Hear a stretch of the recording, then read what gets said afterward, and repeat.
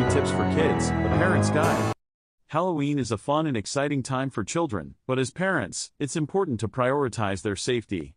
Today, we will share some valuable tips to ensure your child's Halloween candy is safe to devour.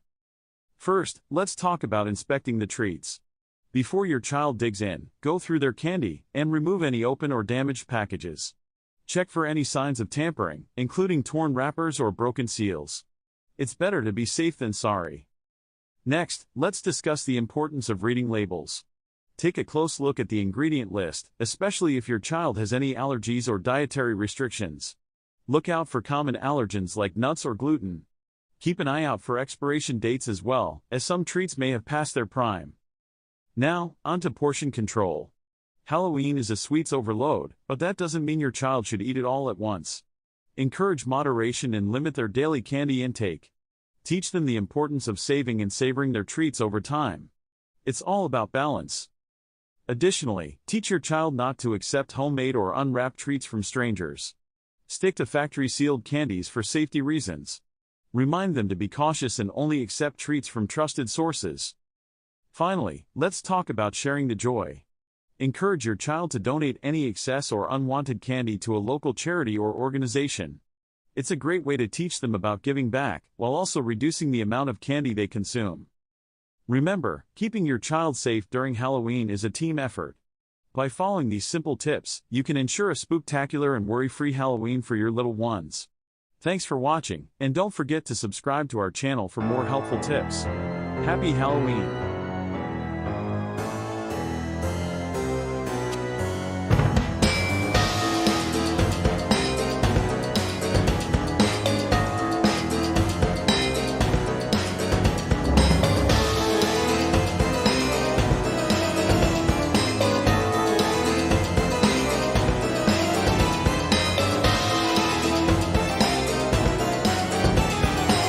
Welcome to Pumpkin Pals, the curious and spooky tale of carving jack-o'-lanterns. Today, we'll dive into the fascinating world of pumpkins and uncover the mystery behind why we carve them. So, let's get started.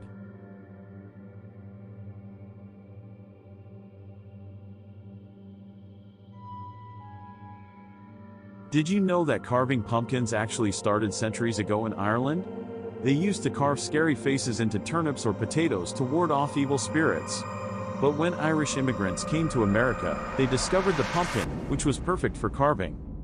Every year, on Halloween, we carve pumpkins into jack-o'-lanterns. But have you ever wondered why they are called jack-o'-lanterns? Legend has it, there was a man named Stingy Jack who made a deal with the devil and tricked him not once, but twice. Jack was doomed to wander the earth with only a burning coal inside a carved-out turnip. People started carving scary faces to scare away Jack and any other evil spirits. Nowadays, we carve all kinds of designs on our pumpkins. From spooky ghosts to friendly witches, the possibilities are endless. And the best part? Carving a pumpkin is super fun. You can scoop out the slimy insides and create your very own masterpiece. Did you know that pre-drawing on pumpkins can enhance your carving experience? When it comes to pumpkin carving, most people dive right in with a knife, but taking the time to pre-draw your design can make a world of difference. There are a few reasons why pre-drawing is a step worth taking. First, it allows you to plan and visualize your design before making any irreversible cuts. You can experiment with different shapes and patterns, ensuring that your final carving will be exactly what you envisioned. Pre-drawing also helps you create more intricate and detailed designs. By mapping out your design beforehand, you can take the time to sketch out every intricate detail, making your carving truly exceptional. Another benefit of pre-drawing is that it allows you to make adjustments easily. If you're not satisfied with how a certain element looks, you can easily erase it and try again. This saves both time and frustration, ensuring that your carving turns out just the way you want it. So, next time you're ready to embark on a pumpkin carving adventure, take a few moments to pre-draw your design. You'll be amazed at the difference it makes in the level of artistry you can achieve.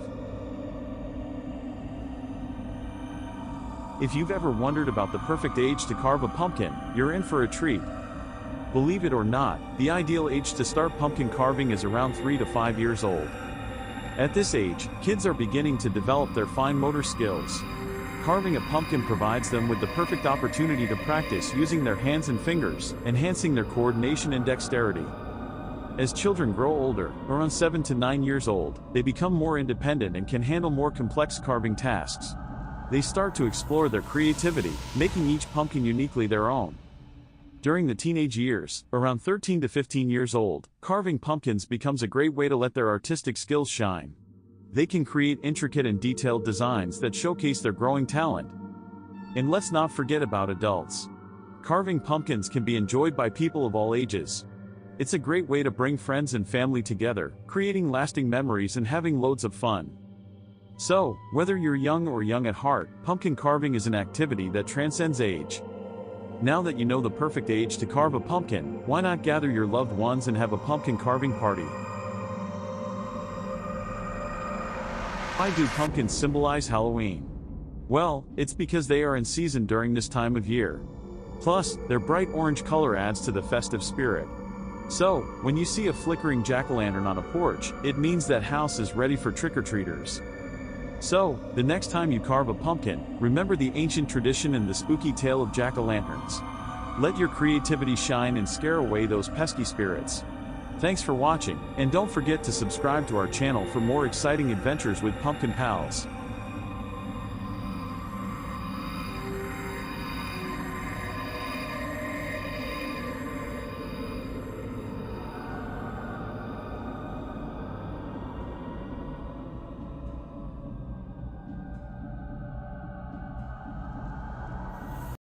Welcome to our channel. In this video, we will show you how to make perfect homemade biscuits with our step-by-step guide. So let's get started.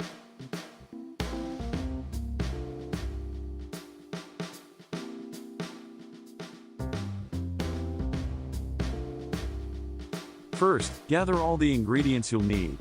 You'll need 2 cups of all-purpose flour, 1 tablespoon of baking powder, half a teaspoon of salt, and 2/3 cup of cold unsalted butter.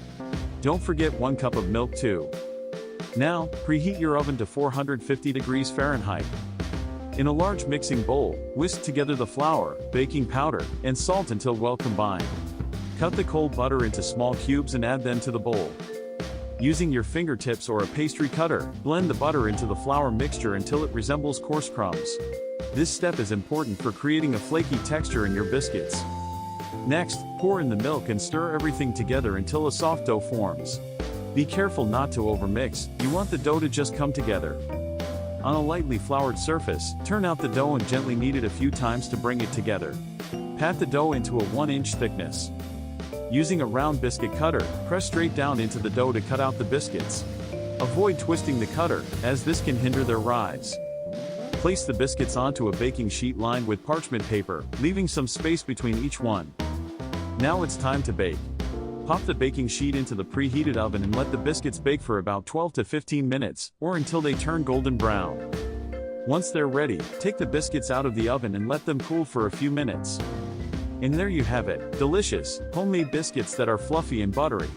They're perfect for any meal or occasion. Thanks for watching our video. We hope you enjoyed this step-by-step guide to making perfect homemade biscuits. If you found this helpful, don't forget to hit the subscribe button and stay tuned for more tasty recipes. Happy baking!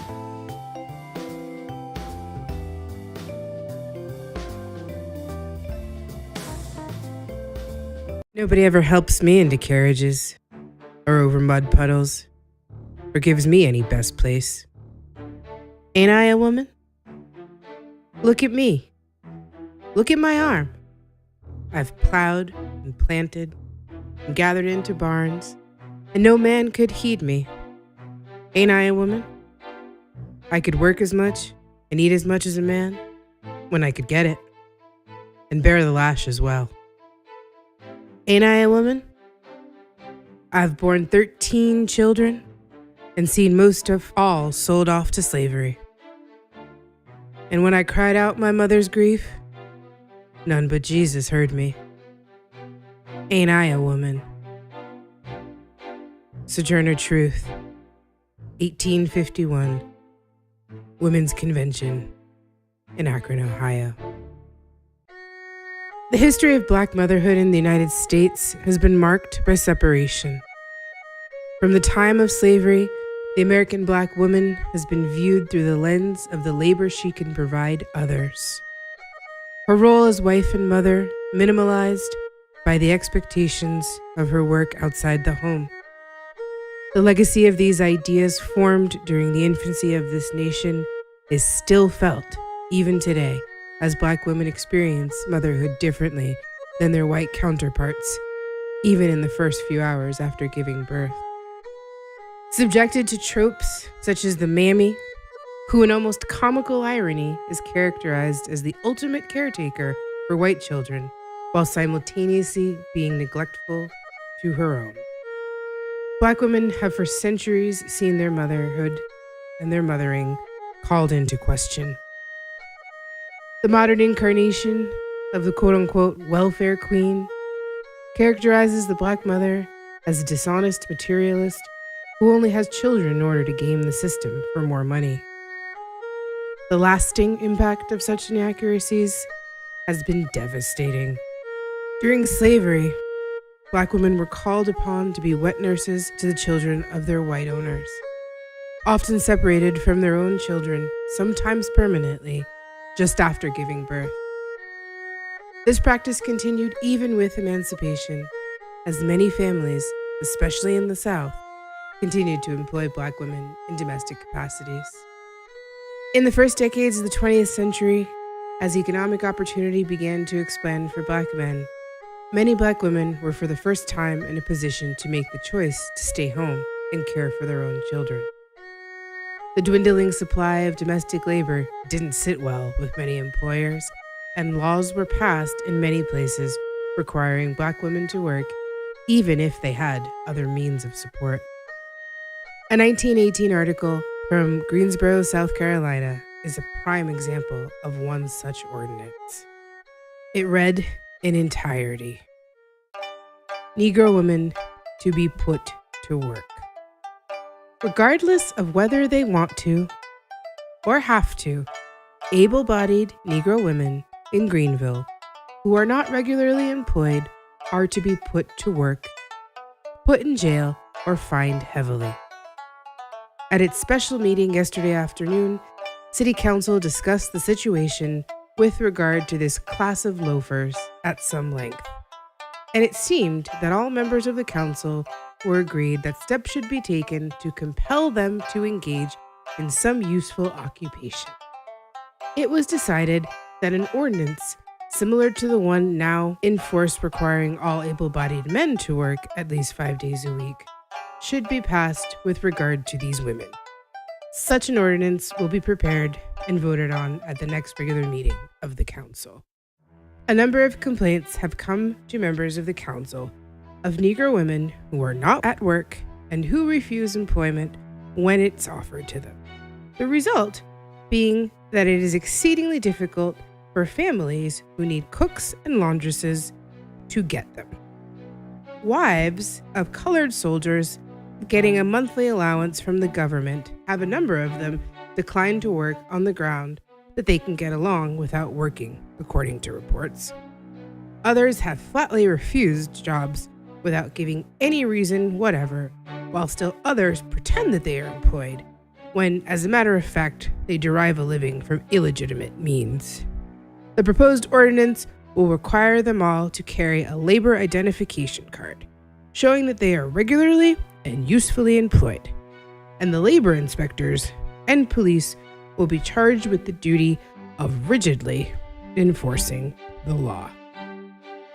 To make this abundantly clear, in the 20th century, there were Black women whose husbands were gainfully employed, some even by the U.S. military, who were told that by law they could not stay home with their families because someone needed a maid. The same 20th century in which most adults alive today were born. This assault on Black motherhood would continue. The 1940s saw a rise in the more widespread use of baby formula, and companies were quick to market their product to Black families. The combination of negative historical associations with being wet nurses and the reality of many Black women having to return to work very soon after giving birth made Black women prime targets for these advertising campaigns. By the 1950s, organizations such as La Leche League were formed. Their messages and campaigns were largely designed to encourage white women to breastfeed, while once again marginalizing Black motherhood. Images of white women breastfeeding their children began to be normalized, while one would only find an image of a woman of color doing so in the pages of National Geographic or the like. The Special Supplemental Nutrition Program for Women, Infants, and Children, also known as WIC, was launched in 1974. Women participating in these programs were more often than not encouraged to use formula, and to this day, Black women remain overrepresented in its participants. Historical wealth and wage gaps between races and genders leave Black women on average in the lowest income brackets. They are employed at a higher rate than any other group in the service industry, working jobs that often offer no maternity leave and almost certainly no accommodation for nursing mothers. A 2016 study found that Black mothers were 9 times as likely to be given formula than white mothers during their postpartum hospital stays. Other studies highlighted implicit bias on the part of lactation consultants who reported spending less time with Black mothers based on the false belief that they would, quote, not breastfeed anyways. Centuries of structural racism, societal norms, and implicit bias have led to the grim reality that as a group, Black babies have the highest infant mortality rate in the United States, with preterm birth also being a determining factor in the disparity of these rates. The survival of preterm infants is exponentially increased when they are given human milk and also time and contact with their parents. Yet, even today, having the opportunity to offer this care to their own children is still not possible for many Black mothers. It's high time we examine the root causes of such disparities and do the collective work of learning from the mistakes of the past in order to shape a better future for Black mothers and their children.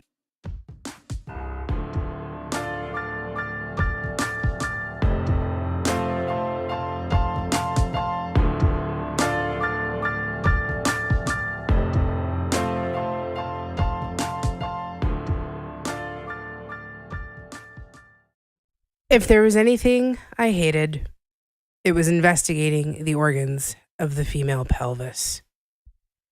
J. Marion Sims, the father of modern gynecology.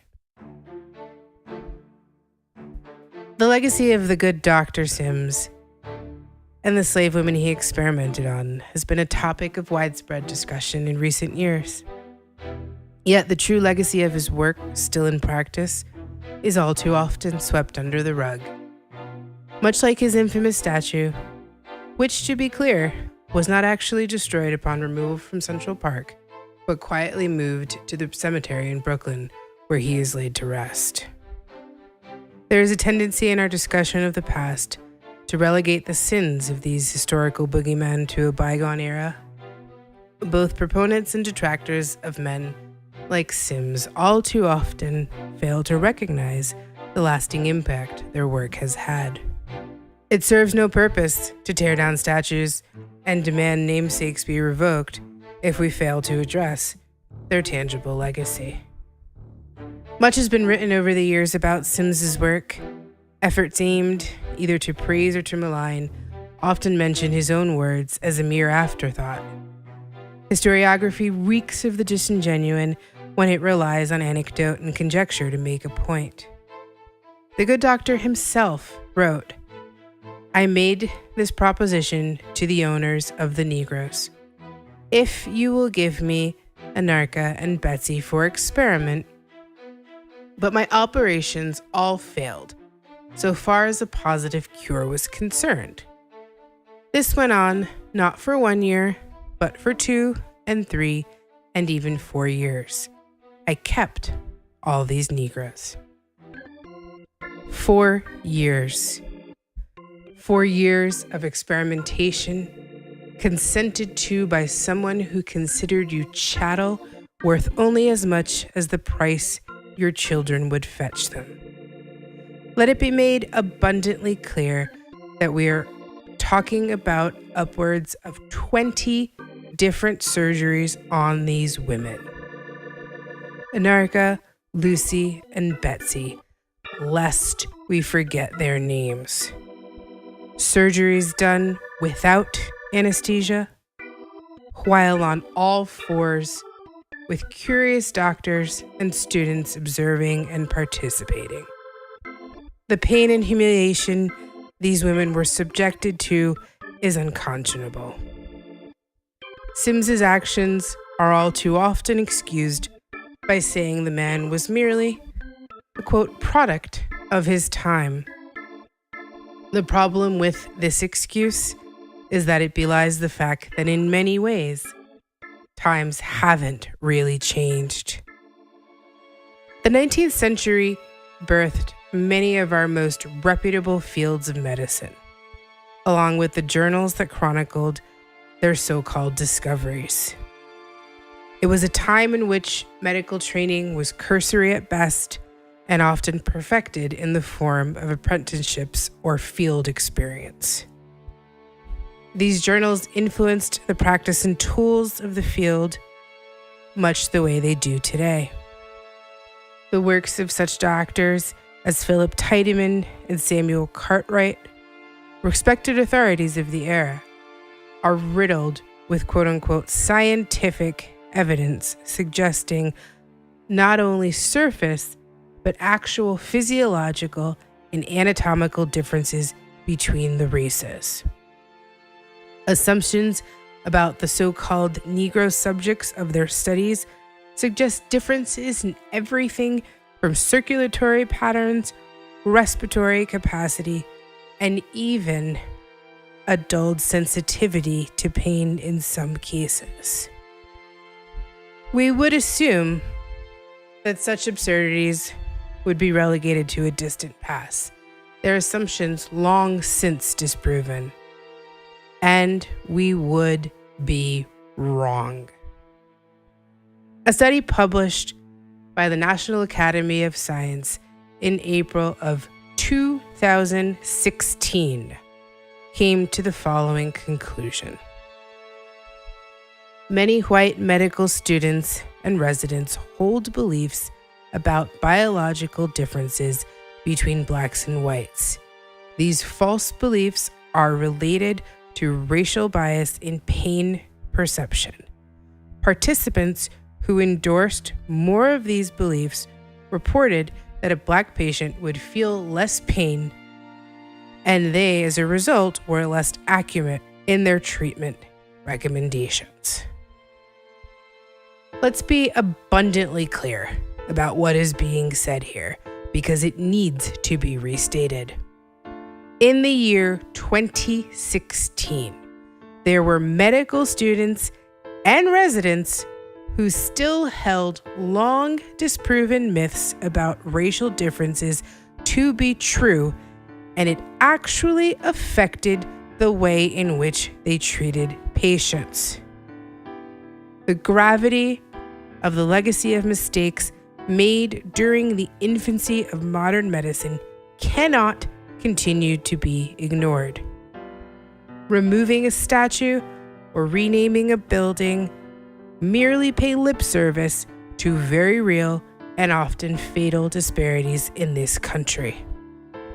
It's not enough to wrestle with the demons of yesteryear if we ignore their very real legacy in today's world.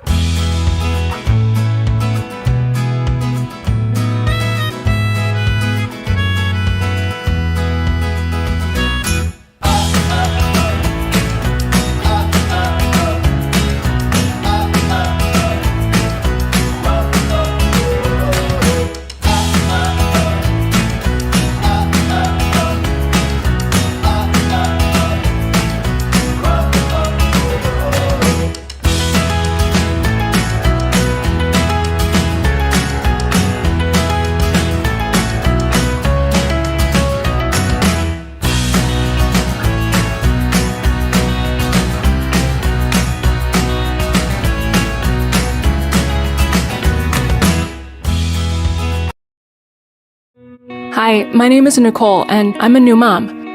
When I was pregnant... Hi, my name is Nicole, and I'm a new mom.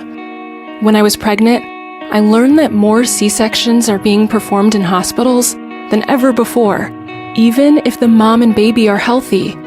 This worried me, so I decided to educate myself. I learned many things I could do to avoid having a C-section I didn't medically need.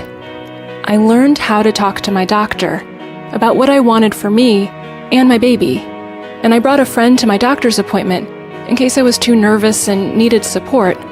I told my doctor I wanted to avoid a C-section unless it was absolutely necessary. When I got to the hospital, I told my nurse too, and she was really helpful during labor. I know there are many things in life I can't control, but I believe it's better to do what I can to make a difference, especially when it comes to my baby. Remember, your voice matters. Educate yourself and start talking to your team today. If I can do it, so can you.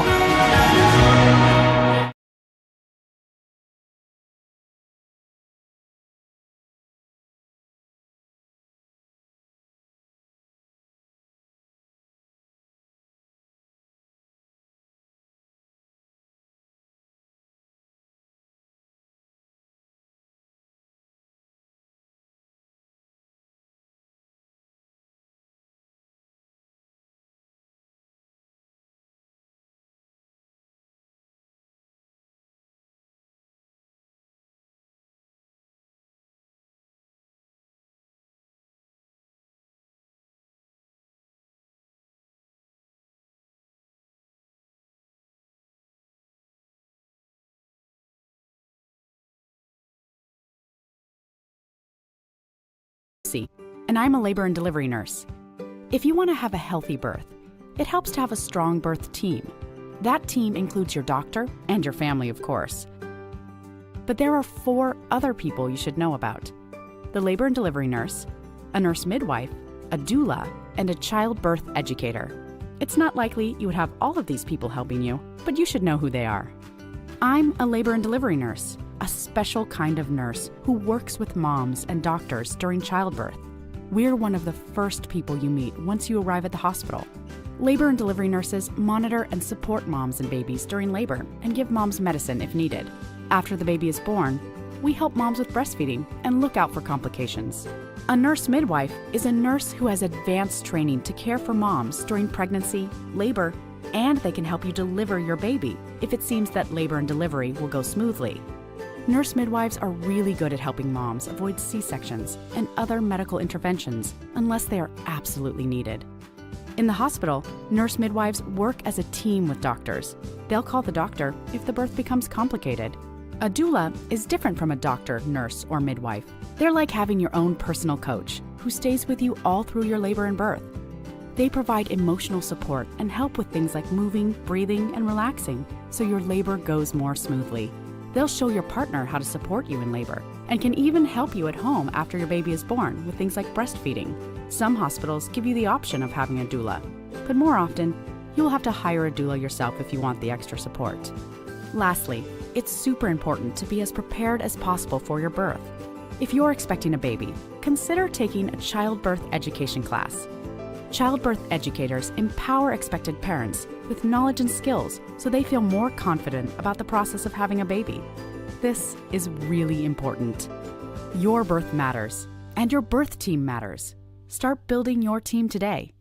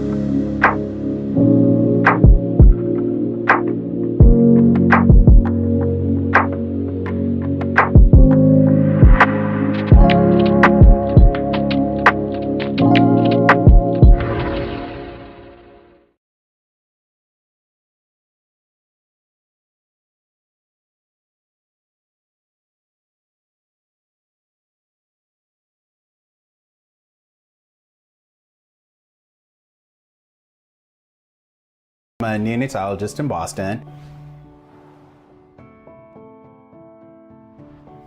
RSV is a virus that causes a respiratory illness or kind of like a cold.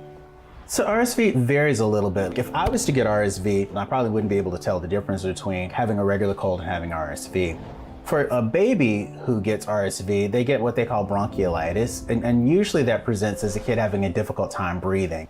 Usually you see their little ribs popping in and out as they're trying to breathe. You see their little noses flaring as they're trying to breathe. Sometimes they turn blue because they're not getting enough oxygen. They tend to have a lot of secretions like coming from their nose and a cough. And so it can be pretty significant and it can change really quickly. They can go from being a little happy to suddenly being like really having a really hard time struggling to breathe. Some communities are going to be at higher risk because the population is more dense, meaning there's more people living together under certain square footage. There's often more children who often tend to pass respiratory illnesses among themselves. You see these families out of nowhere, they get this like right hook that kind of knocks them out. And these people are just devastated by this happening to them. And they're like, how much can this kid take? How much can our family take? It's incredibly hard. If you're starting to see signs of breathing difficulties, don't wait. This is something that you want to take pretty seriously.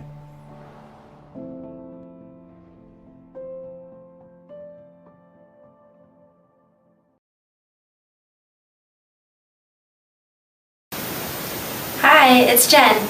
I just wanted to take a second and update you guys with what I've been working on this weekend. If you've been with Fortunate for a while, you might recall that we put together NICU kits shortly after the boys were home as a way to reach out to other families that were going through a similar journey that we experienced in the NICU. And we just put together a few things just to kind of make the NICU stay a little bit more homey and a more personal.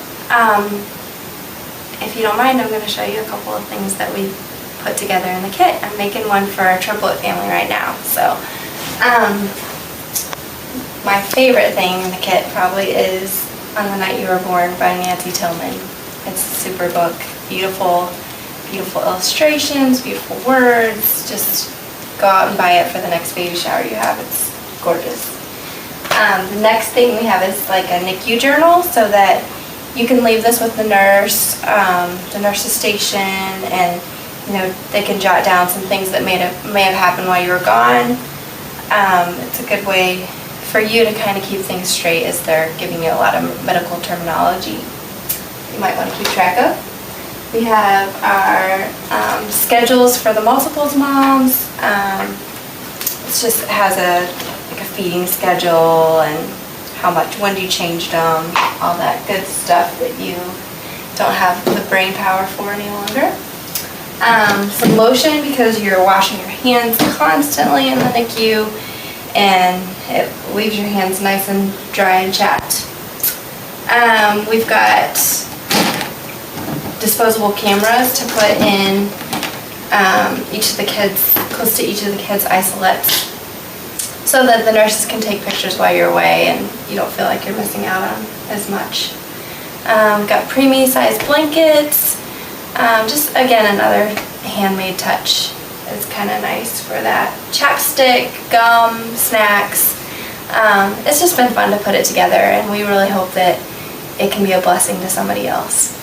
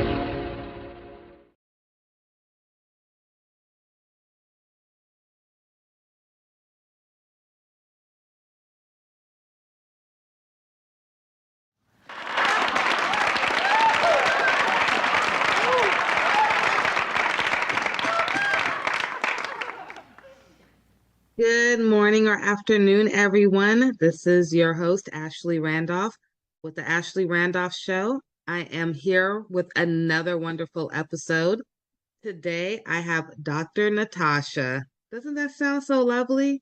Dr. Natasha, she's wonderful. I'm so grateful to have her here, not only just for our families, but even for our healthcare professionals. So she's amazing. Dr. Natasha, thank you for being here with us. I would love for you to introduce yourself, a little bit about what you do, and then we're going to get started in this conversation that I've been dying to have with you. You're on mute, Dr. Natasha. Thank you so much for the invite. I am delighted to be here. I'm always delighted to have conversations with people who are doing dynamic work such as yours, right? So I, as Ashley, I am Dr. Natasha Wright. Dr. Tasha, that's it for short. I am a licensed clinical social worker. I am also a transformational coach. I work primarily with women in both arenas. I also run a group practice focusing on wellness for women. Yeah, right. So my days are spent servicing women and helping women navigate life in all areas of transition and maybe some hardships and struggles, but really being a sacred and safe place for women. I'm a mom of 2 little boys. Well, not little boys. One's 22. So, right. And the other's 14. So I don't think he would think he was little either. Yeah, they're not little no more. Them your big boys now. Right, because I'm like, my little boys. Well, I guess they ain't. So that's me. In a nutshell, I reside in Connecticut. Ooh, nice fun fact. I'm across the way. Okay. I put myself on mute when you introduced yourself because you just have so much that's so good about what you do that I didn't want any interruptions in the background. Okay.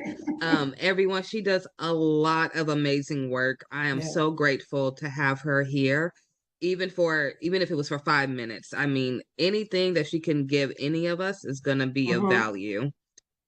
Dr. Natasha, or Dr. Tasha, I'm sorry. Whichever one. As long as it's not Dr. Wright, it feels so formal. That I'm the same way. So I tell all my interns and staff, just please call me Ashley. I can't do President Ashley. I know that's my title, but it's okay. Okay, so I'm a mom with 3 kids. Okay, so like you got 2 grown boys.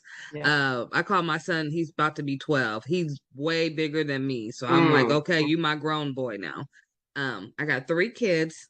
I have 2 nonprofits that I'm running. I have all these different titles as well that I have to juggle every day. I probably work 7 days a week, but I'm working on getting that down to 5 days a week. Hello. It's been 8 years. I think I deserve that. What tips do you have someone like me, even if they don't have a lot of titles like me, but maybe just their day-to-day life of going to work and taking care of the kids is a lot.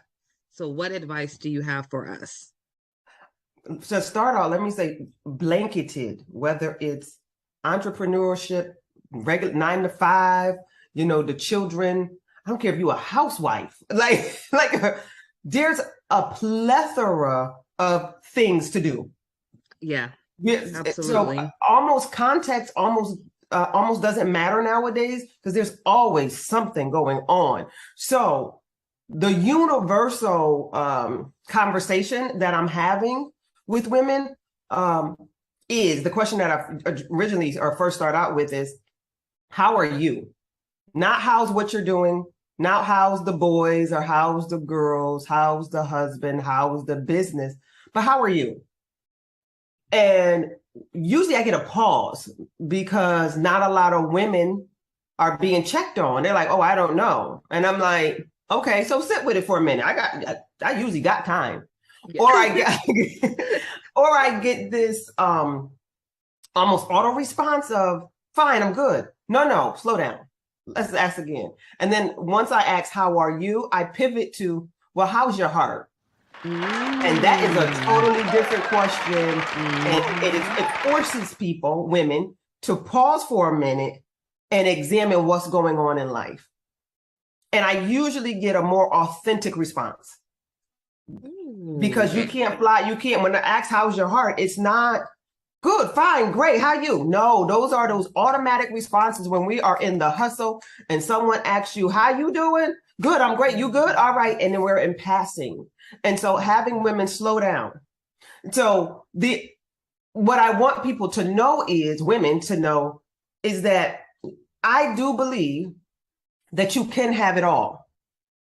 I'm a firm believer that you can have career, that you can have children, you can have hobbies, you can have dreams.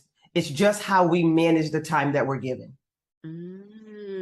So where I come in at is strategy, because I do believe that you can have it all. We are all given the same 24 hours and 1 day. Right. And I'm sure we all have dreams and hopes and desires, but what are we doing with them? Do they get lost in the hustle of life? So one tip is checking on yourself. How are you? That how's your heart question doesn't have to go from one woman to another. We can sit and reflect in our quiet time when we carve out quiet time and ask ourselves, Okay. how's your heart? But having that, stealing a moment to say, how am I doing? And then being real reflective of, I'm having a rough week. It's been a rough month. It's been a rough quarter. Everything is extremely busy. I don't know if I'm going to the right or going to the left. That's data that we can use to say, I might need a better plan. I might need some systems put in place. Okay. Because there are times when we are doing everything that we should be doing and that we can be doing. We're probably just not doing it in a most strategic way. Absolutely. I agree with that. Yeah. So it's like, well, I can't drop anything. And sometimes you're absolutely right. Sometimes it is the job. It is the kids. It is if you have a spouse. All of these, if you're caring for aging parents, if you're caring for small babies, if you're caring for sick children, all of that. And you're like, well, what do I do now? I can't drop any of it. Right. And so I don't approach it as you have to drop it, but let's just look at it. And how do we get a better system or strategy to help manage it? Oh, that's good. That's interesting. Yeah. That's interesting. Yes. Strategy is everything, though. I always say that, I'm like, we need a strategy to do this thing. So if you want it all, you got it all. Because the way that I look at it also is most women, me, and I always come from the context of women because that's who I deal with. Yeah. So men, I'm not being exclusive or excluding you all, but I always naturally flows are the women. That we can have it all, and just how do we have it all, right? It's that how to. So, and I believe that women are so gifted that there is usually a call, a urge, a mandate to do multiple things. And then instead of running from it, how do we lean into it with better systems and strategies to get it done, where we're not worn out and weary at the end of the day, at the end of the month, at the end of the quarter. And so that's where I come in as a thinking and thought partner. Right. Like, this is what I'm doing, or this is what I want to do. How do I make this happen and still live a healthy, aligned life? And I'm strategic, I'm strategy. So I'm like, okay, let's write it all out. Now let's go to work. Yeah. Oh, I like that. Let's go to work. I have a question for you. Okay. So with your expertise and knowledge, I have noticed that a lot of African American moms that I have in my nonprofit, a lot of them seem to veer towards negative, like social media sites or let's say reality TV that promotes negativity. And I always hear, well, I'm able to look at somebody else having a hard time, and for a minute, it takes me away from mine. Now, is that something that you would recommend, or like me? I'm sorry, I watch Christmas movies all year long because it brings me instant joy. Like it could be Yes. May, and if I watch it in 10 minutes, I'm instantly happy. I try not to stay on those negative pages or sites as much. What do you recommend? I'm with you. So I do not recommend watching these toxic shows, unhealthy. I do understand that some women find comfort in the craziness because one, they're able to detach from what's going on in their life. And then they're able, it's like mindless TV. Right. And but it's planting seeds. So as mindless as you want it to be, it's planting seeds, right? So for me, I like to tell the women that I work with, what's your intake? And then they be like, my intake, what do you mean? What are you seeing? What are you listening to? What is your intake of information? What are you watching? What podcasts or songs are you listening to? They have unconscious effects on your behaviors. I said so. Yeah, I totally. That's why I'm like, turn the TV off. So I'm not a big promoter of watching television. Now, I do love a good movie. I do love sometimes mindlessly watching TV, but I only allow myself to watch TV on the weekends. I do not watch TV. I watch TV from Friday afternoon, because that's when my workday finishes, to Monday night. Sunday night. Monday through Friday early afternoon, my TV does not come on. Wow. Okay, so I always have my TV on, but I'm hardly ever watching it though. But it's background always noise. on. Now my kids, they're in school from 7 in the morning, 7:30 in the morning until 5:30 every day, Monday through Friday. They have a strict schedule to be home, to be in bed at 8 p.m.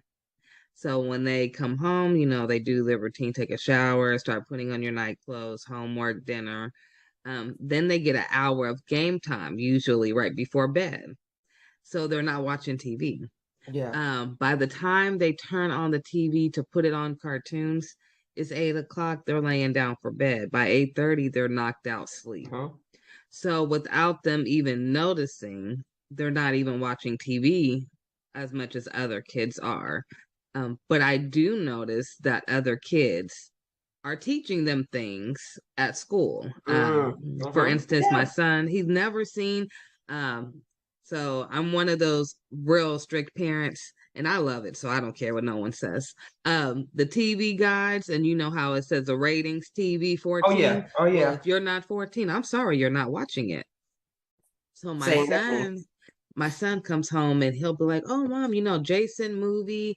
I heard about Jason, or I heard, there's a movie called Saw or something." And I'm like, who's letting their kids watch this? You know what I mean? Yep. And, I tell them, one day you'll watch it, but you're not that age yet. But I do know that a lot of the outside world has an impact. So that's why I'm so into the parents about what they're watching too. Because sometimes the kids see what you're watching and you may not even be really paying attention, but they're picking up on everything that video is showing or whatever they're listening to. Like you said, even simple podcasts, it's giving them visuals. They're hearing it, and however they want to, think about it, that's how they're going to think about it. Absolutely. And YouTube is big now amongst my son doesn't That's what watch I was thinking of, was YouTube. Yeah, my son doesn't watch a lot of TV per se. He watches YouTube. And so just think about watching YouTube on not the children's YouTube, but on regular YouTube, and the commercials that can come through. Right. And so they just plant seeds. And so I like to err on the side of caution. So I direct and I control what's going on in my ears or what I'm watching. So the limiting of TV is huge because it takes up such a gap of time So you're like, I could be getting this done, but I'm gonna sit down and I'm not saying that, you know, these shows don't be good. They probably do. I don't have cable. I ain't had cable in must be probably 12 years. I stream everything. So when I say that I watch TV, I watch Hulu and Netflix on the weekends. And I don't like series. If I have to watch a series, I may have to make sure that I have time to finish it. Because it'll drag into my week and it bothers me. Yep. So I'm the if same I don't have way. time to finish a series, I need a movie that's less than 2 hours. I'm in and out and I'm moving on to the next thing, because a good series will be on my mind all week and I'm distracted. So that's I said, what we do and being strategic with the time that we're given. And so I give practical tools on really how to order your day, to order your week, to order your month, and how to really get things done. Okay, now I like how you say that. So how can someone be a part of what you're doing? So for me, go right to my website. There is a discovery form up there. You can go right there. I offer VIP days. So I'm for the busy person. I don't have no long program because I work with busy people. I work with ambitious, busy, motivated, but slightly overwhelmed people. And overwhelm is not a negative thing. It could be like things are going, I have to do all of this and I just don't know how to do it. And so I'm a VIP strategist. So I'm a strategist. I strategize. I come to my clients or my clients come to me. We meet to make sure that we're just a really good fit. And then we begin to look at life. And so there's a discovery form on my website, drnatashawrightconsulting.com. And it's a quick questionnaire. Pop into my calendar. And then we begin to talk about what it would look like to partner together. Do you want clarity? Do you want a plan? Because I come to find out that people have dreams and goals, but they don't have a plan. They can't execute. So the dream the goals remain so abstract that nothing's getting done. And to me, the dream and the goal, it's just something that's hidden and probably latent in your heart because there's no strategy to go along with it. And because we're busy, ambitious women, got a lot of hats going on here, right? That we don't even have time to think. So I am that thought partner to help you think and strategize. So working with me, I work in 3-month increments. So in those 3 months, at the end of a VIP day, you leave with a tactical strategy to execute for the next 3 months. Ooh, I like that. This is for the ambitious people that know they have something, they know they're ready, they just can't think. It's the first step. You hear so much. People don't know just the first step.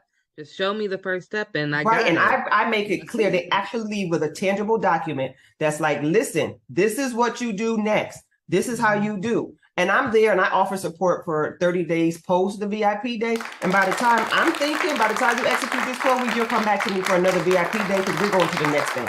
Ooh, y'all take advantage of them VIP days. Yes. Okay. And the VIP days looks like me. It's either one-on-one, depending on how it's scheduled, or with a small group. No more than 4, because we're executing. Because you get me that day, and I'm thinking and rolling. Yeah. And we're executing. Getting to work. And that's what I always say. I'm for the hungry. Ooh, I come for the hungry. I like that. Because I'm ready to feed. And if you're not hungry, I'm going to do nothing but give you a stomach ache.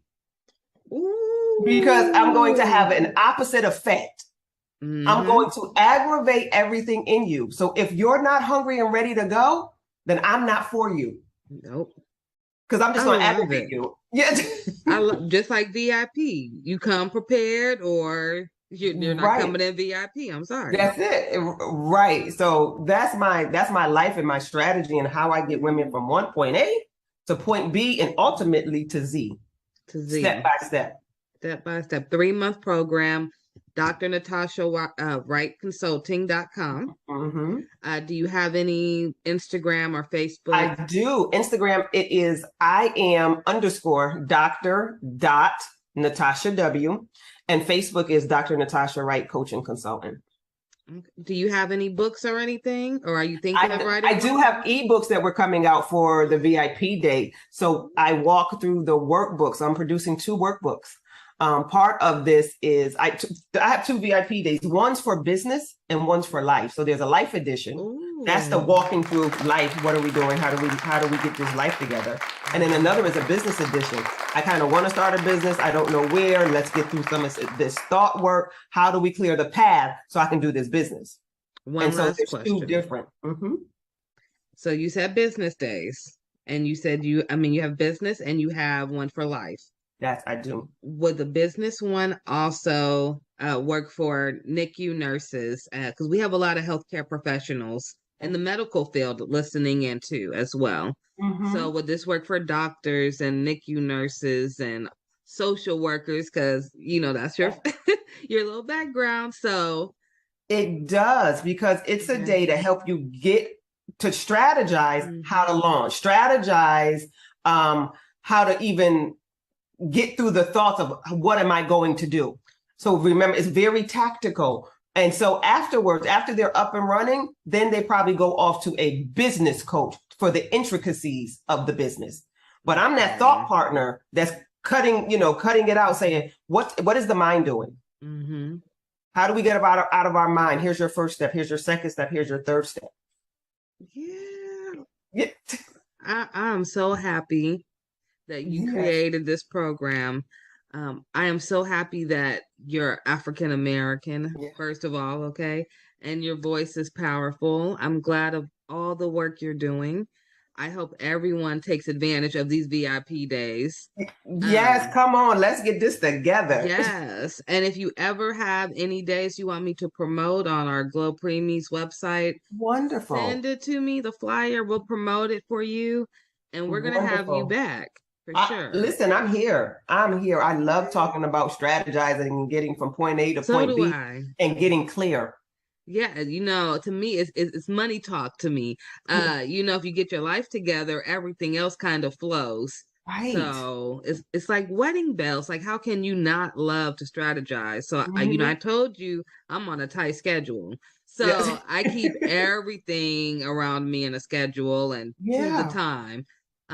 Right to the T. So I appreciate you, and I always appreciate your little talks that we have. They're always so meaningful. And I hope you all look at her website. I will post it below. Thank you for being here, and we will see you again, I am sure.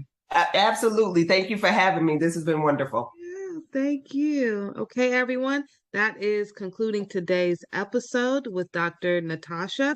She is amazing. Please, please, please go follow her, like and share and subscribe to her pages, and go look at her website.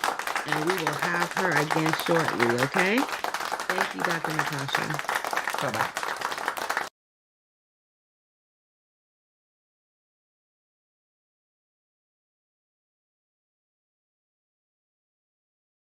Human milk is the natural food for newborns.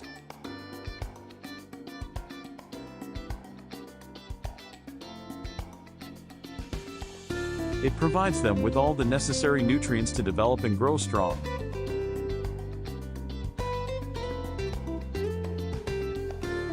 However, not all mothers can produce enough milk for their babies. This is where human milk donation comes in.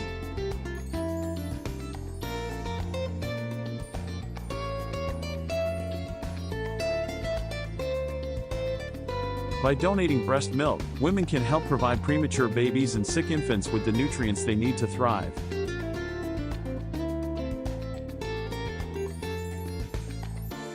And just like blood and organ donation, there are human milk banks that collect, pasteurize, and distribute the donated milk to babies in need. Donating breast milk is a selfless act that can make a significant impact. And it's not just babies who benefit from it. Breast milk is also used to help people with digestive problems, immune deficiencies, and other medical conditions.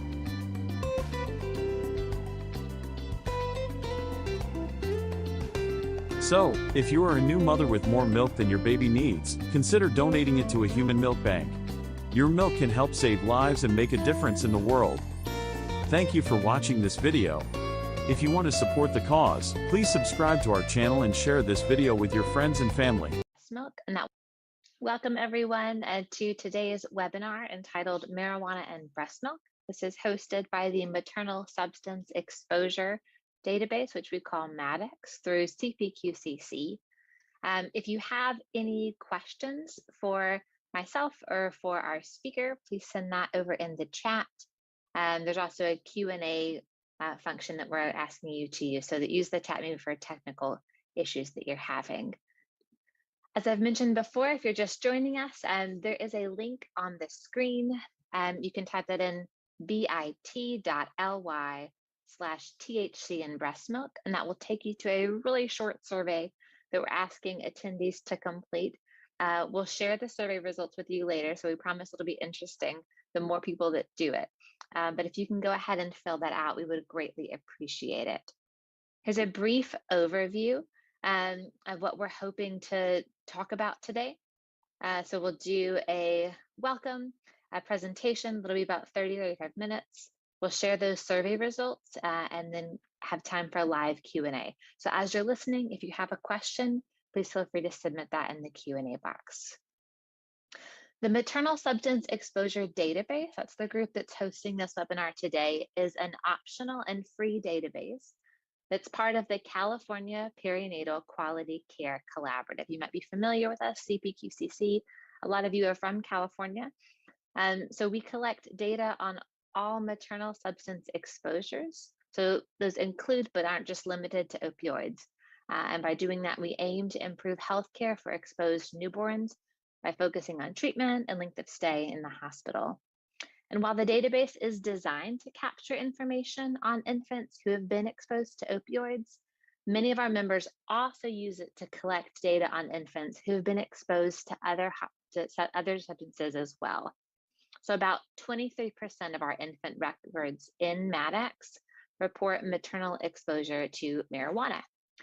We would assume that the rate for this data is much higher, since a lot of our MADEX centers do primarily use the database for opioid exposed infants. So this is an example of the MADEX report site, where if you join MADEX, which again is free and optional, you can compare your hospital to other MADEX participating hospitals. So we have 32 right now across California and over 500 infant records that have been entered to date. This data is used to drive improvements in the care provided to exposed infants. This is done through a range of reports designed to help you identify areas of high and low performance, monitor the effects of improvement interventions, and conduct research that advances the quality of care. MADEX is available and free to all CPQCC centers, but you do have to request access. So if you'd like more information on MADEX, send us a message in the Q&A or in the chat with your email. You can also submit your email in the evaluation survey for today's webinar. So again, this is, I'll say this one more time. So please take a minute to answer the following survey. You can type this in, THC and breast milk. The slides will be available afterwards as a PDF for download, and I'll send around that link. We are really excited today to welcome Dr. Christine Bixby as our speaker today. She is board certified in pediatrics and neonatal perinatal medicine. She completed both her pediatric residency and neonatal perinatal medicine fellowship at Harbor UCLA Medical Center. She attended medical school at the University of California, Davis, and she is a practicing neonatologist at Chalk Children's Hospital. She is an international board certified lactation consultant in IBCLC and the lactation medical director at Chalk Children's Hospital, where she focuses on breast milk handling and breastfeeding support in the NICU. She is a strong advocate for breastfeeding in Orange County through the Orange County Perinatal Committee and the Orange County Breastfeeding Coalition. She has published and speaks frequently on best practices in breast milk handling and optimizing breast milk production and breastfeeding in the NICU. Welcome, and I will turn it over to you, Dr. Bixby. Hello. Thank you very much for inviting me to speak. It is my privilege to get to talk to you about cannabis and breast milk. Let's hash it out. And I will do my best to minimize the number of dad jokes, but I had to put that one in there. It is quite the appropriate day. As you note on the bottom right corner, Cannabis 420. It is the most sacred and celebrated day for marijuana. And so it is very appropriate that we are talking about it today. Next. So my disclosures are limited. I am faculty for the Small Baby Care Specialist Program from Engage, Grow, Thrive, where I shockingly talk about optimizing milk supply in the NICU, the benefits of human milk in the NICU, and how to handle human milk in the hospital setting. I'm also a consultant for Willow breast pumps as well. Next slide, please. So here's our big question, and it's the question I get asked as an MD IBCLC all the time is it okay for a woman who tested positive for THC to breastfeed or express milk for her baby in the NICU? And I think the easiest way to answer it is it's complicated, and I'm going to walk you through it. This question kept coming up a lot.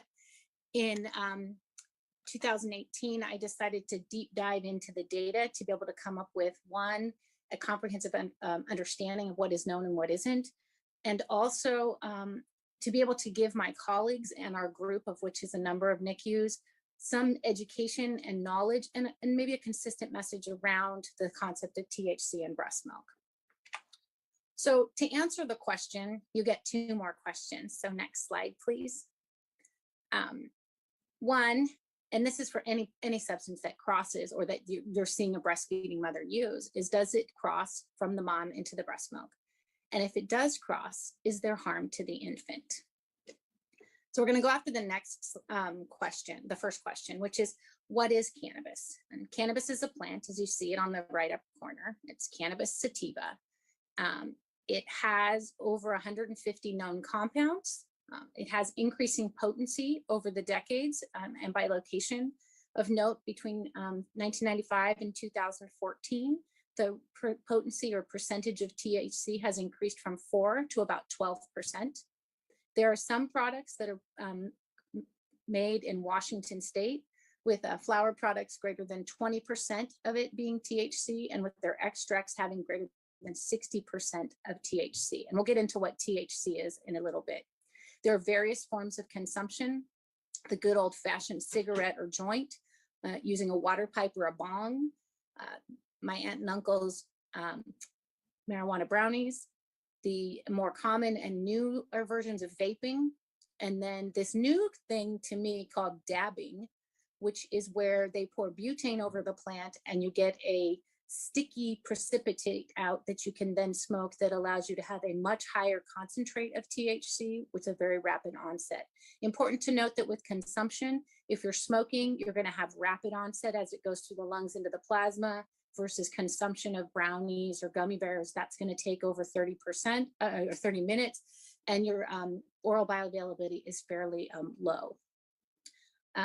Other thing to note about cannabis, there are other additional unknowns as the growing of the product is not technically regulated.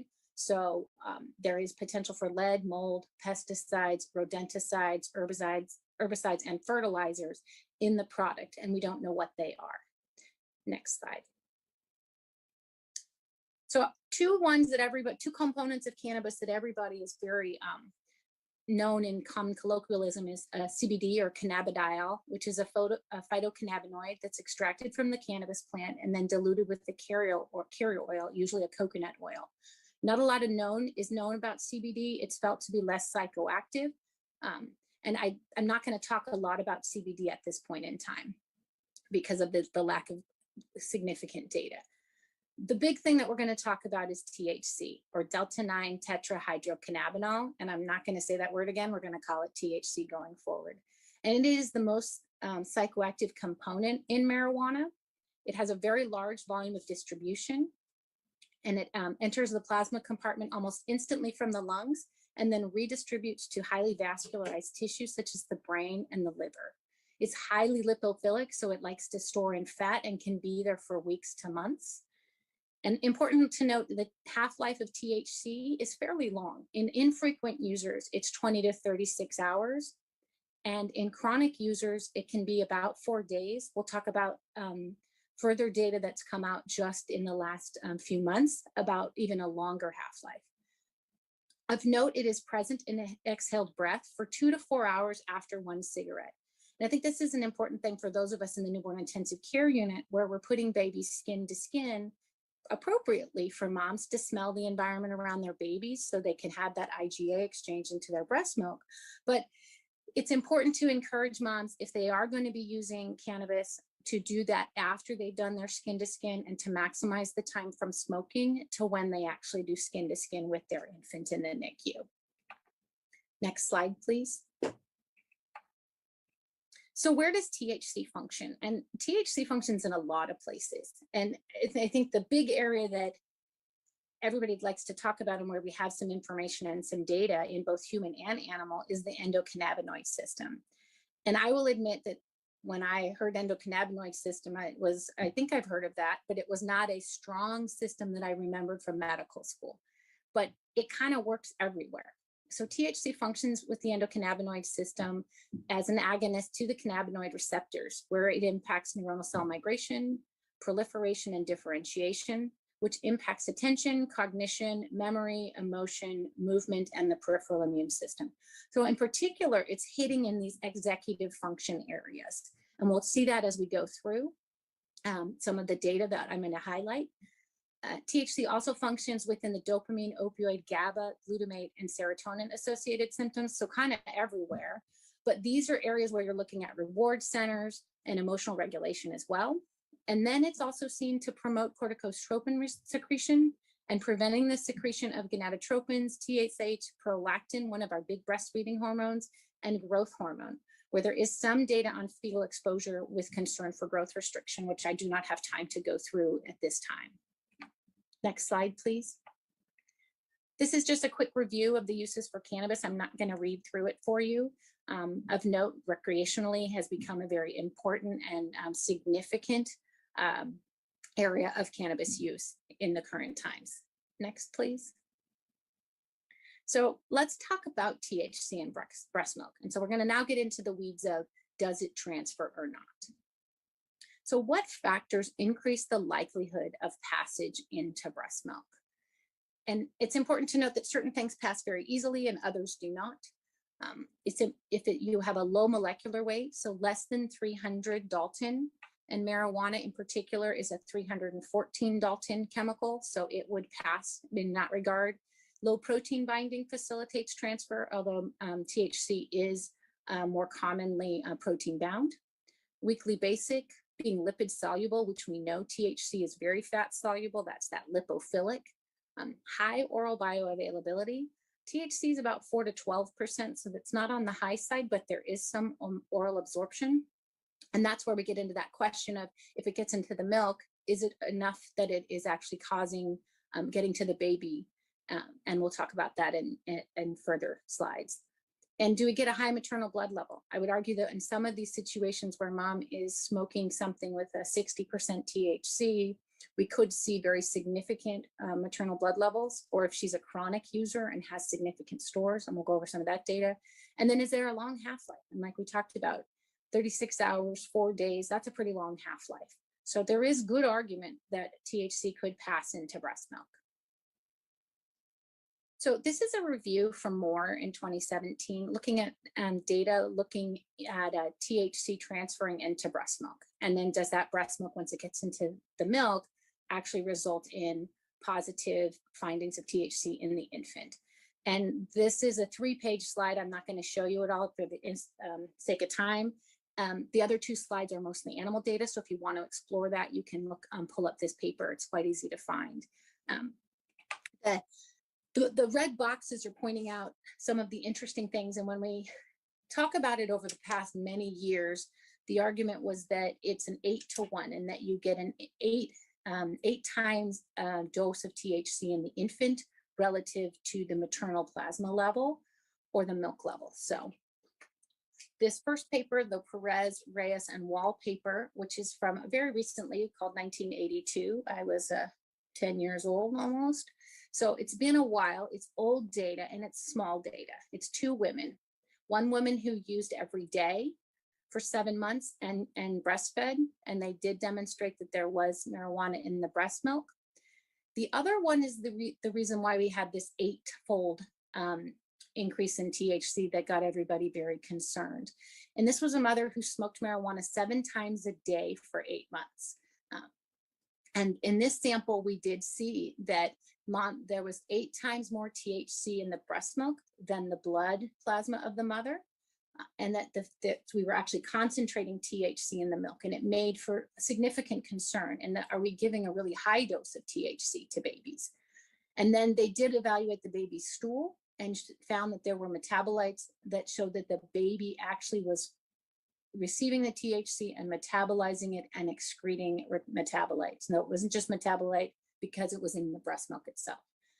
So that paper told us that THC can cross, and it's potentially crossing at a very high concentration, and it's sequestering in the milk, which made things very concerning. The Ahmad and Ahmad paper from 1990 was an interesting study of buffaloes that apparently ate marijuana about 5 to 10% of their diet, and then looking at if the children who drank that buffalo milk, did they have THC in their breast, in their urine samples, and 29% of those children do. So the argument there was that yes, you did even have it from animal milk exposure. You can see THC. Next slide, please. So the good news is we have more recent data that conveniently came out. The first time I did this deep dive was in 2018, and very kindly, the 2 studies, the Hale and the Mommy's Milk studies, came out right when I was looking at the data. And they were, we've known about the Colorado study for a while. And Thomas Hale, who is a pharmacist and is kind of the resource for what is safe in breastfeeding when it comes to medications and substance exposure, he had started enrollment on a study in Colorado after marijuana was legalized. And we were all so excited about this study and hoping it was going to give us so much information. And it was kind of a letdown in some regards because they were only able to enroll 8 mothers, even though it was an anonymous study, and only 5 of those mothers actually completed the questionnaire. But this study was, the women abstained from using marijuana, then went to a very specific dispensary and picked up a very specific marijuana that they knew the dose of THC, and had them pump, smoke, and then pump over interval periods of time to see if there was THC in the breast milk. There is no serum data for this study. And the RID, which is the relative infant dose, which is the daily infant dose in milligrams per kilogram of infant weight over maternal dose, which is milligrams per kilogram of maternal weight times 100. In general, the relative infant dose, or RID, if it's less than 10%, when you're looking at medications, it's felt to be safe.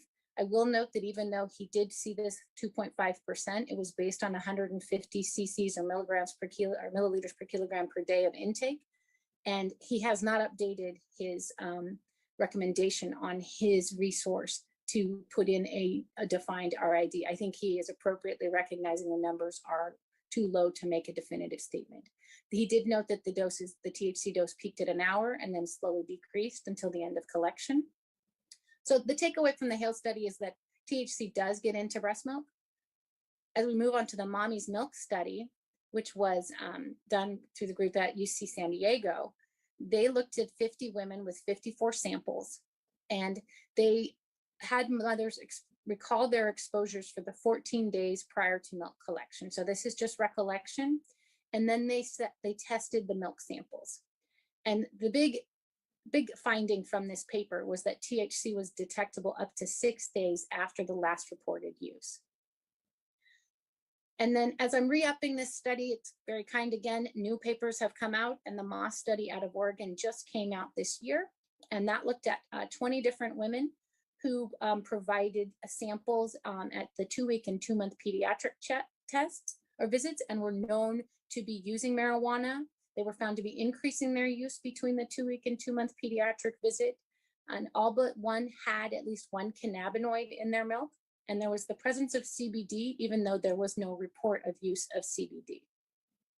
So I think we're getting a compelling statement that an idea that even though the numbers are small, we're getting a consistent data now that says, yes, it's not just these 2 women, but we've got a lot more that's saying, yes, THC does transfer into the milk.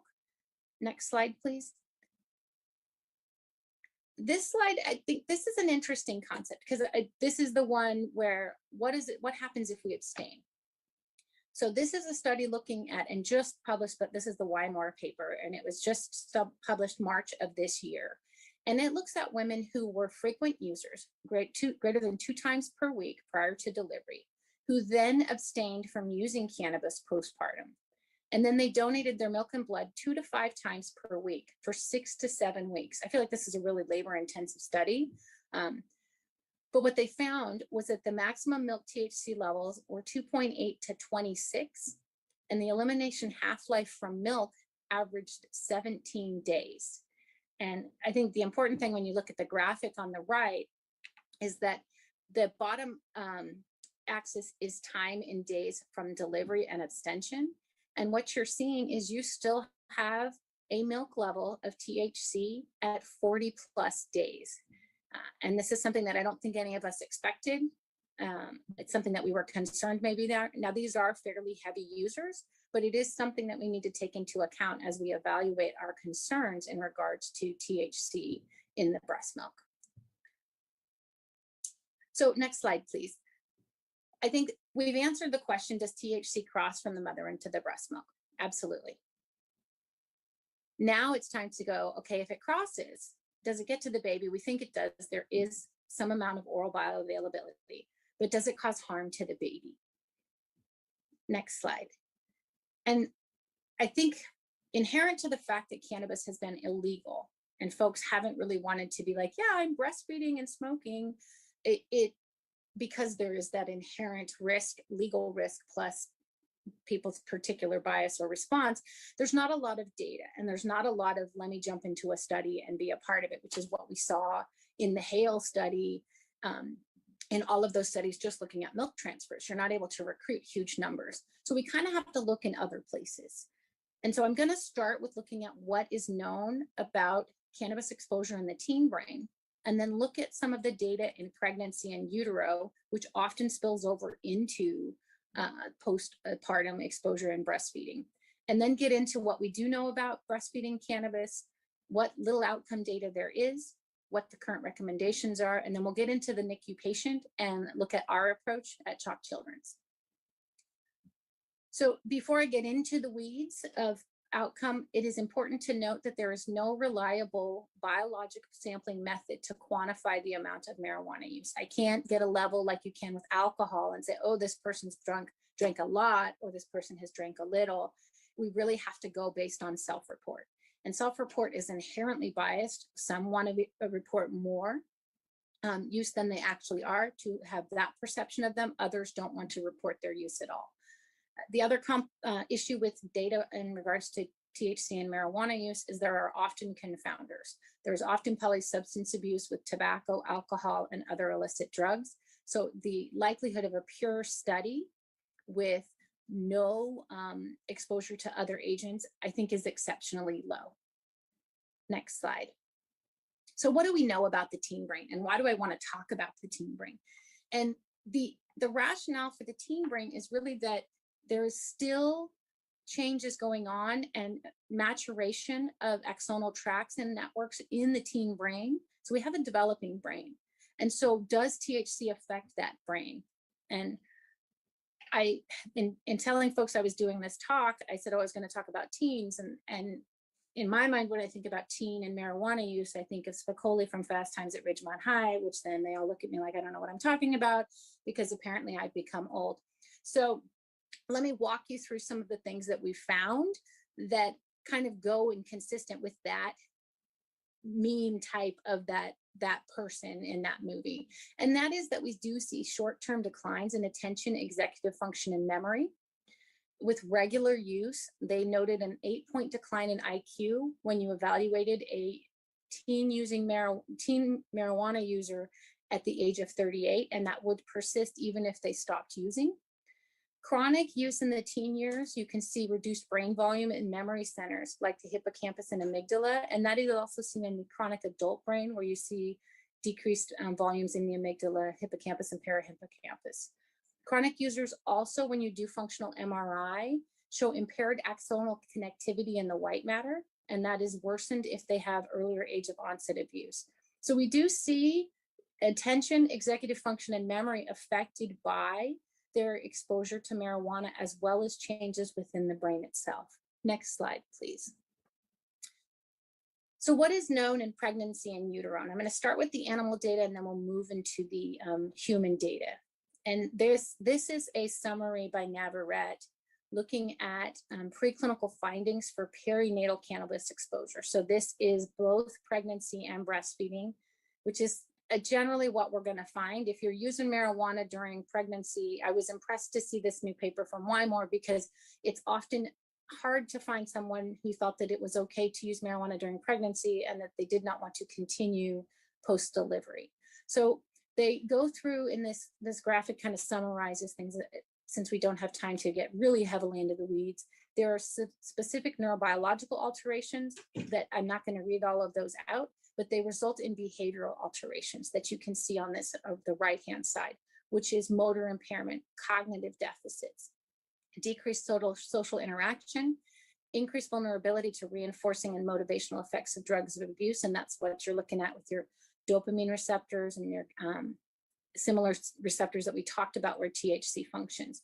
And so this is kind of, we're going to start seeing this theme. We see cognitive deficits in the teen, and now we're seeing it in the rat that's exposed. And now we'll go ahead and move on to the pregnancy as well. And so what do we know about pregnancy and marijuana use? 36% use at some point in pregnancy. Use declines over gestation. And if they're using at term, then they are likely a chronic or dependent user. 48 to 60% will continue using through pregnancy as they feel that tobacco is a safer alternative, or that is safer than tobacco. Of past users at between 2007 and 2012, 16% of pregnant responders were using daily, and 18% met the criteria for abuse or dependence. Next slide.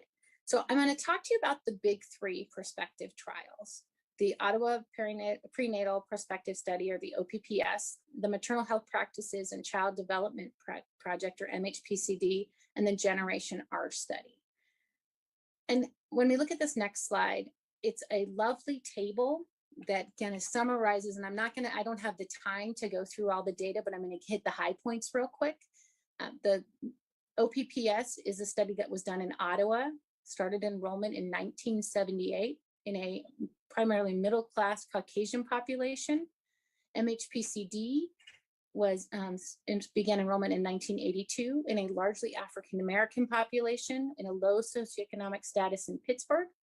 And then Generation R is our new study in 2001, which is from Holland, which is a multi-ethnic cohort, but they do have a slightly higher socioeconomic status. I think just based on the years of enrollment, we can state that the amount of THC in product that they were exposed to is going to be a lot higher in the 2001 versus the Ottawa and Pittsburgh studies. As we go down the graphic, the polysubstance use is notable to be across the board present. So we're going to have confounded data no matter what. And then we will look and see retention is actually, I think, impressive, 63% all the way to 22 years. And then even looking at 80% to 22 years on the Pittsburgh study. The Generation R study is still following up, and they have the 6-year data that they've published, and that has exceeded 80% for retention rate.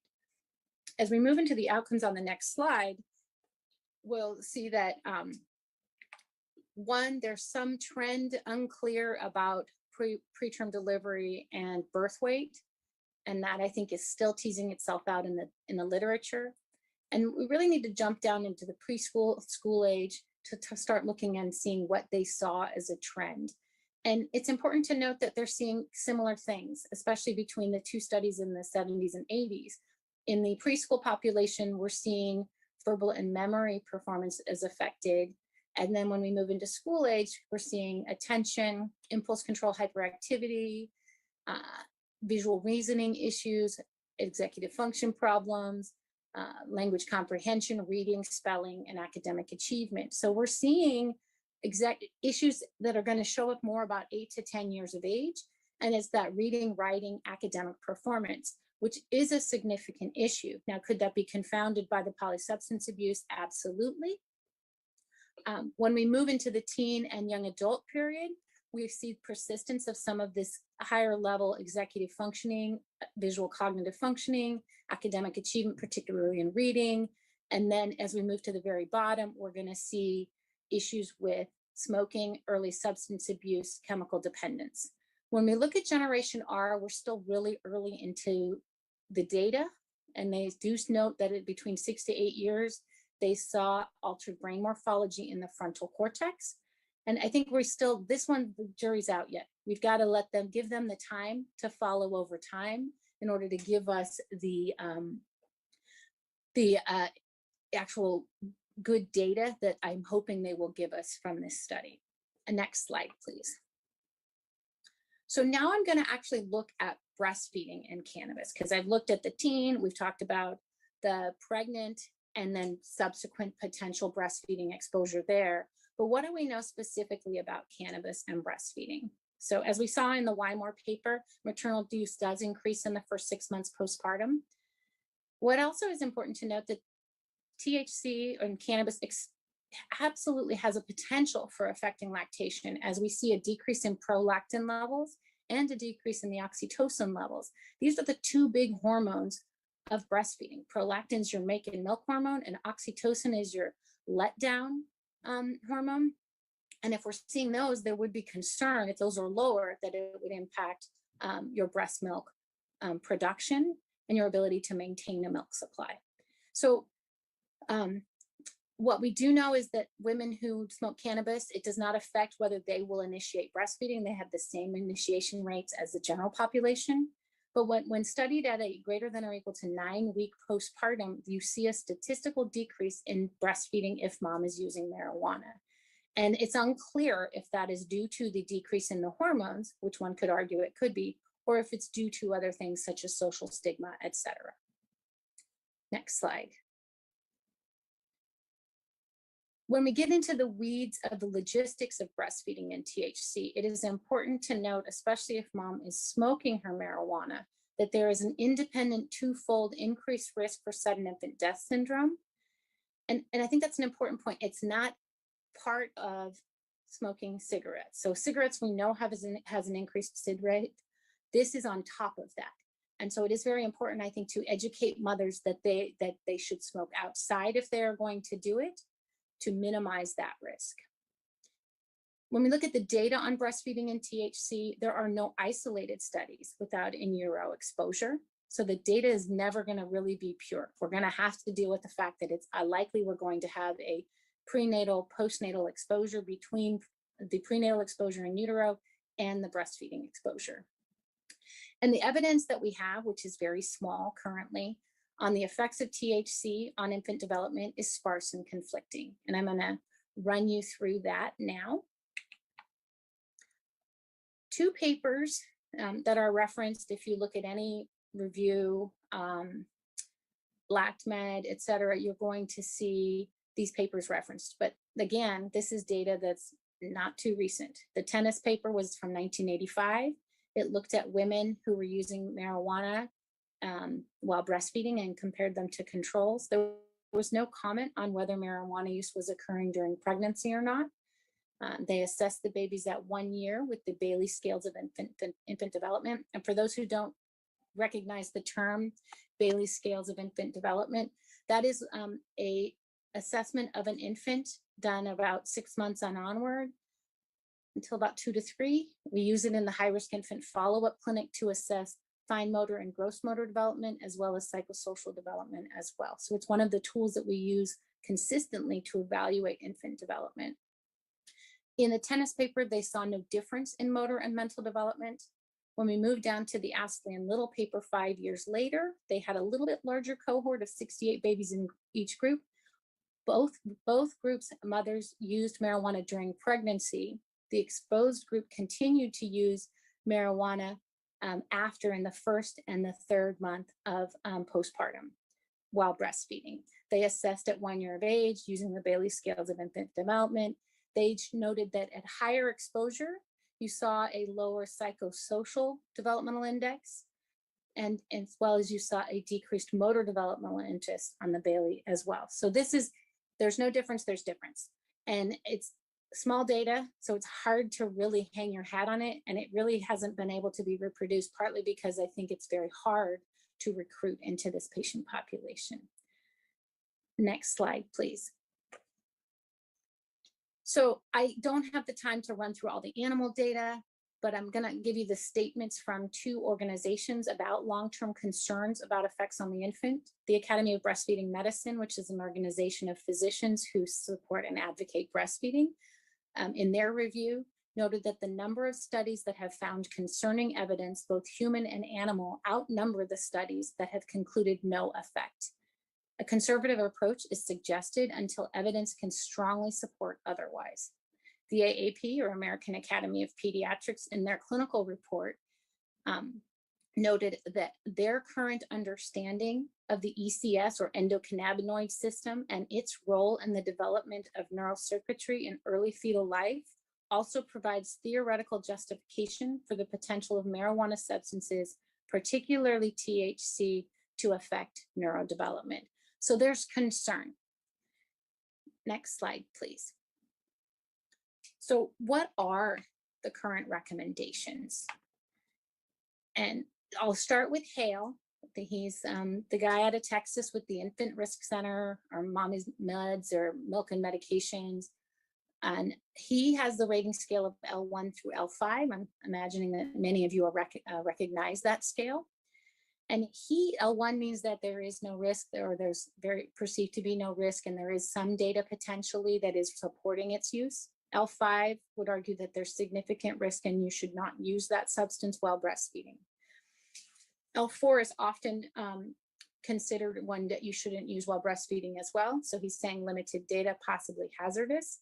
I've underlined this statement he added recently in the last few years, and it says, while this data poses numerous limitations and does not directly examine the benefits of breast milk versus risk of exposure to marijuana and milk, cannabis use in breastfeeding mothers should be discouraged at this time. And I think his point is valid in that there's a benefit to breast milk. We know that long paper from 2012 from the AAP with the graph that shows all the different percentages of improvement in milk in outcome when you're exposed to maternal milk. But then there's a risk to marijuana that we don't know. And I worry that it's going to be hard to find this pure data where we're really able to analyze the benefits of breast milk and the risk of exposure to marijuana. Next slide. So the recommendations are to avoid further use from the ABM, AAP encourages to abstain, the CDC encourages to abstain, and the ACOG, marijuana use is discouraged. So where do we go from here? In summary, we know THC crosses into breast milk. There's concern for marijuana exposure in all ages, particularly in the developing brain, but the data are imperfect. Realistically, excellent data sets are not likely coming, at least in the near future. And we're looking at if we think impact is of an executive function, we have to wait until these babies reach an age where they're actually utilizing executive function, which is going to be closer to 8 to 10 years, and then seeing what that looks like in fallout. And then one must recruit. So it's kind of similar to the Generation R. They recruited in 2001. We still don't have great data on if there is impact on executive function. And our recommendations aren't particularly helpful from the organizations. Discourage, abstain. It's not a definitive moment where it tells us what to do, particularly in regards to the preterm population. Next slide, please. So again, we're back to the question, is it okay for a mom who tested positive for THC to breastfeed or express milk for her baby in the NICU? And I think the answer is it's complicated, but how do we approach it? Next slide. So there's none of the data and none of the recommendations really discuss the preterm or the NICU patient population. And I think it's important to note that most of our infants who are admitted to the newborn intensive care unit have an inherent risk of neurodevelopmental delay due to their underlying diagnosis and subsequent need for neonatal care. The AAP, of course, supports human milk in the preterm and NICU population, but has not given us any guidance on how to address marijuana-using mothers in the NICU. Next slide. So how do we develop a recommendation in the NICU? And I do think it is each unit, because the data isn't definitive, there's a lot of concern, but it's important that we look at what the patient is bringing to us and what we have as options as we evaluate our potential recommendation in our unit. So first, how frequently is mom using? When was her last use? Is there polysubstance abuse? Is there maternal willingness to discontinue use? Is there an ability to develop a trusting and therapeutic relationship? Is there availability and reliability of donor human milk? And what's your NEC risk in your unit, particularly when dealing with your higher NEC risk populations? Next slide, please. So there's 3 possible approaches. And I think that you could argue, based on what your availability of and ability to answer the questions previously, how to approach it. So number 1, you could just say, you know what, we're going to use breast milk for all marijuana users and go with the belief that breast milk is really going to mitigate any potential risk that we don't know is coming from use of marijuana and getting into the breast milk. We could also, the second approach would be to pump to establish supply while mom abstains and utilize donor milk until some time that the THC level in milk may theoretically be low to 0. And then finally, you could say, you know what, mom's used marijuana, we're not going to use her milk at all, and we'll just use donor milk because we have such easy access, and we really feel that the risk of marijuana is significant, and we don't think it supersedes the benefit of what is concerned, what we gain from being exposed to mother's own milk. Next slide, please. So I'm not giving you an answer, unfortunately. I'm going to give you our answer at the Children's Hospital of Orange County, which is our chalk stoplight approach. And I'll walk you through that. Next slide, please. So where are we and what are we? CHOC is a 334-bed tertiary freestanding children's hospital with a 104-bed level 4 NICU in Orange, California. We have a robust and liberal donor milk policy. We will give donor milk to anybody in our NICU. A part of that is because we are very successful in establishing milk supplies in our mothers, and so it is a small portion of our population that doesn't have mother's milk in large volume, and so it's often a bridge, but it's available to all comers. And then we also have a strong lactation team where we are able to support moms and engage with them in establishing milk using a pump. Next slide. So our approach is multidisciplinary. The nurse, the doctor, the LC, the dietitian, and the social worker are all engaged and involved in this process. We identify a THC positive mother, and she is evaluated by the lactation consultant. This interaction is respectful and without judgment. Mom is educated on concerns surrounding marijuana exposure and possible risk to the infant, particularly in the NICU patient. And then we identify mom's lactation goal. Does she want to breastfeed? And then we ask, when was her last use? Was it less than or greater than 2 to 3 weeks prior to delivery? And does she plan to continue or stop her marijuana use? Next slide. So our approach, the easy ones, if mom plans to continue to use, we prefer to use donor milk, as the unknowns we feel is too risky to use in our NICU population. And we will use donor milk throughout the NICU stay and transition to formula prior to discharge. If mom's use is greater than 2 to 3 weeks prior to delivery and she plans to continue to abstain, we will use her milk immediately. If mom's in that middle zone of having used within 2 to 3 weeks, but she does take the education and she does plan to stop using, we choose to go with using donor milk for the first 2 to 3 weeks, have mom pump and fertilize. I don't think one should ever dump human milk, so I do have them fertilize a plant. No maternal milk will be collected in our centralized nutrition lab where we do milk handling. Our diet order will be only for donor milk, with the date to reassess in that diet order, so we can see if we can start using at that time. Mom is educated by the lactation consultant on how to establish a milk supply using pumping, hands-on pumping, frequent skin to skin, and regular pumping. At 2 to 3 weeks, the lactation consultant will check in with mom and we'll see if she's continued to abstain. Her transition, if she says she has, we will transition to use her milk. We get to change the diet order, and the nutrition lab begins to accept milk. If her, that's it, sorry, excuse me, next slide. So that's our approach. It's an approach. Is it perfect? No. We've had challenges in that we've had issues with team member buy-in. Part of it was education. This slide deck was initially built to roll out and educate my colleagues on why we had significant concern. Defining roles was another challenge, as we had to make it so that people could, who was responsible for picking the date? How did we communicate that date? And then when did we go forward with changing the plan, and how do we communicate that plan? And then what are the exceptions? And the exception's always there, and it's a challenge and a success. And the mom who's got a trisomy 18 who wants to do palliative care, we're going to let her use her milk in our unit, and we don't want to confuse the message, so we message around that exception correctly. Our successes are we've been able to generate and develop a consistent message, and then when we get to change the diet order to use breast milk, and then again, that exception where we're able to message appropriately that we're making an exception because it's the right thing for this family. Next slide. This is a visual of our algorithm. The middle is the cannabis. Below the dotted line specifically defines whose role the doctor, the LC, or the nutrition lab, and what they do in each setting. I'm not going to go through it for the sake of time since I'm already gone over.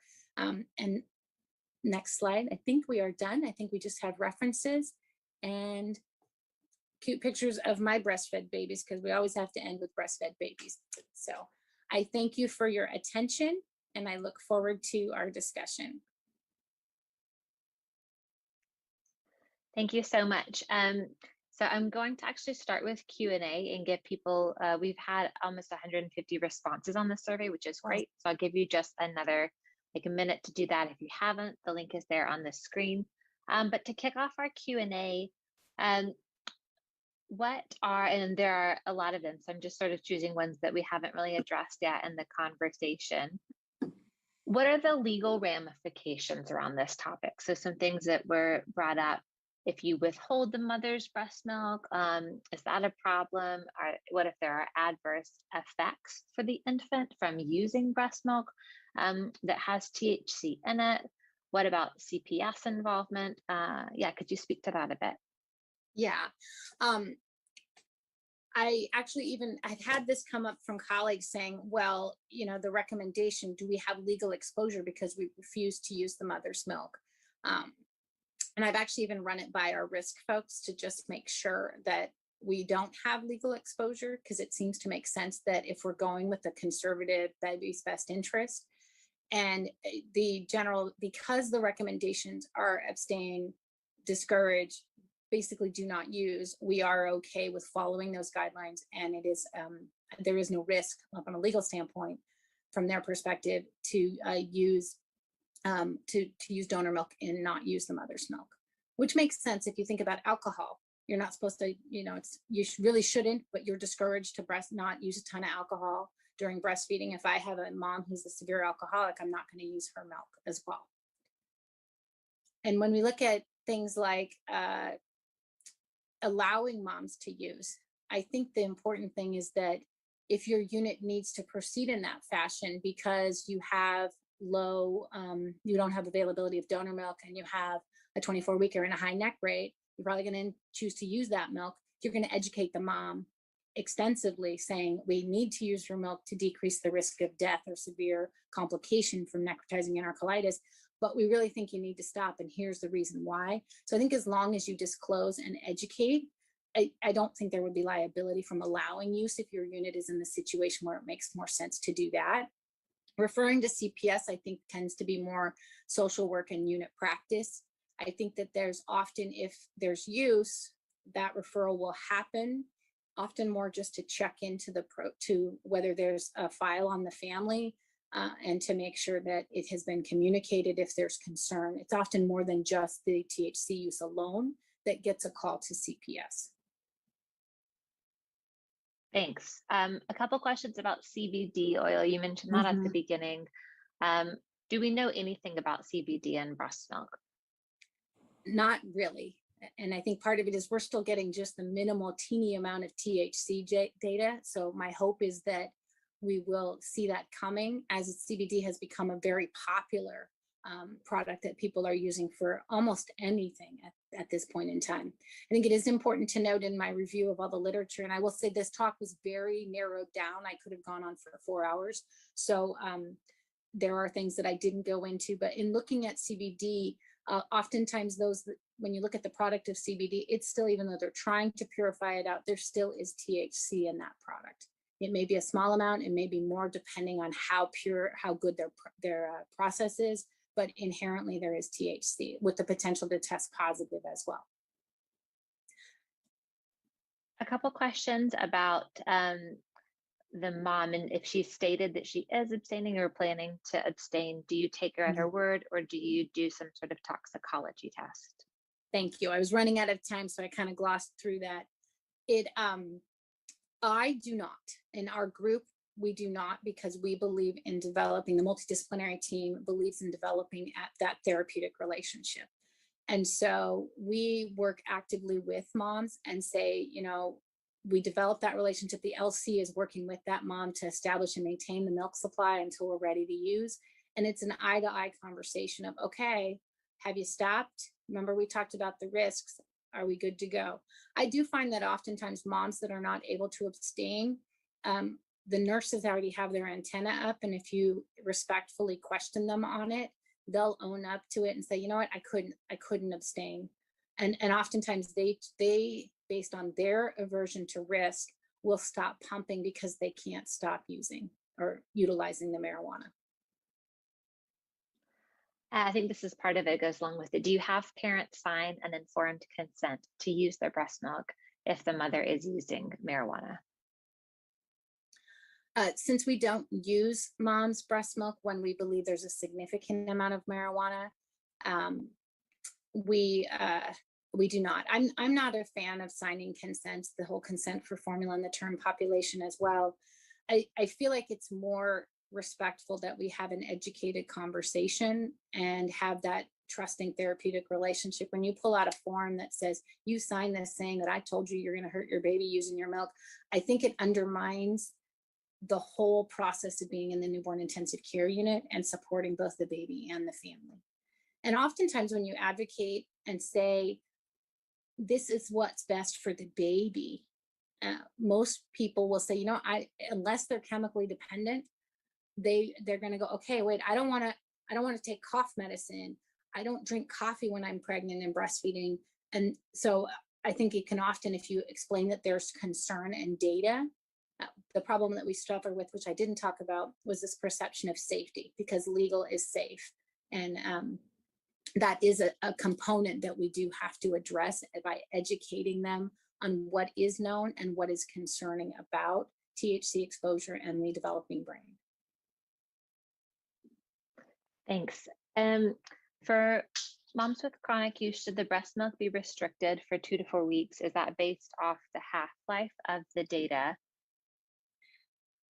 No, this actually was when we made it, and we were actually going to be, I have a meeting coming up in the next few weeks to look at that Why More paper that just came out in March. When we picked 2 to 3 weeks, we knew that users often have positive urine upwards of 4 weeks.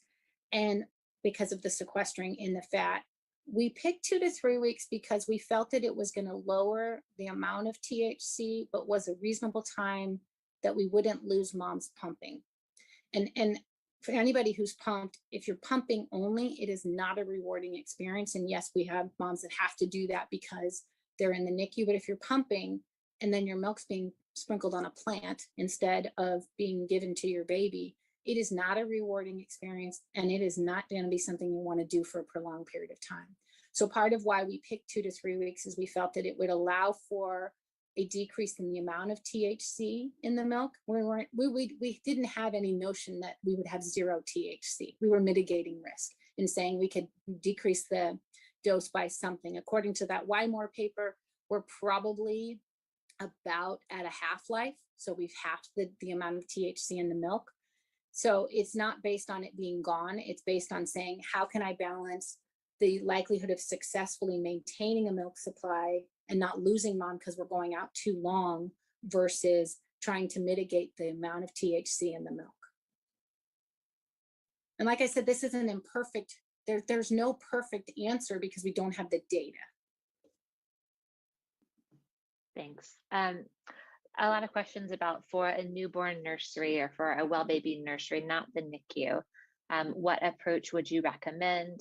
What if you don't have donor human milk available? Yeah, the term population is different. And it's one that I am highly unsatisfied with my options because they're going to go home. They're going to go home fast. So they need to be fed, and they're going home into an environment that may be having THC smoke. And there you're looking at, wow, I'm going to have a potential increased risk for sudden infant death. And so breast milk is probably the best approach. I believe that mothers should be extensively educated in the nursery and really given the understanding of, okay, there's risk to your baby, and taking it into you're advocating, we're doing the right thing for the child, and really educating on, hey, in your pregnancy, what did you, and I think the approach needs to be, in your pregnancy, what things did you not do because you were concerned about it potentially affecting the baby? And then when you educate them about the marijuana and say, we believe you should not breastfeed when you're using marijuana and would ask you to stop, but we do know there are benefits of breast milk. So in my experience, I don't develop those policies, but the approach is to educate and allow to breastfeed, when to establish milk supply, and knowing that the benefit of milk there may be more helpful than the exposure, especially if you can get mom to stop, and you would just tolerate the fact that there would be exposure until that dose is out of the milk. Thank you so much. We have so many questions coming in, but I do want to make sure we have the time. So this is out of 168 responses. So I'll just go over this and then I'll turn it over to Bob to give us a wrap up. So what is your role in the hospital? Obviously, it's really varied. Lots of, looks like RNs and MDs and lactation consultants are the top. Does your NICU have written guidelines regarding breastfeeding or the provision of breast milk?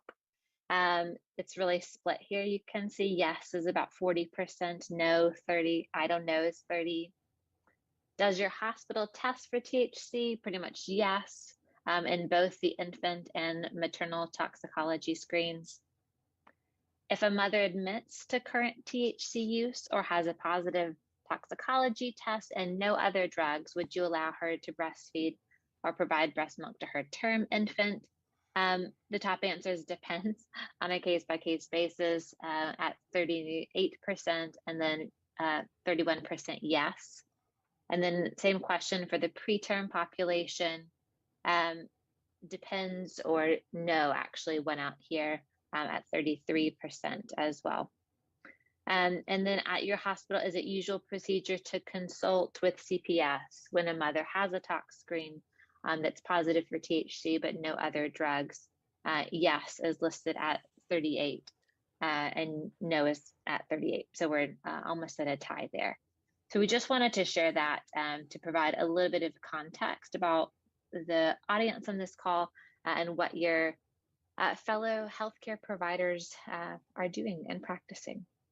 So Bob, I will turn it over to you. Thank you, Caroline, and this is Bob Castro. I'm the NICU Medical Director at Salinas Valley Memorial Hospital and one of the Maternal Exposure or MADEX co-chair. Thank you, Christine. That was a wonderful presentation. It's great to hear from a fellow colleague who also has trained at Harvard UCLA. You remember that, Christine?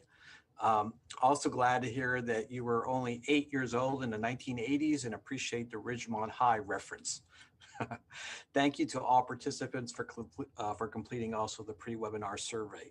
Please remember, we are still hoping that your center, if it's not already participating, will participate in the statewide MADEX database. My and other centers who are participating have learned so much on how we can better care for infant exposed to substances in utero. We have started focusing on opiates, but as one of the MADEX co-chairs, along with Lisa Chai, Angela Wong, and Pam Aaron Johnson, we are discussing expanding the database in the future to include other substances exposures, including marijuana and amphetamines. But this can be done already at your specific center. So please reach out. We would love to hear from you. You will receive a link to an evaluation survey for today's webinar. Take a minute and complete it so that we'll know what you appreciated and what you would like to see in the future.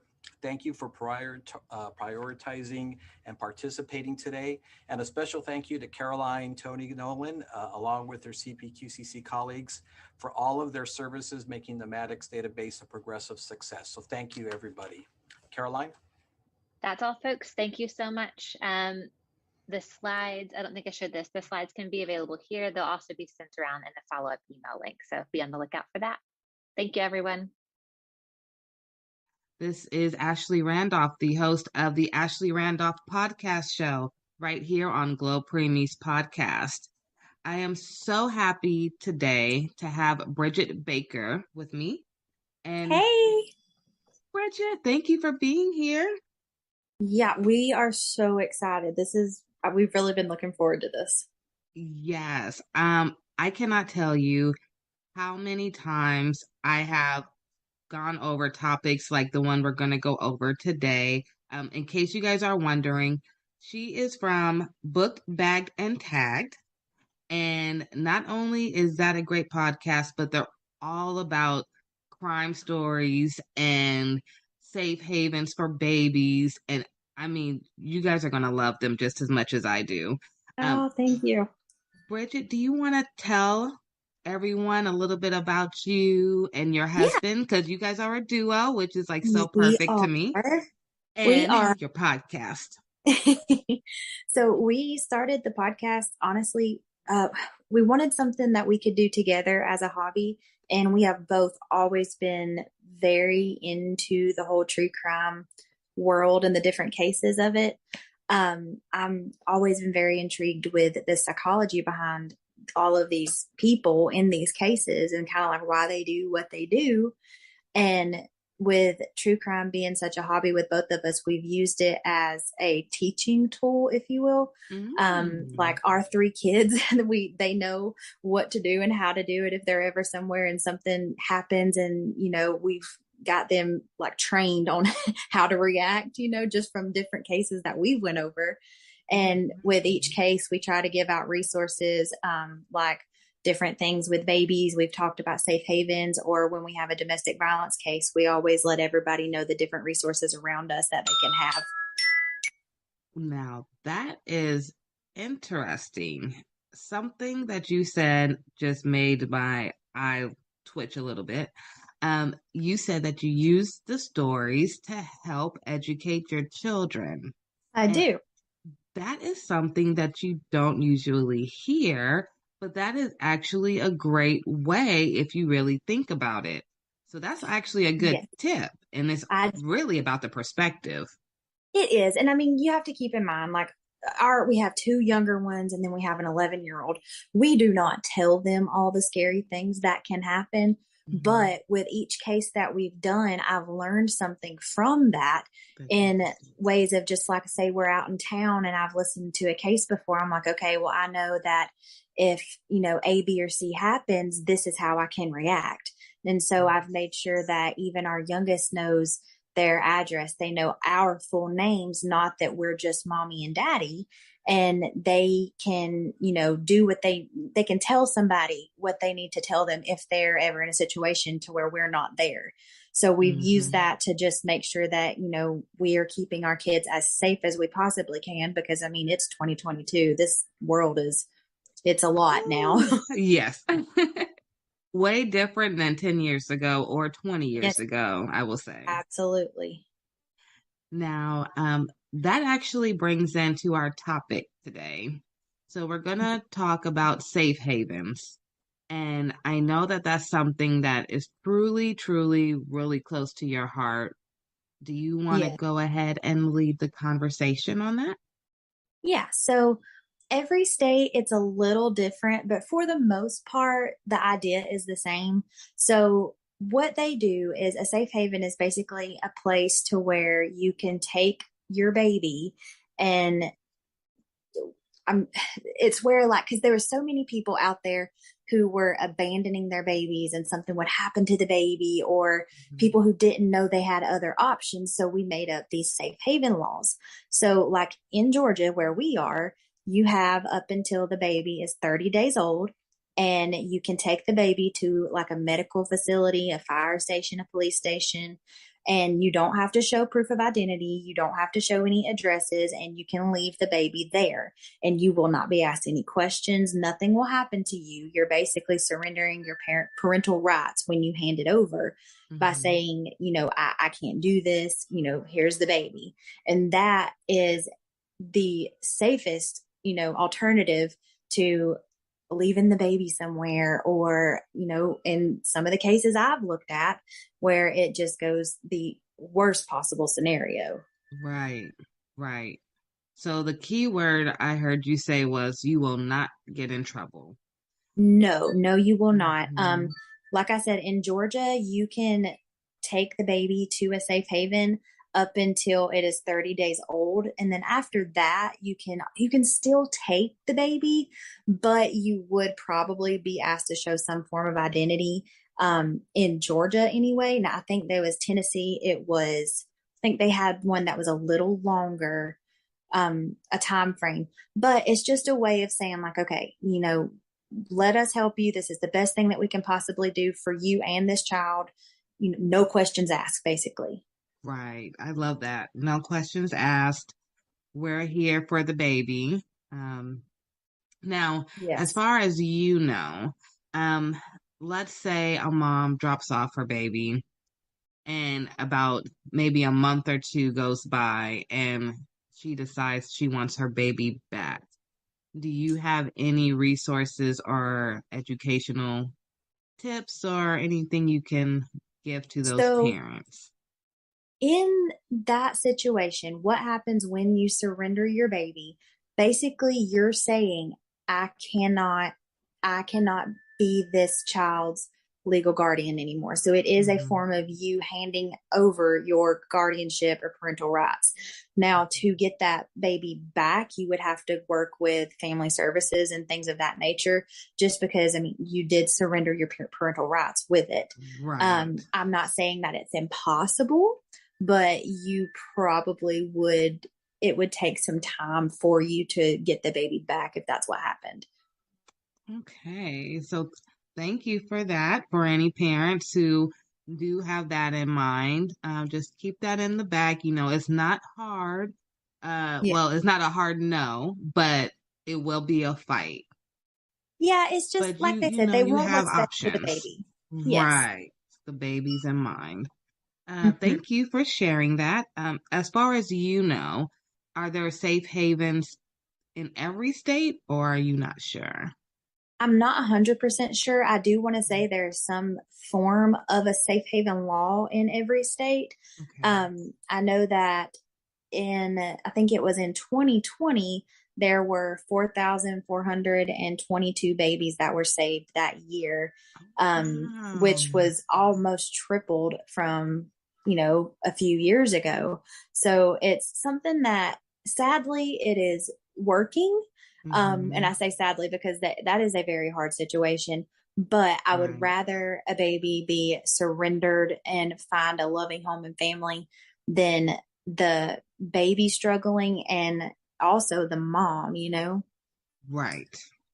And I agree with you. If mom's already struggling, I love the fact that they have options. So if they're not comfortable going to the hospital, you can go to the fire department. You can go to different places. So, where you feel most comfortable and who you can trust the most, you have options. Options are always good. Do you happen to know of any stories of safe havens? I do know that. So it's not technically a safe haven story, but it is one where the law enforcement and the fire station people, they just kind of went above and beyond with it. And the footage from this will just make your heart feel. Actually here in Georgia, I want to say it was 2020. We, not far from us up in Forsyth County, we had there was a family who had been on vacation and they came home. It was pretty late at night and they were walking in the house and they heard something. And at first they thought it was a coyote or just, something like an animal, because your first thought in the pitch black outside is not that there is a baby. Well, they investigated and they found a baby in a plastic bag that looked like it had been tossed off the side of the road. And, they immediately just kind of jump into action, and they named her, I think the hospital named her baby India. You can look it up. It's such a heartwarming story. She's now adopted and in such an amazing family. But the part that of this whole story, you can look it up on YouTube, and it's the baby India body cam footage. And I don't think I saw one woman in the whole video, but the way that these police officers, the man that found her, the EMS that was on the scene, the tenderness and the loving care that they took with this baby was the absolute sweetest thing I've ever saw. It will melt your heart listening to these grown men do their absolute best that they can for this child in that moment. Oh, wow. Okay. I'm going to make sure to put that link at the bottom of our episode for baby India. That sounds really sweet and a good example. Yes. And see, the thing, I called up and I spoke with some police officers.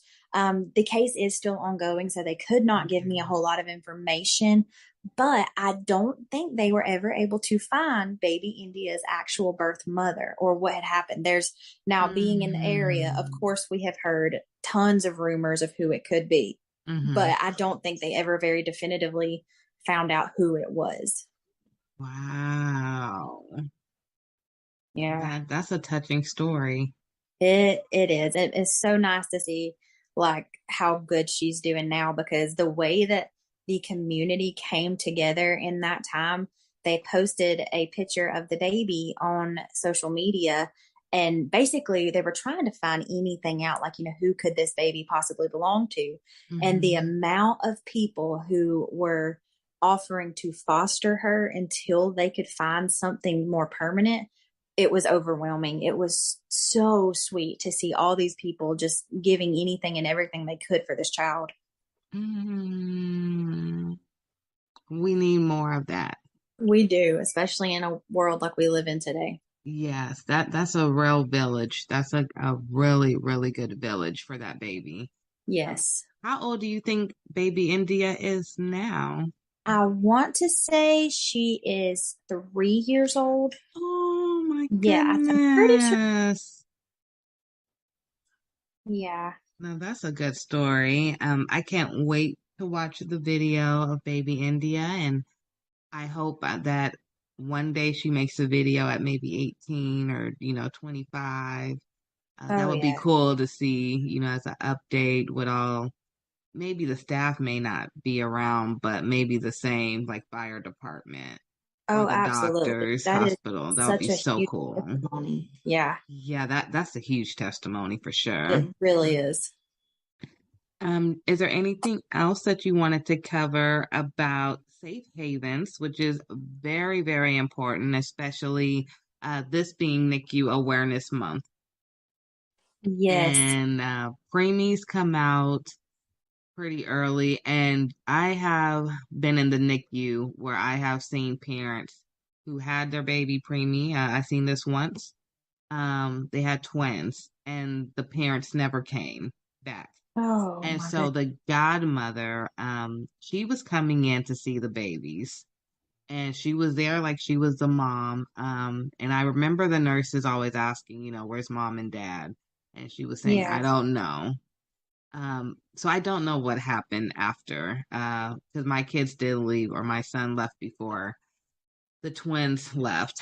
But it always stuck in the back of my mind, did godmom have to take the babies? Because I never saw the parents, and it was like 2 weeks. So, that's the story that always stuck with me. So I'm glad that you brought up the safe haven topic, and I know that they do have it here in California. So if they did leave the children at the hospital, like you said, they have that right, I think here it's the same 30 days, if not longer. I'll have to double check. But the the parents have that right. So thank you for bringing that up. I do want to talk to you about one more topic. Okay. I have to ask you, where is Irene? What is going on with her case? I know her family made a website called whereisirene.com. Yes. I've been following it closely, and initially, this is why I reached out to you, because this story was so mind-boggling to me that I had to get you on board. Yes. What is your thoughts with Irene? Where is she? Where do you think she may be? Just tell me your thoughts and let's jump into this convo. So she was last seen alive during a video call with her parents, and that was back on February 24th. So she ended up not being reported missing until March 20th. And there has been so many like different stories come out about this that I've heard, different theories, Mm-hmm. They seen her fiance using a debit card to purchase items that were, it was like a boots and shovel and Mm-hmm. things of that nature. And obviously, when you see that, your mind goes to one very scary place. Right. So they have, he is identified as a person of interest, but I think there was also, according to documents, he had been accused of transferring over like $3,000 out of her bank account and ended up charging $600 on her debit card after he had told the authorities that she packed her bags and left. Mm-hmm. So very sadly, I hate to assume this, but with him buying the things that he was buying, and it looks like he's using her Visa card and he hit the $3,100 limit on it with 80 different transactions back to back. Like that really, to me, all points to one thing. And sadly, it makes me feel like she may have already passed away and it's being hidden, or, and again, I hate to say that, but it's just in so many cases I have looked at it's one of those things when someone shows you who they are, believe them, Yes. Yes. You know what story just came into my mind as you were describing what's going on? Remember the young couple, the white couple that it was a young girl and her boyfriend or fiance. Gabby Petito. Yes. That was what, last year? Or was that even this year? No, that was it was last summer. Yeah, and it's like such night and day. Yes. Still a couple. He had used her card. He was doing weird things that included his parents. Mm-hmm. And then look at how it ended. It gives me the same vibes without the same publicity because everyone was talking about that case. And you know what's odd to me is that case absolutely blew up. Mm-hmm. But there were, I want to say, a handful. I can see 3 different people in my head right now. I just don't know their names, but that is my point of people who went missing in the same area within the last 5 years and nobody knew their name. Not one person. Wow. Yes. And it was like almost identical stories of them being in that area. They went missing and you don't know anything. Now, that is nothing bad to say toward Gabby Petito. It just happened to be the one that did blow up. And I think honestly, I think the biggest part of why her case blew up is it was the time that it blew up, because during the time that this all happened, a lot of people are still in the middle of quarantine. A lot of people were still at home. And of course, everybody knows during all of this COVID, TikTok blew up. Like TikTok was all anybody could do. And I think that is the biggest reason her case blew up, is because it got onto TikTok and everybody on TikTok spread wildfire. You're right, because it went from TikTok to Instagram to Facebook to Twitter. It was CNN, then it went everywhere. But you're Yes. right. I did start seeing it on TikTok first. Yes. And everybody was sharing their theories about it. And then, of course, like we were all following it. And then it's just like it kept going and going. And then everybody had their own theory about it. And it just like conspiracy theories came out behind it. And now I think they're actually doing a Lifetime movie about her. I knew it. I knew it would come. Oh, yeah. I always said that. As soon as they found him, they said it was his body. Okay, now I'm gonna ask you this, and then I know we're off the topic, Irene. I promise you, honey, we're coming back to you. When they found what they said was his body, or was it his bones or something? Yeah, it was remains. Do you believe really in your heart that was really him, or do you think they were just trying to close this massive case that just got way too big? I don't think it was him. Now, I said the same thing. It's the rate of decomposition, even with him being in Florida where he was found in the swamp. I do not think they would have actually found anything. He was in Florida in the swamp. That's just somewhere. Hello. Like you're not gonna find like the elements and the wildlife down there is unlike anything else, I really don't. And also they found skeletal remains, and he returned home on September 1st of 2020, and then he goes missing, and I think they found him on September 9th. And he had just went missing on September 1st. There's no way all they found was skeletal remains. That at the rate of decomposition, even though being out in that hot Florida weather would, exacerbate all of that, it's not going to be just skeletal remains. That's what I said too. I said there's no way. No, not at all. But now, the case disappeared just that fast. But I just knew that no, there's something still not right. No, I agree 100% with what you said at first, it being something that it got too out of hand and they had to shut it down. Yes. I think he definitely killed her. He ran home to his parents, and whether it be them or whoever helped him try to get away from all this, I don't think what they found was Brian. Yes. I don't. Ironically, I kind of feel like it was a coincidence, like a wacky coincidence. I know they found some of his items, they said, in that area. Yes. And I believe that he did go through that area possibly, and he may have dropped something. Absolutely. It just happened to coincidentally be where somebody's remains were, unless they planted it there. But and didn't they say they had found like a notebook of him confessing to everything? And I believe that's what I was referring to, because I remember them saying it was like a book or something, and it happened to be in the area. And I'm like, that's just too close. And I just couldn't figure out, like if an alligator or crocodile or something was to eat him. I assumed they would drag him somewhere.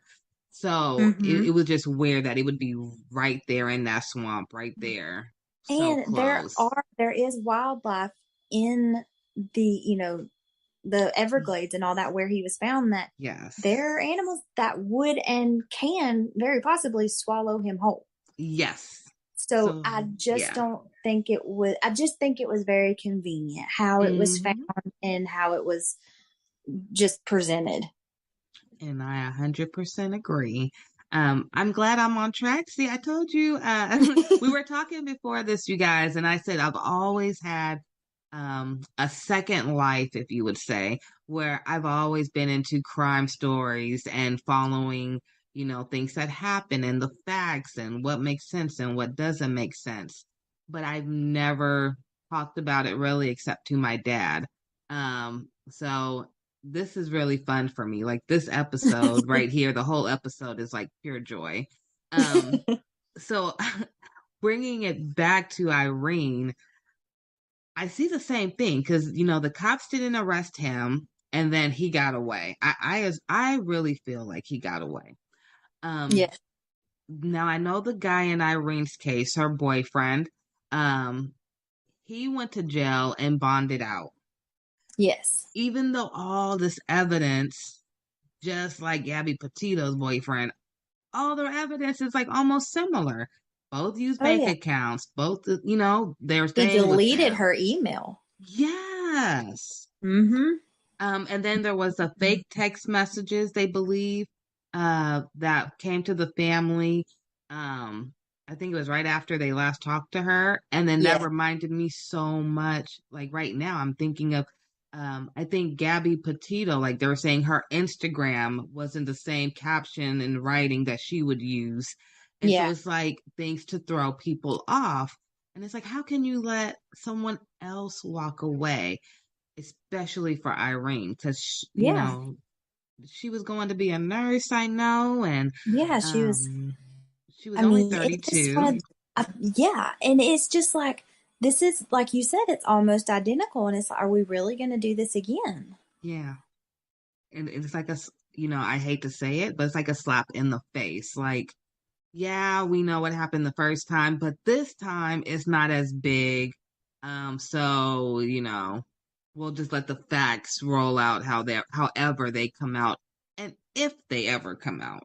Mm-hmm. Um, Now, something in me tells me that she may be somewhere close to where they lived. I don't know Yeah. why. I don't have no evidence to prove it.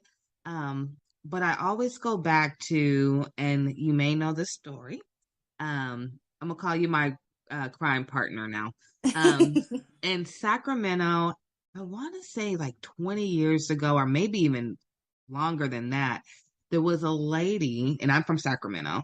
There Okay. was a lady who lived downtown, and she had a house, and she was having people come in who had like SSI checks and government checks. Dorothea Puente. Yes. And she Yes. killed them all and got all their checks. And I almost have like the same mindset for him. Like he used her and then he obviously took her money and Mm-hmm. then nobody knows where she is. And I almost feel like she has to be somewhere by that house. She has to be. Yes. I mean, in Dorothea Puente's case, it's funny. We actually did a case on her recently. So this is very fresh in my mind. You got to send me that link so I could post that too. I will. I will. Like all of her, well, most of her victims after they were killed were just in her backyard, Yes. So it was, I mean, very close. And it's not like he has really ran. I mean, I agree. I feel like he's very close, or she is very close to where they are. Yeah. I just have that real strong feeling. Because he bought the boots. I know he bought a shovel. Yes. There was nothing hinting at the fact that I saw, maybe you did, like any extra gas to carry with him. So like no gas cans or anything. Because I Yeah. assume if you're driving with a dead, deceased body, that you wouldn't be stopping at gas stations to refill. Um, I just, there was like not a lot of planning, obviously, Mm-hmm. but it had to be somewhere close to him. And I know they live in, I believe was it Wyoming or Idaho? Wyoming is where they were staying. Yes. Now, Wyoming, Wyoming has a lot of wooded area, I believe. A lot of Yeah. wooded area. So she could be there. I just really hate that she's been missing for so long, and I really feel for her family.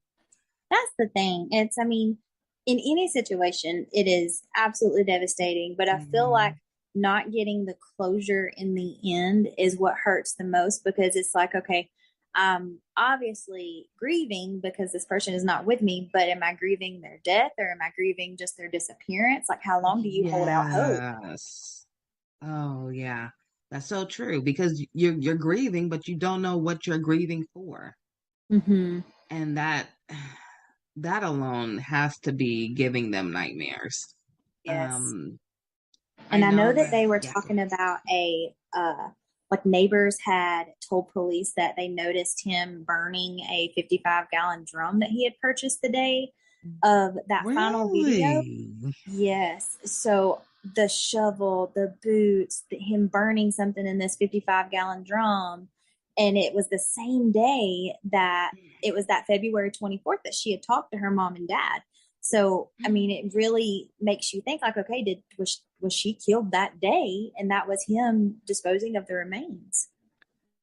Because now I'm on her website that her family created for her, and they said she was 5'1", 89 pounds.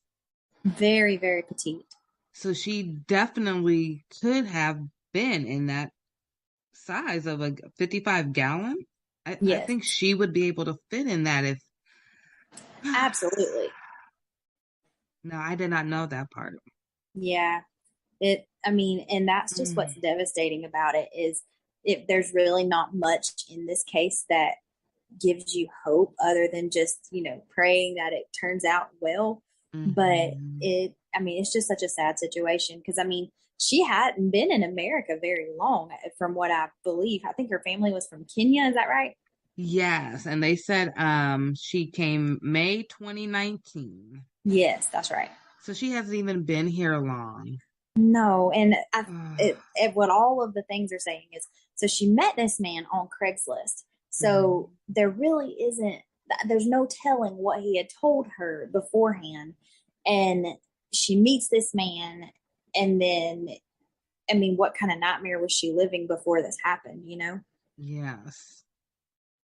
Okay, so let's see. Looking at the timeline now. Let's see. So she moved. See, oh, I see it now. February 24th. Nate buys a 55-gallon drum. March 3rd, some unusual texts were sent from her phone. That's what I was saying was so similar to the Gabby Petito case. March 8th, her WhatsApp account is deleted. Oh, that's ironic. Oh, yeah. March 10th, her phone number is deleted. Oh, my goodness. And then the 20th, they file a missing persons report. Yeah, they had 24 search warrants, but they really just didn't see much. Other than they found that he was charging all kind of stuff to her accounts. He had deleted her email, her WhatsApp app, and all of those things. But it was like in the Mary Catherine Higdon case, in the Casey Anthony case, it puts you in that mindset of both of those women. It's very obvious that they probably did it, but you could not charge them with murder or whatever beyond a reasonable doubt. Like I can I can have all of my theories all day long, and like the Casey Anthony case, like we know, but I cannot prove beyond a reasonable doubt that she did that. Just like it puts you with him, unless you have like very definitive, concrete, evidence. That's where the jury has that gray area in which it would be awful to be a juror on a case like this because you're kind of put in a situation of like really life or death. Because a lot of times, it's either a death sentence or life in prison. And it's, if you make the wrong choice, you have somebody's life in your hand. So they take it, which you should take it very seriously either way, but you know what I'm saying? And it's just one of those things. That's why those women got off, because beyond a reasonable doubt, they could not prove that they did that. And that's what's so infuriating with cases like that. It's like, you know that what happened, but you just can't definitively prove it. Now, you almost gave me tears right now because I totally forgot about the Casey Anthony case. Casey Anthony was the one who was in Florida and she killed her little girl. But Lacey Peterson, that is probably one case that I have followed or I've watched and held so closely for years. Her husband, Scott Peterson, murdered her on December 24th, and she was 7 months pregnant with baby Connor.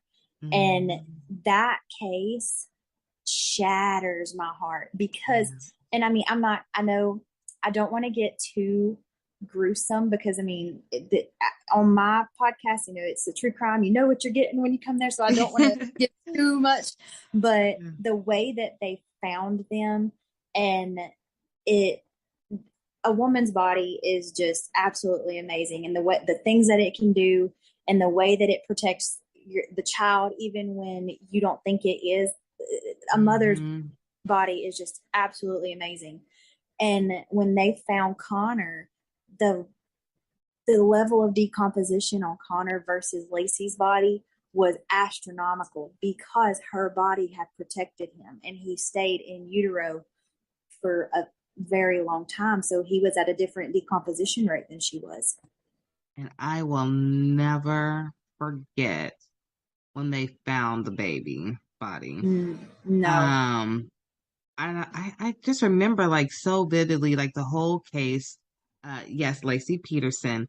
And because it happened so close here. So of course, you know, it was like all day on our news, 24/7, the whole thing. And I remember even being at a young age, I remember him just walking around acting like he cared, acting like he really didn't know where she was. Yeah. And then the whole time he had an affair and he had a whole nother life going on. And I remember looking like, this was like the first time I realized that people had, to me, split personalities before I knew it was called split personalities. And I was like, how can you live two double lives and then sit there with a straight face to the cameras, to her family, to your family, and say, I don't know what happened? So the Lacey Peterson case is actually what the book Gone Girl was kind of mirrored after. Now, if you've read Gone Girl or if you've watched the movie, the ending is different. I will say it, you know, Lacey is obviously the victim in the true crime case, the real case, but you just got to watch Gone Girl to understand what I'm trying to say, but I don't want to give away the ending. But it really kind of, it put it in perspective a little bit better when you're watching everything that's going on. And of course, in my mind, I was constantly thinking about Lacey and Scott. And I'm just like, the narcissistic, like, behavior behind the entire case, throughout the whole case, that Scott was like, I'm not going to get caught. You know, they're not going to look into me. Or the fact that he could turn on those tears at the drop of a hat. I was like, there had to be more going on at home than Lacey had said anything to anybody for it to take a complete 180 turn. You know what I'm saying? And it's just I so actually said that now that I'm older and, you know, I work a lot with families and families with babies, most of the time it's arguments that went too far. Yes. And so when I look at Lacey Peterson, which I hope did not happen with Irene's case, you know, somebody usually gets fed up. And so maybe Lacey found the pictures of the affair, or, you know, there was something because it was getting close to Christmas. Yeah. Maybe she found a gift for the other woman and she went bonkers, or some money was taken out and she saw it was at a store that she know he shouldn't have been shopping at. Anything. And that whole like scenario right there is exactly what happened in the Chris Watts case, where she kind of found out she was pregnant, and she found out about him having an affair while she was away, and he killed her pregnant with their son Nico, and then he killed their two babies. And they were, I remember, 2 and 4, 3 and 4, something like that. And there's a video of the youngest one singing that Coco Melon song about my daddy is a hero, and knowing how their lives ended. It's so, I don't understand. Like, something that, you know, I know beyond a shadow of a doubt that I was put on this earth to be a mom. I have I'm just a motherly spirit. I've raised my siblings and our 3 boys. And, you know, that's why I think I've held the baby cases and the cases with these children so closely, because I don't understand the kind of person who could do that. But I read somewhere, what was it? I can't remember who said it, but they said something along the lines of, I don't understand how somebody could do this to a child. And the police officer turned around and said to them, you know, as long as I've done this, I've had people ask that question. And the second you can answer that question is the second you turn into that person. So I stopped asking myself that question. And I'm like, yeah, there's some things that you just can't explain. And it's better to stop trying to ask the question and just be the one that gives the resources and has the hand held out for whoever needs the help. So these babies don't have to keep suffering through the lives behind the curtains and behind doors that their parents are hiding. Now, that was a good way to bring both topics together. I must say that. See, I told you guys she has a good podcast. You guys have to watch it.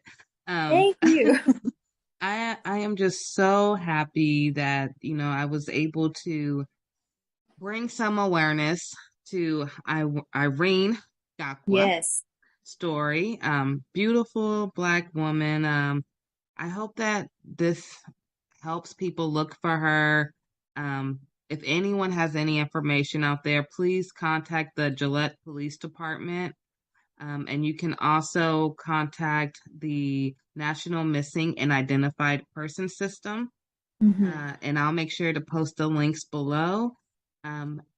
Bridget, I wanted to say thank you again for our wonderful episode. You are more than welcome anytime. I mean, we can talk about these stories all day long. I would love to have you back. I would love to start doing a series with you. Absolutely. Even if it's once a month. I know you have your own things going, but we'll talk more. And this was really, really powerful. You brought us safe havens and information and even a good story. And then we spread awareness about not only Irene, but we talked about Lacey Peterson. We even brought up the name Casey again, Casey Anthony, so people remember, you know. We talked about Gabby Petito. So there's all these faces. So we all have to come together to help one another. If you do see a sign of any type of stress, you know, there's a common trend now that says, you know, if a couple is arguing, stay out of it because they'll be the one getting back together and they won't be talking to you. But then you also don't want to end up with a situation like what we have in front of us. Exactly. And you have to remember, like, domestic violence, it is not always black and white. There's a lot of gray in there. But at the end of the day, you have to say, you know, do you want that person maybe a little angry with you that you stepped in, or do you want to get the phone call that you never want to get? Exactly. Another good resource is the Crime Stoppers USA. And it's just like, it's a 1-800 number. You can add the link for that, of course, but they are always taking any tips or anything out there for any cases. Yeah, thank you for that. Please use these resources, guys, if you need to. Crime Stoppers is amazing. I do know that. And hopefully we can find Irene. I do have one more question for you before we leave here today. And I hope we don't come back on another episode. And I said, oh my God, you were right. The 55-gallon barrel that they found. Yes. From now we know you're not exactly, you know, forensics or anything, but from what you have went through with your stories and background, if she was in there, do you think they would be able to possibly find some DNA on that barrel proving that she was there? They can. It's absolutely possible that they could. It just really depends on what condition that the barrel is in now.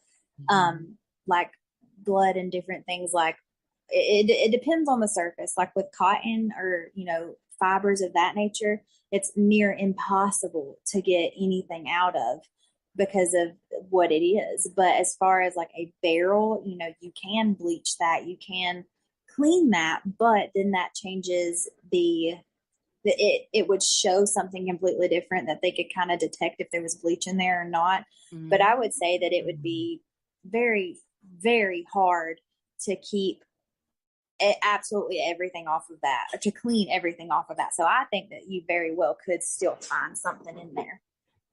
Well, thank you, Bridget, for answering that. Before I let you go, I had that burning question. No, it's okay. Before I let you go, do you want to tell everyone where they can find you and your husband? And Yeah. Go ahead. So we are on Instagram. It's Booked, Bagged, and Tagged. And we post, like, after every episode that we do, we'll post like pictures of like who the victims were and things like that. I'm a visual learner. I have to see faces after I listen to a case. Yeah. And we also have a Facebook group, and it's the same name, Booked, Bagged, and Tagged. And in there, we do a lot of polls and things. Like after each case, it's like, okay, what do you think? And stuff like that. We're on every major platform as far as podcasts go. Apple Music, Spotify, Amazon, Google, things like that. So it's pretty easy to find us. Well, thank you, Bridget. I hope you guys get 1 million subscribers after this.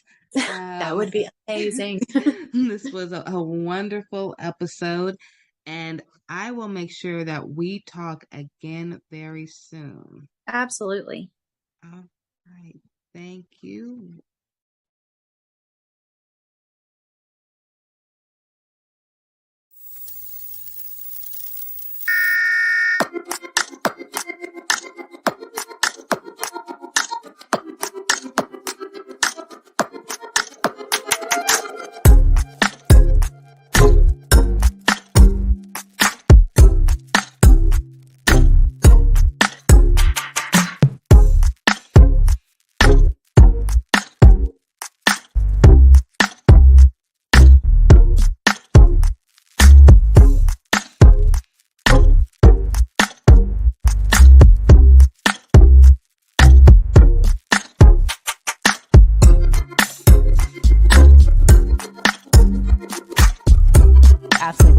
Founder of GLO Preemies and co-founder of Alliance for Black NICU Families. Welcome to AM Buffalo, ladies. Ashley and Beth, thank you so much for joining me on this great day to talk about Ashley Randolph. Join us now. Ashley Randolph, founder of GLO Preemies and co-founder.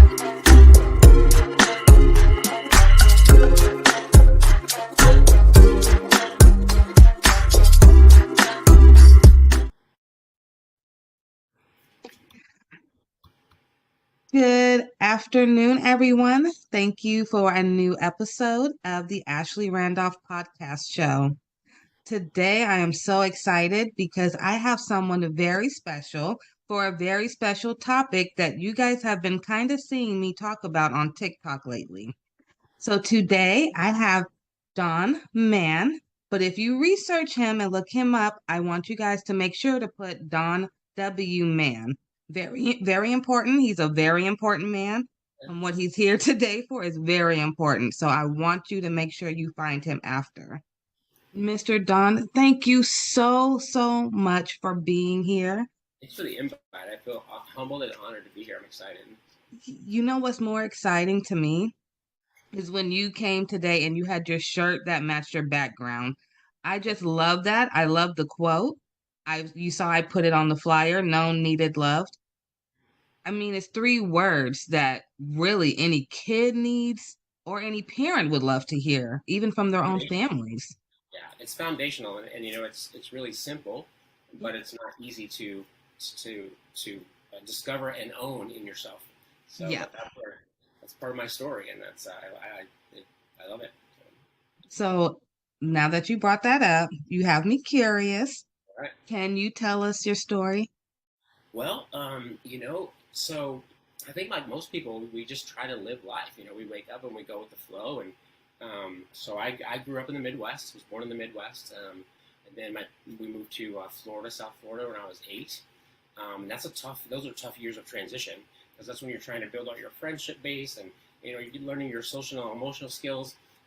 So when I got uprooted at those times, it was tough. It was tough. So when I moved to Florida, I never felt like I fit anywhere. So I was just like an island.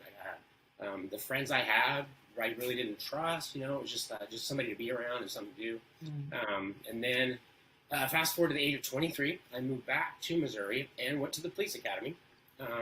So I became a police officer, and I did that for about 10 years full time, and then 5 years as reserve. About middle 30s, I decided to join the Federal National Disaster Medical Team as a security specialist. So we enjoyed deployments to Hurricane Katrina, some of those responses. So it was very interesting to be part of that. And, I had the great American dream. I wanted to get a great job, a great car, a great home, 2.3 kids, and live happily ever after, right? But it's nice to want that, but you have to know how to get it. So I didn't know how to get it. So as much as you want and you don't know how to, that creates a roadblock. So fast forward to 2011, I was in my fourth failing marriage. That's a heavy burden. And I had gone through a child custody issue. So when I got divorced from my first wife, she lived in the same state as me. And now that I'm in my fourth failing marriage, she petitioned to take the kids halfway across the country to Georgia. So I didn't want to be a part-time dad when we got divorced, and I definitely didn't want to be a part-time dad. Right. Yeah, I love my kids. I had a strong heart for my kids. Yeah. And then, it seemed like I fought hard. In hindsight, I wish I wouldn't have. Crazy, I know. But I'll never forget the day I was sitting on the couch and my attorney called me, and he said, "Don, I'm sorry, the judge is going to let her take them." And I was devastated. That was a sadness and a depression that I had no idea how to heal or how to work through, how to just deal with it. It was, I changed. That was the day I began to change and then start to spiral down because of those big emotions I didn't know how to deal with. I didn't know how I became the person that I was. I just knew I didn't want to be that guy anymore. So I left full-time law enforcement and became a full-time security director. So it's on the outside, life seemed great. I was living the social media life. It looked great on the outside. Yeah. But on the inside, I was broken. I didn't know who I was. I didn't know what I was supposed to be doing. I just knew that what I was doing, I wasn't doing well. And so I ended up getting fired from my job at the hospital. And but my wife was great. She put me through she put me through real estate school. Wow. So I became a realtor. I had a lot of drive, a lot of grit. I always wanted to be successful. But it was something in my past that's always held me back. I became a realtor in 2008, 2009 here in Springfield, Missouri. I won a Rookie of the Year award. But in the background, again, it looked great outside. I began to drink because those big emotions that I didn't know how to deal with. Alcohol is a great emotional number, negative emotions. But the problem with that is it also numbs out all the good times in your life too. And it often comes with legal battles. And so that's kind of what happened to me is, and the crazy thing is so my ex-wife ended up sending the kids back because it didn't work out with her.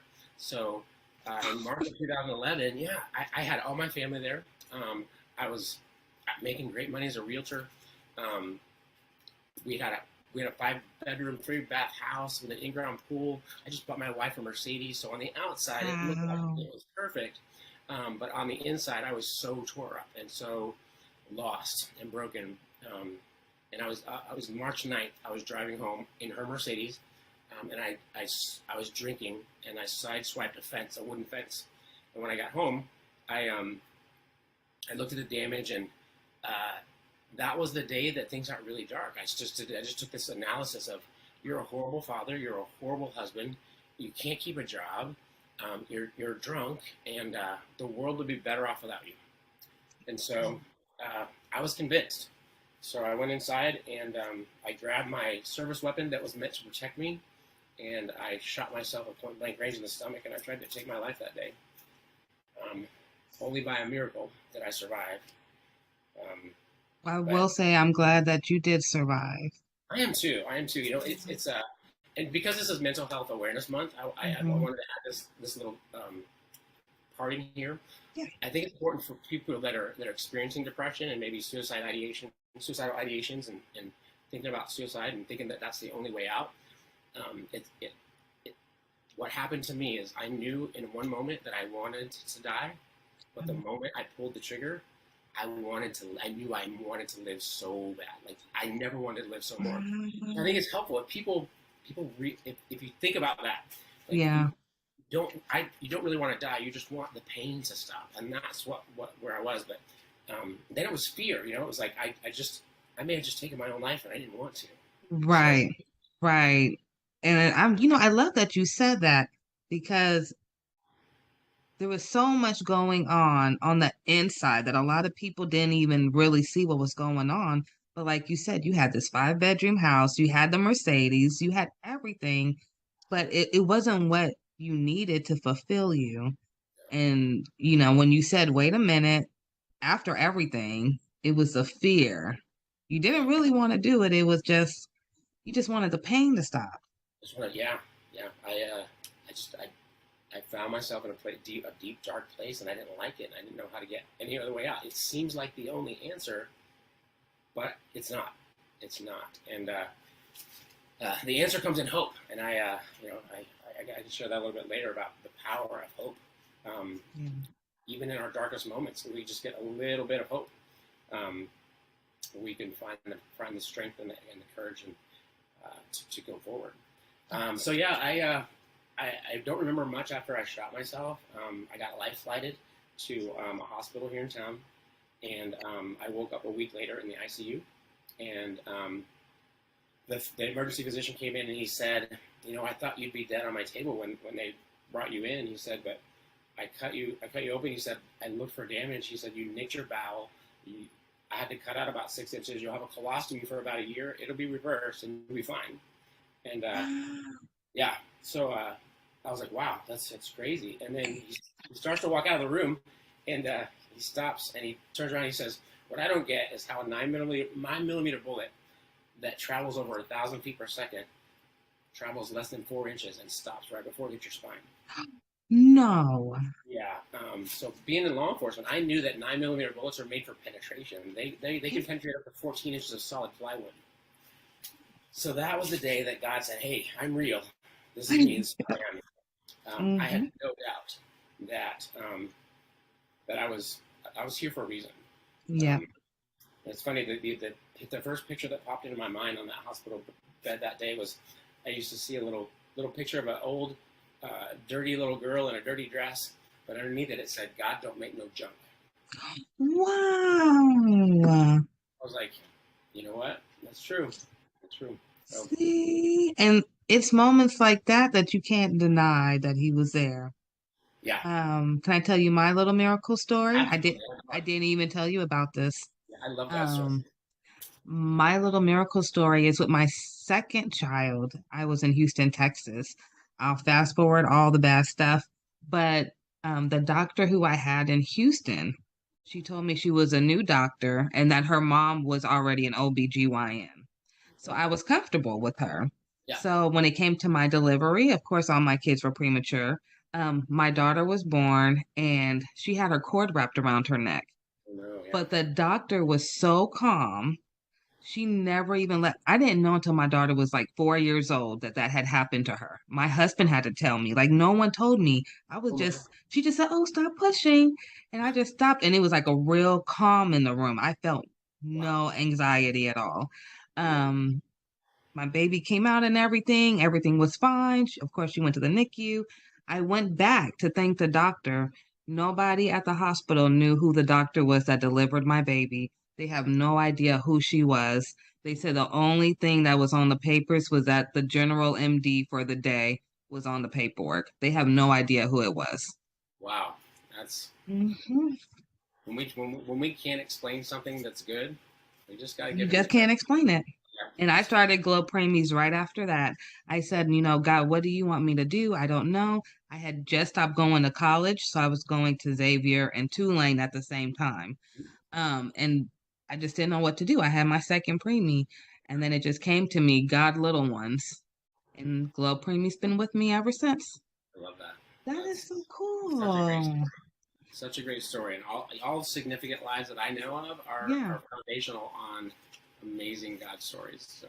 So when you got out the ICU and you got out, what was the first thing you did when you walked out them doors knowing you just had a miracle? Well, probably not what most people would do. I went and got a drink. Wow. You would That's think, honestly though. yeah, you would think that that God showing up in my life like that would have like smacked me into reality, right, and just chase your purpose. No, I still had all that unhealed, unfaced internal pain, emotional wounds, and the crazy thing about pain and emotional wounds, we try to beach ball it. We try to stuff it. You know, it's kind of like stuffing a beach ball under the water. Sooner or later, it's going to pop back up. Well, that's what our emotions do. When we stuff them, I say they go into the pit of our stomach and they lift weights. And then when they come out like, "Urgh." And so, yeah, the pain came out. And so I had to go, or I felt like I had to go and drink. So I continued to drink for a few months. And then, well, it was actually a couple of years.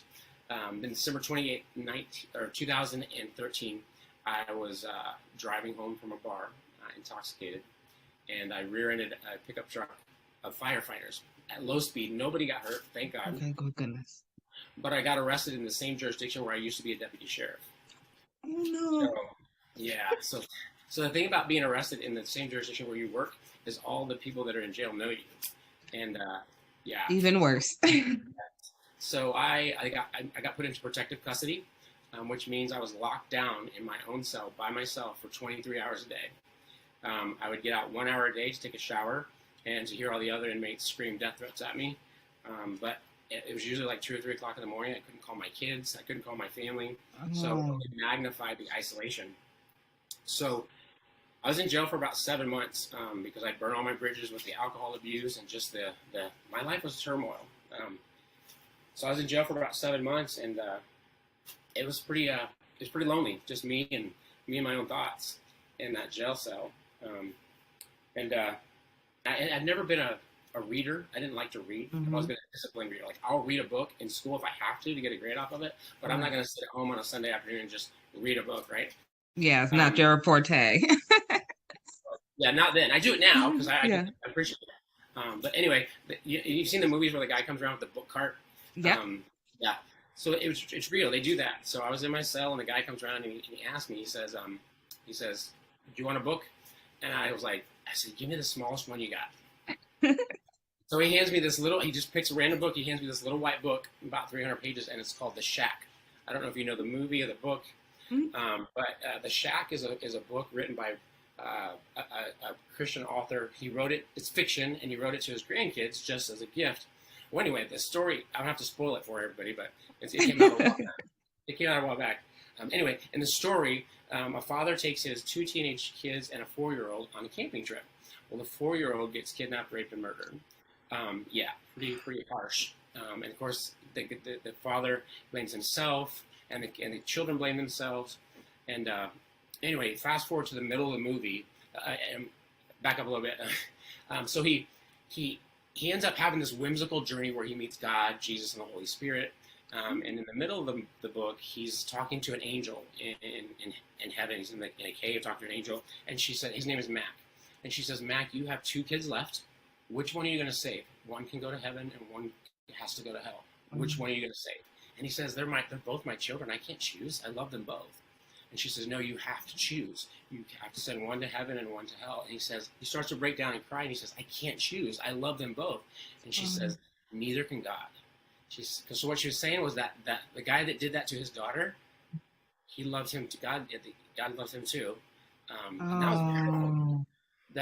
And then something clicked for me that day. God showed up in the hospital room that day when he saved my life. He decided to show up in that jail cell too that day, because I thought, wait a minute, hold on. like everything just stopped. I'm like, you mean to tell me that with all of my mistakes, all of my mess ups, my unfabulous life, I mean, I'm in jail. You mean to tell me that God loves me as much as he loves the pastor behind the pulpit? That's crazy. That's big love. That's crazy. I want to know that, right? Yeah. So I dropped the book on my bunk and I said, God, this is your life anyway. Take it and do what you will. And that was the day I fully surrendered. And life has been, I didn't get zapped and get released and life happened. I actually stayed in jail for another couple of months. But here's the crazy. I love this part of the God story. So my brother, because of our past, he's always been a self-proclaimed atheist, right? Oh, okay. So I'm in my jail cell one day, and the jailer comes by and he says, "Man, get your stuff. You're bonding out." And I was like, "Who's posting my bond, right?" Because I burn all my bridges. I said, "Who's posting my bond?" He said, "Your brother's posting your bond." Yeah. And so I get out in the truck and I said, "Why did you post my bond?" And he says, "It's a loan. You're paying it back."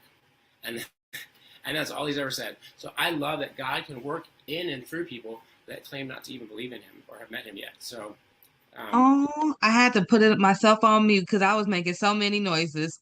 Yeah. So after all that time, your brother finally came through for you. Yeah. And it was like you seeing these little miracles almost that were happening for you out of nowhere. Yeah. Yes. After the little small book. Yep. Yeah. It's like God will he used that little book to show me how big he was and how much he loved me, how much he wanted me and his family, right? So it was that spark of hope that I needed. A little mustard seed of hope, literally. Yeah. But then, life is hard. We go from, and in that moment, I went from feeling great and feeling amazed, feeling like I had a zest for life, to I had nowhere to go. I got out of jail, but I had nowhere to go. I couldn't go to my family. Oh my gosh, yeah. So I ended up, I had my brother drop me off at a homeless shelter in Springfield, Missouri. And so I lived in a homeless shelter for 4 months until I was able to get a job and get back on my feet. But it was just one foot in front of the other. Just the determination to know that I'm here for a purpose. I may not know it right now, but it's going to get revealed not by staying where I'm at, but by taking one step at a time and trusting God to get me there. So, and that became the journey of finding out if I'm known, if I'm needed, and if I'm loved. So, okay. So I have a question. So you're at this part of your journey. Okay. Now I have to know, were you talking to your kids at this point? Because I know a lot has happened to you. It's like a year now, maybe. Yeah. So I had 2 older kids and then 2 younger kids. So the older one, my oldest daughter was probably 14 when I attempted to end my life. And I remember about a week before that, because I drank all the time because I was in pain all the time. Not an excuse. That was just where I was at. But I'll never forget her little face. She looked at me with tears and she says, "Daddy, you chose alcohol over us." Oh. And even though that wasn't the truth, that was her truth. That was her reality. And I had that hurt, that cut deep, right? So yeah, my kids, they knew they wanted Dad, but Dad was just not part of their everyday lives because I didn't even know who I was and what my role in life was. So yeah. What a strong story you have. Yeah, and you'll get people that tell you. So when I got out and I started making better choices, they're like, "Well, you don't need permission to go be their father. Go be their father." Well, that's insensitive because I made some poor choices. I can't just rush back into their lives because I'd made some choices that left some scars on them. So, yeah, and that's when I learned one of the biggest qualities. And one of your questions you're going to ask later. One of the biggest qualities I think a parent can ever teach their kids is a good one. So, yeah, humility. Humility is perfect. Humility. It's so inclusive. Like it comes with it has collateral other characteristics that set your children up for success with the characteristics. So. Oh, okay. So I guess we have to hurry up because now I want to get to the good tips. Okay, so we know your kids, they really do want Dad. So I'm so glad you said that because that's what I wanted to hear. So I know dad still has room to come in, but like you said, it doesn't just happen overnight. You can't just wake up one day and say, okay, I'm perfect dad, and they don't expect you to just walk out the door one more time because they've seen it so many times. So, and it's a reality. And I do hear a lot of families that have that. Either the parents saw the same thing you said growing up or the kids. So, very, very relatable. I'm glad you brought that up. Yeah, I was asked on a recent podcast, they said, well, how did you restore your relationship with your kids or your other relationships? And I said, well, I didn't. And here's why. Because when you think about restoration is repairing the whole thing. We don't have all the parts. I don't have all the parts. They have some, I have some. So what is the goal in reconciliation? The goal is no regrets. So I had to take those steps to do what I needed to do to apologize, ask for forgiveness, admit my wrongs, my mistakes, and then that's where I had to leave it. No regrets. I did what I could do, right? And then that creates that safe space for restoration. But it has to come from both sides. So. And wow, you need to go into counseling. That was actually great tip right there. And I think that works even for relationships too, just for a husband and wife or, sister and brother, all relationships. So it has to work both ways. Just communication is key. So thank you for that extra tip. I told you, everyone, he's very good. If you want to see him afterwards, remember, it's Don W. Mann. You're going to want to look him up. Okay. So I'm going to ask you what's your favorite quote, but I'm going to assume it's what you are wearing. Actually, no, believe it or not.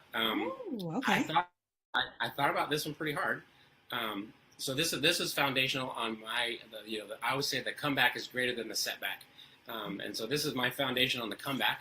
But my favorite quote that spoke deep into me when I was in the dark, deepest despair it's a Bible verse. It's Genesis 50:20. And it says, you meant it for evil, but God meant it for good, to do what it's doing now, the saving of many lives. And when I look at that on my life, it's like, wow. That's it. That's it. So, I feel like that was my life too. Oh my goodness. Look at that. Yeah. Wow. Genesis 50:22, right? Genesis 50:20. 50:20. Oh my goodness. I'm going to look that up. I may print that out and post it in my house as a reminder. That was beautiful. Thank you for sharing that. That's a wonderful quote. Really, really is. Okay, so we're going to go to the next question. What are the best resources that have helped you along the way? So when I think of resources, I think of so when I burned all my bridges, when I made those poor choices, and basically I was an undesirable person to be around, right? Mm-hmm. And when you're undesirable, you don't have access to very many resources.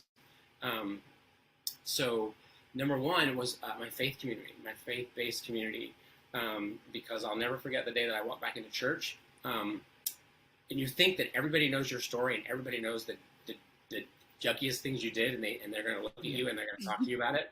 But that's not the case. In my experience, that wasn't the case. I walked into church and they said, "Don, we're glad you're back. So glad you're here. So good to see you."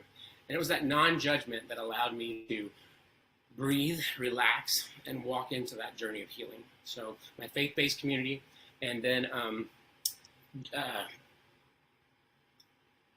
piggybacking off that is that they created a safe place for me to find out, for me to figure out who I am, right? Okay. Because if we don't know who we are, we don't know where we're supposed to go. I always say that that the more you tell somebody who they are, the less you have to tell them what to do. Because if you know who you are, you know what you're supposed to do.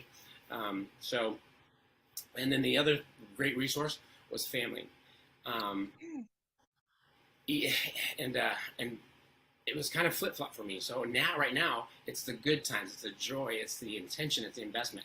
Back then, it was the challenges and the hardships that I had to endure with them. And how was that a beneficial resource? Because I believe that some of our greatest blessings are on the other side of our greatest challenges. And we have to go through them to receive that stuff. And So yeah, I look forward to challenges and hardships, and kids that talk back to you, and kids that want to argue about bedtime. I'm like, yes, learning This is moment. time to go. Okay, so you kind of just reversed it. You know what most people stress about, you're embracing it. Bring it on. Yeah, I was if I failed at something, or if I made a mistake, or if I cried, like all those things were wrong, like they were bad, and actually they're all good if you think about it. What's guaranteed in life? Everybody's gonna do fail. Everybody. That's true. Sooner or later you're gonna fail at something. So instead of finding yourself in the middle of failure and decided to take a heavy weight of a loss or something negative, no, fail. I think Will Smith said it. Fail forward, right? Find out. Don't ask yourself, why is this happening to me? Ask yourself, what am I supposed to learn from this? If you reframe it, there's no such thing as a loss and failure. It's just a learning. And it's going to work perfect. Yeah. I love that. Kind of the same tips that I give my son and my daughter. So just reworded a little differently. So that's amazing right there. So yeah, I love those resources, especially the family one, because I know that you said earlier, there was a lot of tension between everyone, and now they're your best resources. So I love that. Always depend on your family. It may be some hard moments. Nobody said there won't be, but there will always be something brighter at the end. Okay, so I do have a couple of questions. So I know that you love talking about bullies. Yeah. And our youth. So I actually had a son that I had to change him schools twice last year. Straight A student, National Junior Honor Society, smart kid, skipped a grade. The school that he originally was, he was getting bullied by the older kids. I believe because he was younger and he do wear glasses. Yeah. So then we switched him to a different school. And then last year he's a new kid. So it was a whole different type of bully, and he had to prove, who he was. Yeah. So many parents have went through that, especially after COVID. Yeah. What tips can you provide to help empower our youth, and any tips for parents on handling bullying? Okay.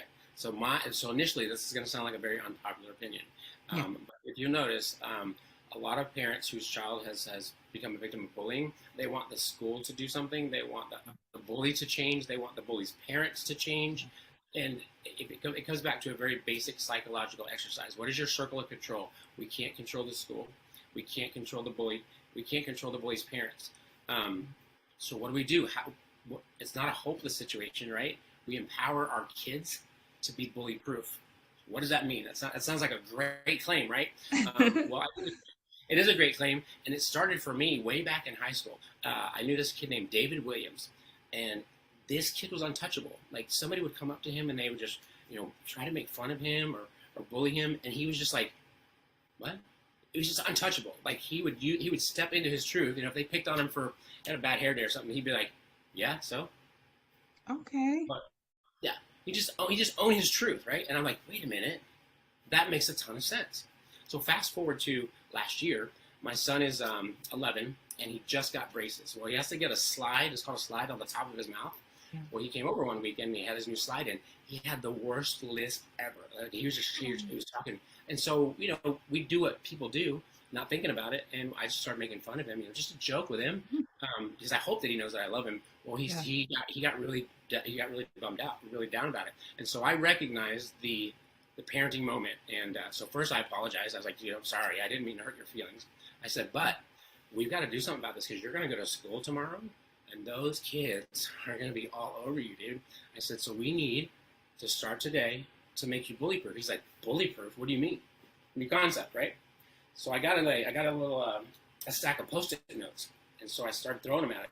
Wad one up and throw it at him. And he said, stop. Throw it again. He goes, Dad, stop. Throw it on again. He goes, cut it out. I'm serious. Throw it on again. He goes, I'm serious. This is really annoying. And I throw it at again. And finally, he picked one up, and he threw it back at me. And I was like, what? What'd you do? He's like, I threw it back at you. I was like, why did you do that? Because you were doing it to me. So no, you took what I was using as a weapon, and you defended yourself with it. I said, if you do the same thing with your lisp, you go to school tomorrow and somebody says something about your lisp, you say, That's a horrible list. I don't even have to try to have mine, and it's a lot better than yours. Mm-hmm. You have them empower their situation with their truth. If it's acne, you can find a scenario that empowers them. If it's glasses, hey, at least I have 4 eyes. You only got 2. I can see a lot better than you. Adoption, I've heard kids getting made fun of because they're adopted. I just tell them to say, hey, at least your parents chose you. His got stuck with them. So there's always power. Okay. If you find your truth will set you free, and your truth is never bad. It can't be. It's never negative. Right? You walk in your truth makes you bully-proof. So that's, and at the end of it, bringing that full circle, my son went to school that week, and he came back, and I said, so how'd it go? And he said, Dad, nobody really bullied me at all. They just asked a couple of questions and left me alone. Why did that happen? Because he had the confidence. He was ready for it. And that's what bullies do. Bullies are kids that don't feel great about themselves, and the only way they know, their default to make themselves feel good, is to find a weakness in somebody else. Absolutely. So he went to school. There was no weakness. Like, he had that list, but he was ready for it. And bullies sense that there's no weakness. They're not going to come at him. So it's every situation is different, depending on what your kids are being made fun of for. But I think a good parent who really knows their kids can turn that truth into, let them walk it, let them own it, and let them use it. Don't let somebody else use it as a weapon against you, but use it as a defense. So if you're courageous enough to own your truth, nobody can bully you for that. So. Yeah, at all. Nobody can use you against you. Right. So. Yeah, and I got an example of that in my life too. With the alcohol and the DWIs that I had for my poor choices, I actually got a felony conviction, and for a long time, that was my label. Wow. And so I held myself back because of what I believed. I wouldn't apply for jobs that I wanted, and if you never ask, the answer is always no. Yeah. And so somebody was saying something, they were calling me a felon one day. I said, look, I'm not a felon. I committed a crime that's a felony. I have a felony conviction. That's not who I am. My value and my worth is not the sum total of my poor choices. So that's it. You're more than just a title. That's what I always say about myself too. Yeah. Labels. I don't like labels. No, I don't like labels either. I have to agree with you on that one. So I have a question for you. And I don't think you talked about this, but I wrote down, did DARE make a huge impact for you? So, I don't think I mentioned it, but when I was in law enforcement, I got training to be a DARE officer, and DARE stands for Drug Abuse Resistance Education. So I got certified, and I started the first DARE program in a little town called Sarcoxie, Missouri. It absolutely had an impact, and here's the impact it had. It started to bridge that gap between a 30-something-year-old man and 6th graders. Even though I'd been through it, I ran from it, so I didn't know what they were going through, and it also it helped me translate adult information into youth knowledge. So it was helpful in that area. It was definitely a foundation for a speaking career, for having a passion and a heart for youth. So absolutely. Do you think that it also helped you with your known needed loved? Because DARE, the acronyms, and they're so straight to the point. And so is like everything about you so far has been straight to the point almost. Yeah, I think the message that it sent me was, I went to school. I went to an adult training to teach kids how to stay off of drugs and alcohol. And then in my worst moments of life, I found myself neck deep in alcohol. So if I knew it, if I knew all that information, why didn't I apply it? Why didn't you apply it? It's not about knowledge. You know what's interesting? There was a nurse who wrote on, she was advocating on TikTok, and she said families need more in the NICU than just education, because everybody can get the education, but if they don't know what to do with it, then it's just wasted information. Yeah. Books on a shelf don't make you a smart person. Right. You can take in all the knowledge. It's knowing when to apply it, Right. the difference between knowledge and wisdom is, knowledge is knowing that tomatoes are fruit. Wisdom is knowing not to put it in a fruit salad. So Absolutely. You gotta know. you gotta know. And I think it also the other side of that is you can have knowledge, but if you don't feel like you're in a safe space to apply it, it's not coming out. Definitely not. Definitely not. So you did give us some tips earlier. Did you want to review the tips that you wanted to give to parents to help with their children, or did you want to add on? So this is what I was talking about before. So how do you help your kids, right?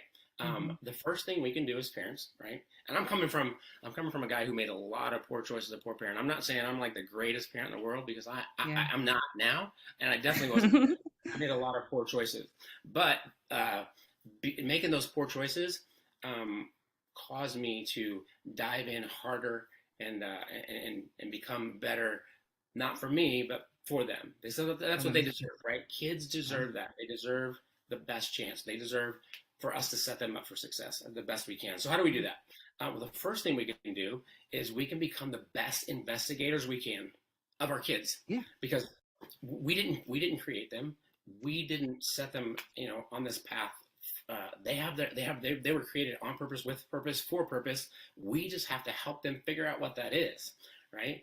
As much as I want my son to grow up to be a NFL football player, because that's what I wanted to do, if he doesn't want to do that, I'm not gonna force him into that and ruin his life, and take him away from his purpose. So become the best investigator you can of your kid, and be bold and be brave and be humble to walk that out with them.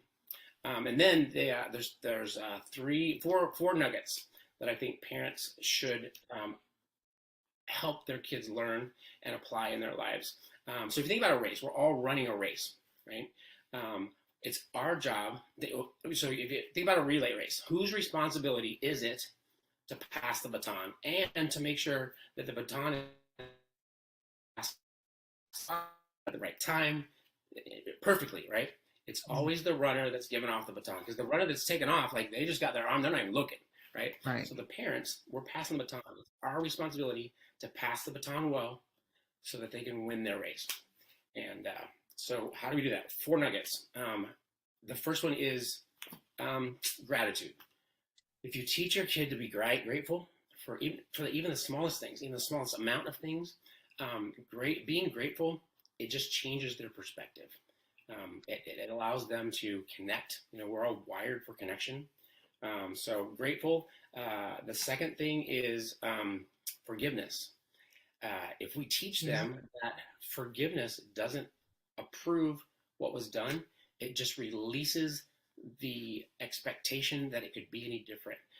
And people think, at first glance, forgiveness looks like it's weak, but actually, if you choose to forgive, you're retaking control of yourself in that situation. So it's actually empowering to teach them to forgive. And then the third one is gratitude, forgiveness, empathy. Oh, I love empathy. Yay, I love empathy too. Empathy. So I just had a discussion with my kids last night. They're like, sympathy. And I said, well, they said empathy, and then they explained it. And I said, well, no, what you're describing is sympathy. So the difference between sympathy and empathy is you look at it like this. They said, well, you walk in somebody else's shoes. That's empathy. I said, no, that's sympathy.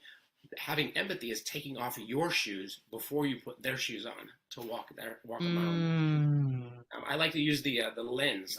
We grow up and we have life experiences, so we look through life through a lens. It's our lens. Well, everybody's like that.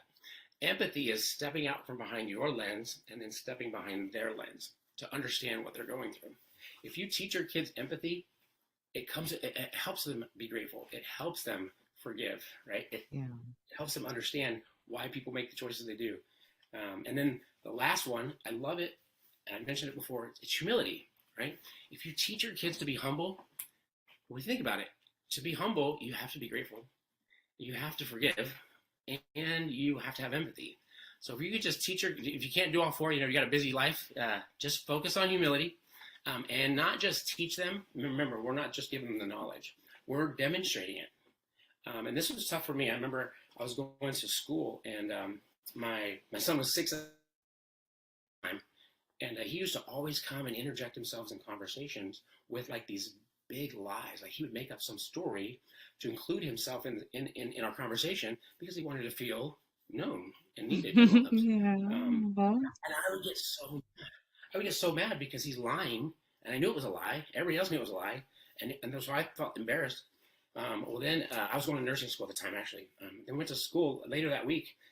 We learned about Erickson's stages of development, and at 6 years old, they have what's called magical thinking, and they're not lying. He just wants to be included. He's not trying to lie because he's trying to be conniving and manipulative. He just wants to be included, and so that I felt guilty. I'm like, oh man, Dad failed, right? So I went home that night and I said, hey buddy, I would never thought I would have to apologize to a 6-year-old, right? I said, hey buddy, you know how Dad, accused you of lying, and I said, well, I learned in nursing school, but you're not lying to do wrong. You're lying because you just want to be included. I said, so I'm sorry I did that. And he's a 6-year-old. He's like, it's okay, Dad, don't worry about it. Yeah. That was a huge lesson for me. So what that taught me is, we all have failures, we all have mistakes. So if you're humble enough to admit your mistakes in front of your kids, that's setting them up for success. I know that we think that we have to be the perfect example so they can follow a perfect example, but that's just not real. That's not authentic. And I think your kids would rather want a parent that's real than a parent that's right. Just be real. If you make a mistake, own up to it. That's going to bring you closer. It's going to draw you closer together. Not have them look like you're weak. So, and it also helps them with accepting their own failures when it comes up, because they've already seen their parents go through a failure, maybe work their way out of it. Now it's not so stressful on them. Yeah. Wow, good nuggets. I like those. Thank you. Very good. I hope all of you wrote that down. Those are very important. I'm going to leave with one more question. This is the most important question I have for you. Where can people find you? And I know you have something special coming up in the works. Do you mind telling us a little bit about it? You bet. So my website is it's DonWman, all lowercase, .com. So if you just go to www.donwman.com, that's where you'll find me. I've got resources. You can contact me. I've got a contact sheet on there. I just have a passion. So my life's goal is to impact as many youth as possible, because right now suicide is the second leading cause of death between the ages of 10 and 24. I think it's tragic that children choose to take their own lives because of big emotions. So that's where you can find me, and a lot of resources on there. We'd love to hear from people. Love to hear stories. I love stories. Everybody has stories. Yeah, you love stories too. Good. So you guys don't just send me stories, send him stories too. He loves stories. Yep. And so I am in the process of writing a book. I've had so many people say, Don, your story is so crazy, you should write a book. So I'm going to write a book and hopefully finish it by the end of this year. And then there's editing and publishing. And so, but yeah, it's going to be called Known, Needed, Loved, God's Story Through My Life. So I am so blessed to be able to give my kids a second chance for a father that they almost lost. So What a story. What a story. And when the book comes out, please let us know. We'll share it on all our websites. We thank you so much. I'm a huge advocate for mental health, usually for postpartum moms, but it can go with the youth and the dad as well. So I thank you for being here. I thank you for sharing your story. I appreciate the invite. So honored. Thank you. I appreciate it. You're welcome. And please come back and please let us know when the book comes out. We'll make sure to include everything in the description for you, okay? Thank you so much, Ashley. I appreciate it. You're welcome. Thank you, everyone. See you next time.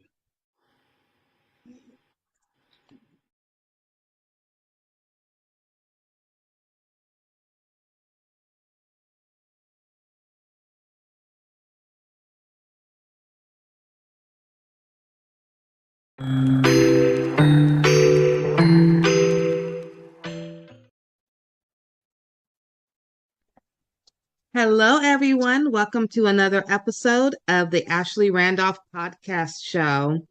I have a lovely guest today, and I'm so excited. I've been planning this for maybe 2 weeks now for Miss Marie Mosley. She is the author of Pretty Divorce, which is a very touchy topic, which I am absolutely so excited about sharing with you all. I know we do get some questions to our case managers about do they have any resources for when going through a divorce or how to find a lawyer and things like that. So this is a little educational for you guys. She'll tell you about her book, but most importantly, you have to hear her story. Thank you, Miss Marie, for joining us today. Thank you for having me. Yes, thank you. I can't tell you how excited I am to have you. I have been putting your flyers up for 2 weeks now and telling anyone who would listen to me to make sure they watch today. So, Okay. incredible story that you have.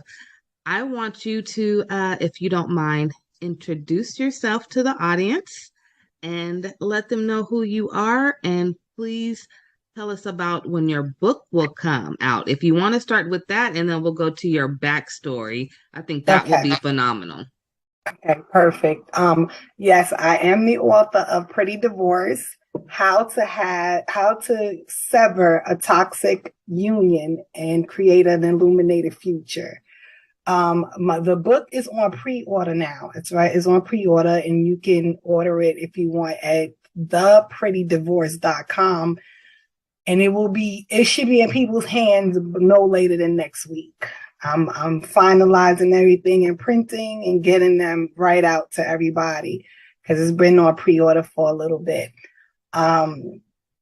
So yeah, it's been a journey. Right in time for the holidays. Yeah. Oh, yes. I actually wanted it to be out this summer, but I do trust in God's timing. So I think maybe the timing is perfect. I think okay. it's perfect. And I'll do another little hint. So I'm very business savvy.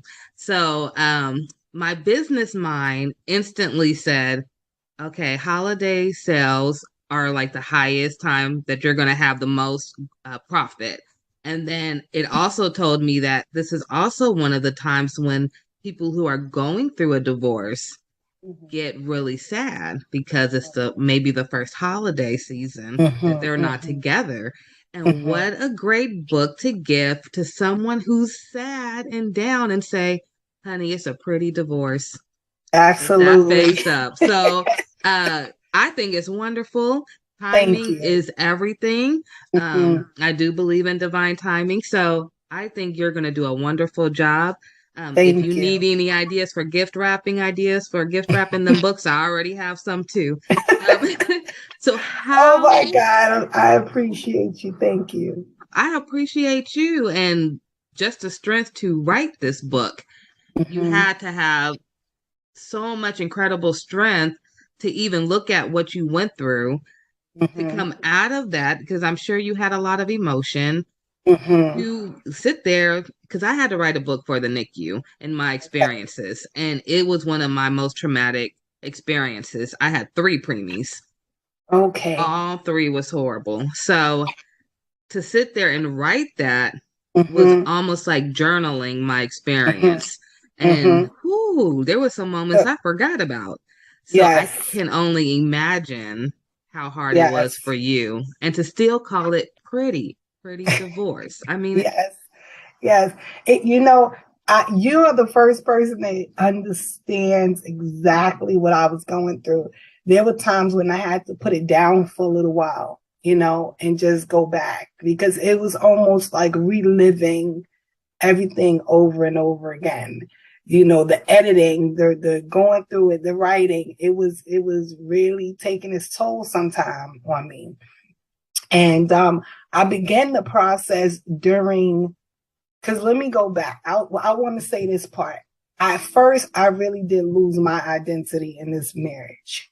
And my story was wrapped around being teenage parents that stayed together and kind of made something of themselves, All right. So that was my story. Like a fairy tale story. I didn't think about the toxicity. I just like, all right, we're together. You know, we have a story because I've always wanted to be an author. I always knew that I was going to write my story.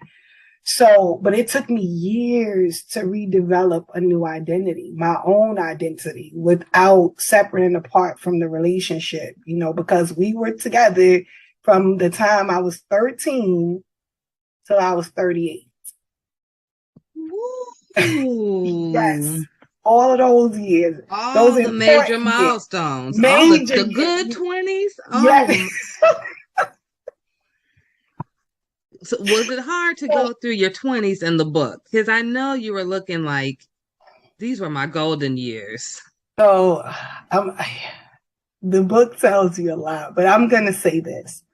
And this is not a funny topic, but around about 16 or 17, I became suicidal. It had gotten that bad. It had gotten that bad. And I talk about it in the book. My girlfriend introduced me to her boyfriend's friend, and he kind of became an outlet. So yeah, I don't advocate side relationships. However, I have to say that my side relationship kind of saved my life. You know, so that moment it worked. Yeah. So my 20s were horrific at home, but they were glorious somewhere else. If that can, you know. So I don't know why, you guys. I'm sorry, but I have to say this.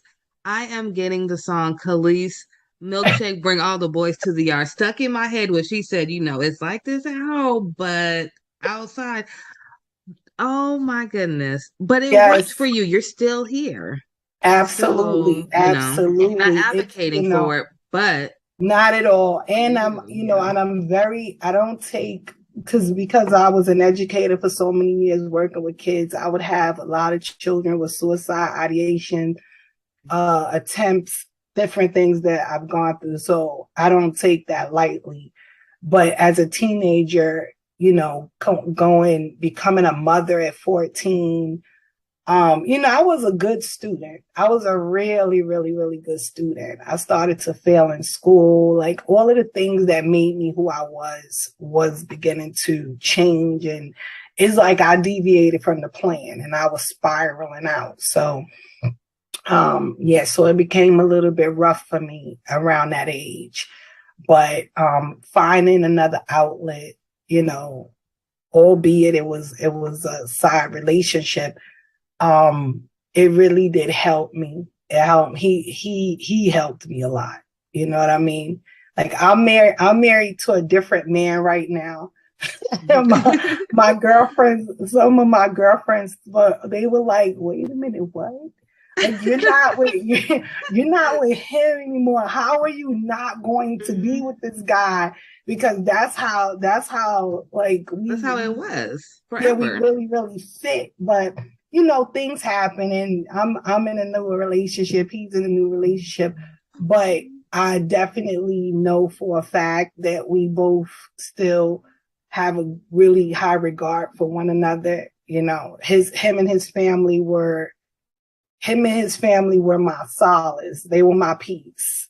So I can never forget that. Like I can never forget them, and what's awesome is my husband now, he knows all about it because him and I were best friends. So he got to know and understand how crazy I was about this guy and how indebted I was and how, I hold him in a really high regard and stuff. So, and he's okay with it. He's an alpha.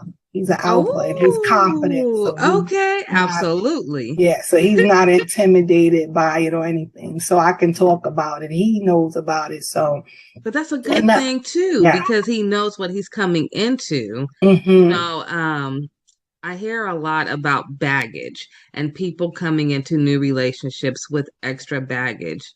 But for him, he already seen your baggage. So you're really not coming in with no baggage because you already knew each other. So that actually do you think that you guys are more on like a soulmate type of plane now? Because my husband, let me the one be you're with because now. you know what, my husband was like, tell your story and be honest.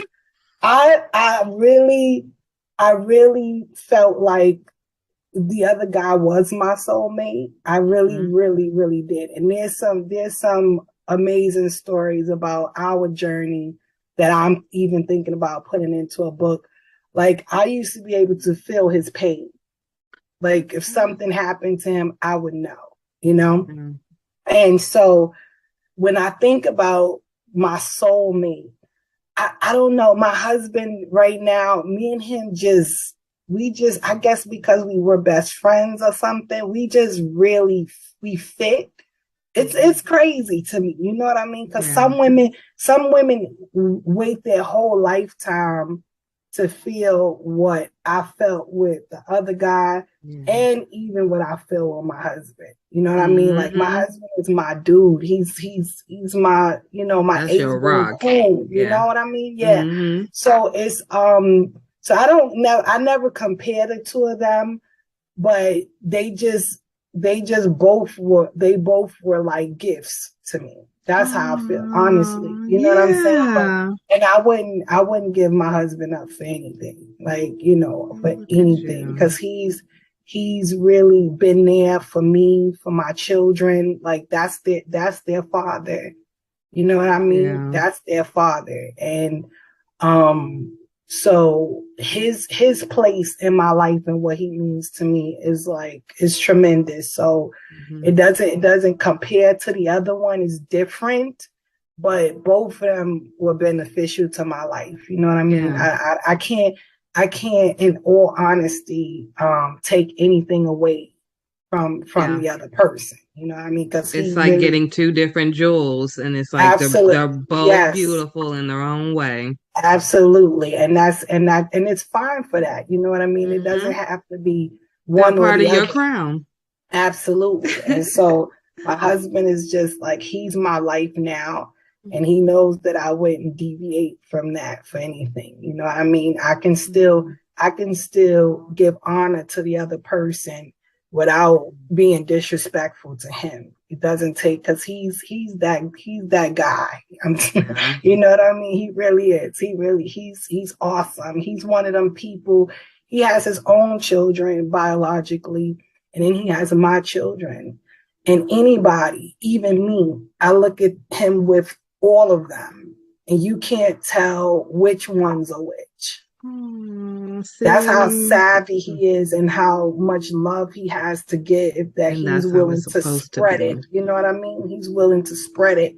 And so, but yeah, we both have a really good understanding. A lot of people think that you shouldn't talk about your past relationships, but we were best friends, so we told each other everything. Everything. Yeah, I feel this way, and this person did this, and I feel this way about that. And then we ended up together. So, and we didn't let it get in the way of what we felt for each other.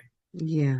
So yeah, but that's, So listening to you sound so confident. Thank you. I gotta know. I'm gonna tell you a little backstory about some of the women in my family. Okay. And why I found what you just said so powerful. Because you were able to divorce and find somebody else to make you happy.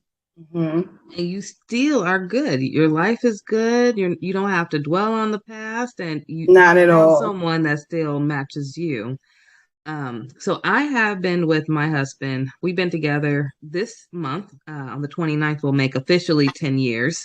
Okay. And we've been married for 6. A lot of the women in my family are not married. Okay. They have all got married and divorced.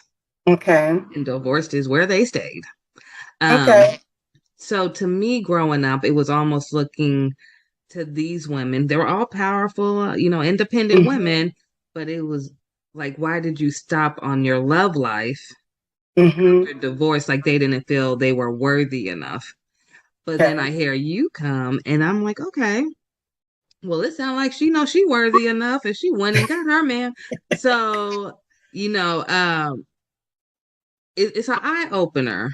So, for those who are out there listening to or watching, if you have a background like me where the family that you have, they get divorced and stopped, here's a story that tells you can continue to move on. And so it's powerful. I think that one thing, my background in psychology and counseling and things, it really helped me going to school, right? I learned a lot about relationships and human behavior. And I was hell-bent on not bringing my baggage with me. Like, I wanted no parts of it. It had to go.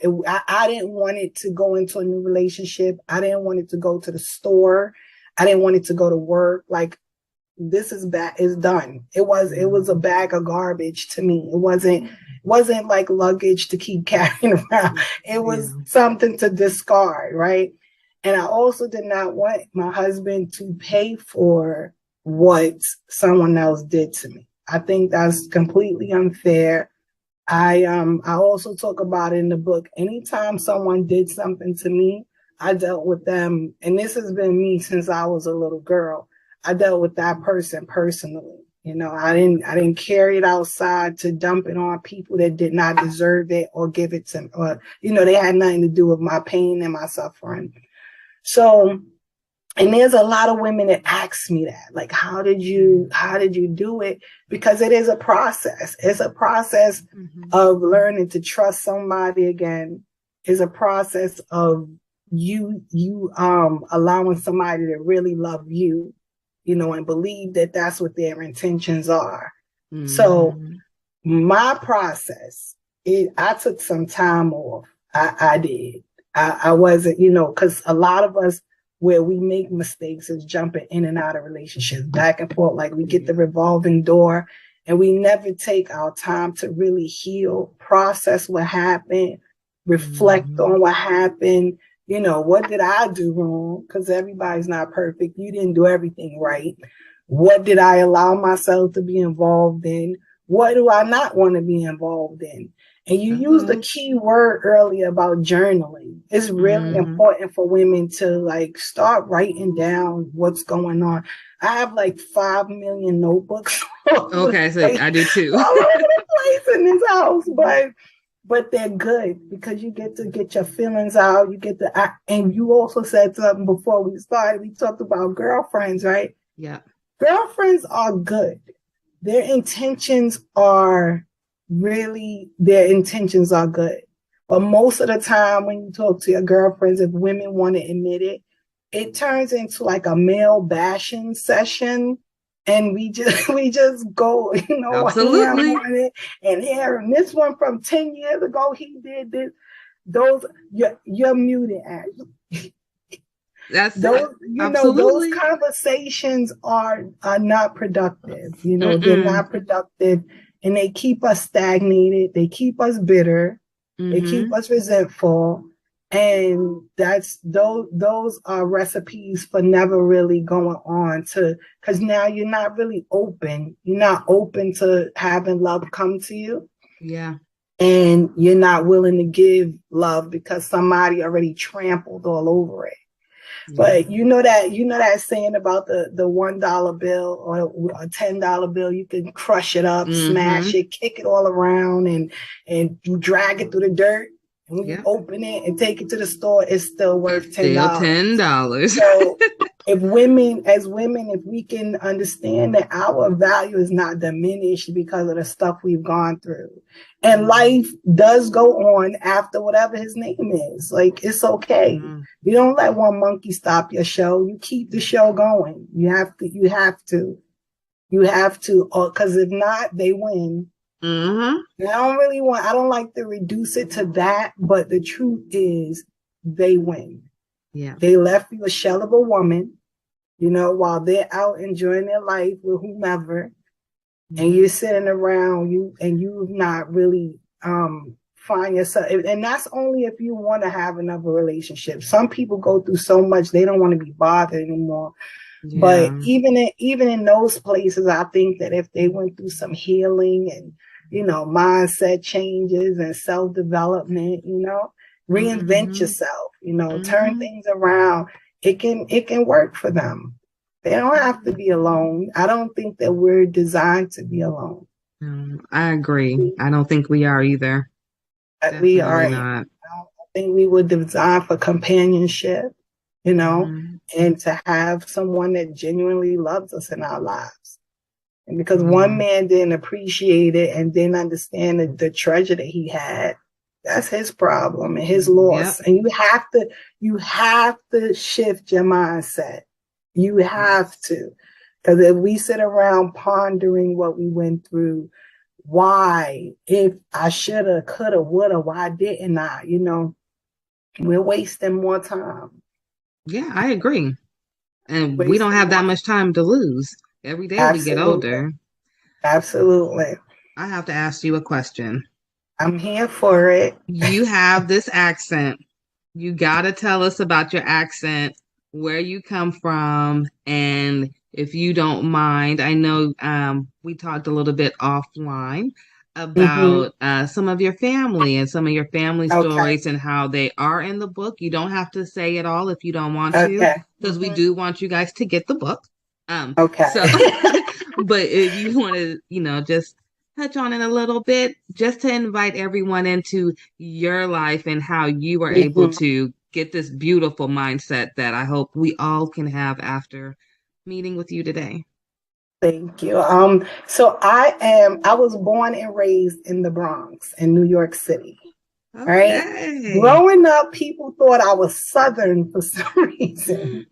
Now, my dad, I don't know. My dad is was born and raised in South Carolina. So I didn't know, maybe his genes were that powerful that I got his accent. But I'm originally from Bronx, New York. We just quickly, my dad died when I was 5. And we came from, we came from a quaint little neighborhood. And after his death, we had a fire. Really? So no, I shouldn't leave my precious dog out. After my dad died, maybe like 2 months later, we lost our dog that was there when I was born. And then we had the fire. And then we moved to the projects in the South Bronx, which were a bit intimidating, but we had to do what we had to do. That's where we were placed. And so we lived there for a while, after getting used to all of that. Around about when I was 12, my sister passed away. And I don't want to say, well, my sisters, both of them are my favorite siblings. I'm going to say, my brothers, I got my oldest brother that I'm like in love with, my oldest brother. But my sisters were my sisters. They never treated me like a pesky little kid. I was like their life, anything, like, what do you want to do? Take me shopping, doing my hair, everything. So I love my sisters. But my middle sister, she was 22 years old and she had a preemie. Yes, she had a baby. She was born 1 pound and 7 ounces. Ooh, little warrior. Yes. And she fought through that. She came home on Valentine's Day of 1983. She was born in 82. Oh wow. Okay. Yeah. So a long NICU stay. And my sister, they gave my sister the wrong medication. Oh no. For an allergic reaction. And she ended up, oh God, I've never told nobody this. I wrote it in my book, but I didn't never utter the words. Well, you're in a safe place, so know that. Yeah, I know, but it's still difficult. It's still hard every time, I know. Oh God, so she ended up, she was hallucinating from this medication, and she and the baby went out the window. Oh no. Yeah. And I'm so sorry. it's That's been why a you're minute, such but a fighter. Man. so the baby passed away that day, and then my sister was in the hospital for 2 months. And the day we told her, because we didn't tell her for the whole 2 months. She was in the ICU, unit for 2 months, and the doctors suggested, because she couldn't really remember what happened, and the doctors suggested that we didn't tell her, because it would be detrimental to her healing and her health and everything. And once she got herself together and she was in the regular room and she was asking, like, now I'm out of the ICU, I can see the baby. I need to see the baby. They got a psychologist, my mom, the clergy, we all were in there, and we all told her what happened. And she was gone the next day. No. Yep, she was gone the next day. The doctor said she went into some sort of cardiac arrest, and she had this pneumonia that they didn't detect in her system. And I was like, yeah, no, I don't think that's it. Like, my sister adored that baby. You know what I mean? Every single day at the hospital, for as long as sit there and wait till she go back in and visit. You have preemies, you know how it what you go through, you know what I mean? I'm thinking, if I was her in her place, and not talking for your sister, of course, but if it was me and then I heard that news, I mean, you literally, how we were talking about earlier about, you don't want to lose yourself. But when you're in the NICU, you kind of do lose yourself, and then you become all about that baby. And then I can totally understand her feeling like her whole life just got snatched, because that's all she worried about. And that, I know those NICU stays are not easy. Yeah. Bless your sister. Bless you. Yes. Thank you. Yeah, she was completely attached to that baby. I mean, if the baby would have a stain on her t-shirt. I remember we couldn't see the stain, but my sister she was like, no. And she's like, no, I have to change her clothes, and and she just cared for her so much and was very attached to her. And yeah, I really do believe that in her heart of hearts. I know people don't, we don't know how life works. We don't know how people do what they do, but I just believe that she let go of this life because the fact that my niece wasn't here, and I think the thought of her seemed like having something to do with it. I think it was crushing her. It was too much. It was too much for her to bear. That day that we told her, it was in the morning. So me and my mom stayed with her like the whole day. The family was in and out, but we stayed there. And I can't count how many times she just kept saying, I'm sorry. She didn't cry. She didn't cry. She just was like, I'm so sorry, Denise. Do you forgive me? And I'm like, no, like mommy said, it wasn't your fault, that they gave you the wrong meds. It's not your fault. Like it's not for me to forgive, you know what I mean? But, she was in shock. She was she was over it, So I ended up losing my niece 6 days after my 12th birthday. Oh, you were so young. Yeah, I think after my 12th birthday, and then my sister passed away in 2 months after that. And I literally had to go back to school. Like, I literally had to go back to school. Like, I didn't just bury them. you know. And it was my 13th birthday. I'm wrong. It was my 13th birthday when I was going into 7th grade. Yeah. Wow. I had to go right back to school like maybe a week after we buried my sister. Like you know, and try to maintain grades and act like everything was, you know. Now, not for nothing, school was a big thing for me, so it really was a way to get my mind off of stuff, but it wasn't doing what it used to do for me. It was horrific. Like I think I felt like a zombie some days walking around, you know. So your brothers, are they older or younger? Yeah, I'm the baby. You're the baby. Okay. The bunch, yes. So it was 6 of us. It was 6 of us. Big family. Yes. And I'm the only child until I was 18. And my dad had another child, so I do have a half sister who's just as intelligent as me, but wow, 6? Yeah, 6 of us. Yep, and she was the 3rd oldest. It's my sister, my brother, my sister, my brother, then me. Okay. So you had a lot of brothers.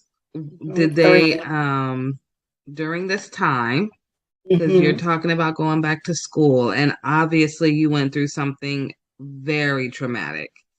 Do you think your brothers was very consoling to you at that time? Because you're the baby, so I'm gonna be completely honest with you. My sister was like the glue. Yeah. You know, and we realized something very, very weird. My older sister says that my other sister was my mom's best friend. So my sister was born February 1st. My mom was born February 20th. Oh, okay. My mom passed away August 28th. My sister passed away August 31st. No. Yes. Yep. And it really was strange because my mom is buried on top of my sister. Wow. So when we finally got because due to COVID and all of this, it took a little while for, to get things in order. But when we finally got the stone, the way my mom purchased the stone, so 20-something years ago, it was left with enough room. So instead of us buying a brand new stone, we just had them remove it and add my mom's information to it right under my sister. And when we went there, we were looking at the stone like, wait a minute, they were born in the same month. They passed away in the same month. And my sister was like the life of the party. She was the one, that one person in the family that kind of lights it all up and have everything and everybody. So anybody from New York to South Carolina, I'm skipping Washington, D.C. We have a lot of family there. Anybody that knew my sister was really devastated. It was hard. At the time, I'm going to say really that no one kind of wrapped around me. No one really, was like, oh, little sis, like, how you doing? And as I was writing the book, I realized that we all were in the daze. We all were traumatized. It was so tragic.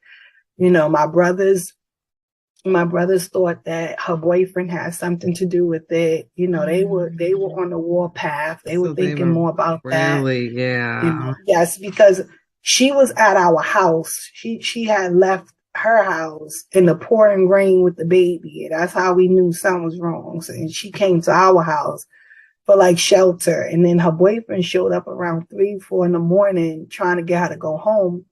And so she went home. And then the next phone call we got was that she went out the window. So my brothers were on the warpath. We didn't know what happened. She couldn't really remember too much.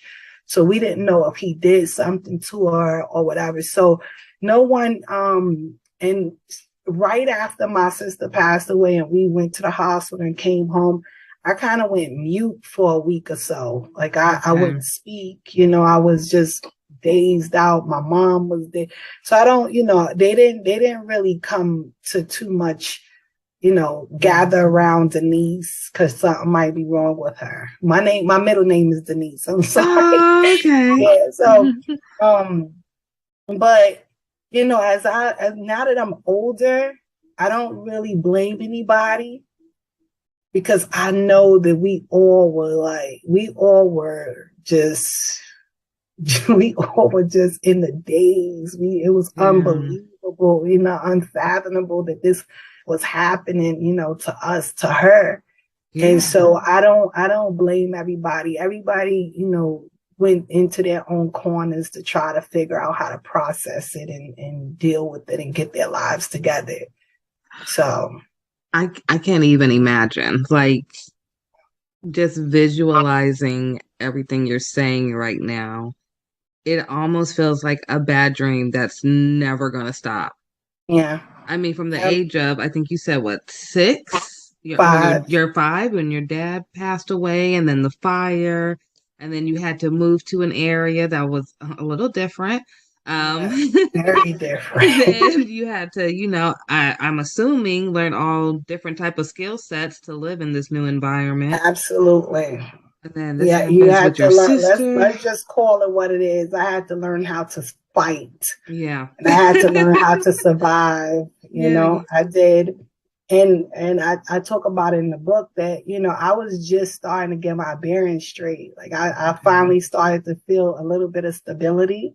Yeah. Like things were normal for a little bit, and then my sister, it just literally pulled the rug from under me. And then after that, so that happened when I was 13. Yeah, I was gonna ask. So you met and your first husband around that time, right? And by the time I'm 14, I'm having a baby.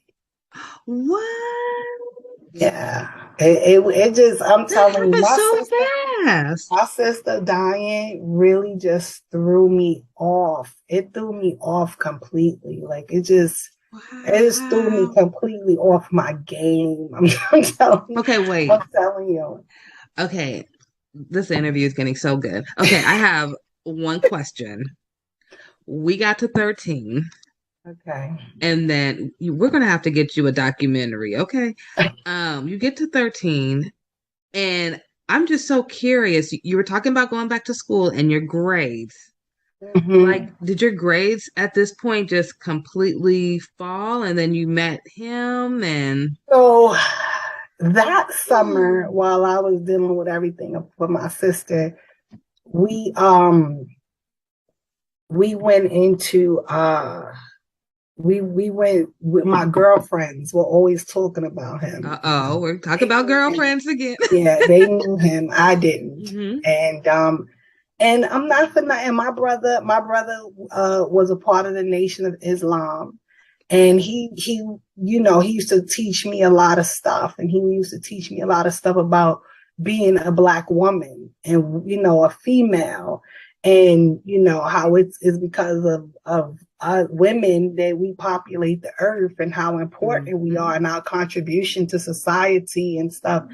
And so my brother was he was a very integral part of me being almost as powerful as I am. God had a lot to do with it. My mom and my sister, but my brother, young, that's the type of time he spent with me, teaching me who I am, teaching me to look at people's character, and not just taking them at face value or what they said or material things.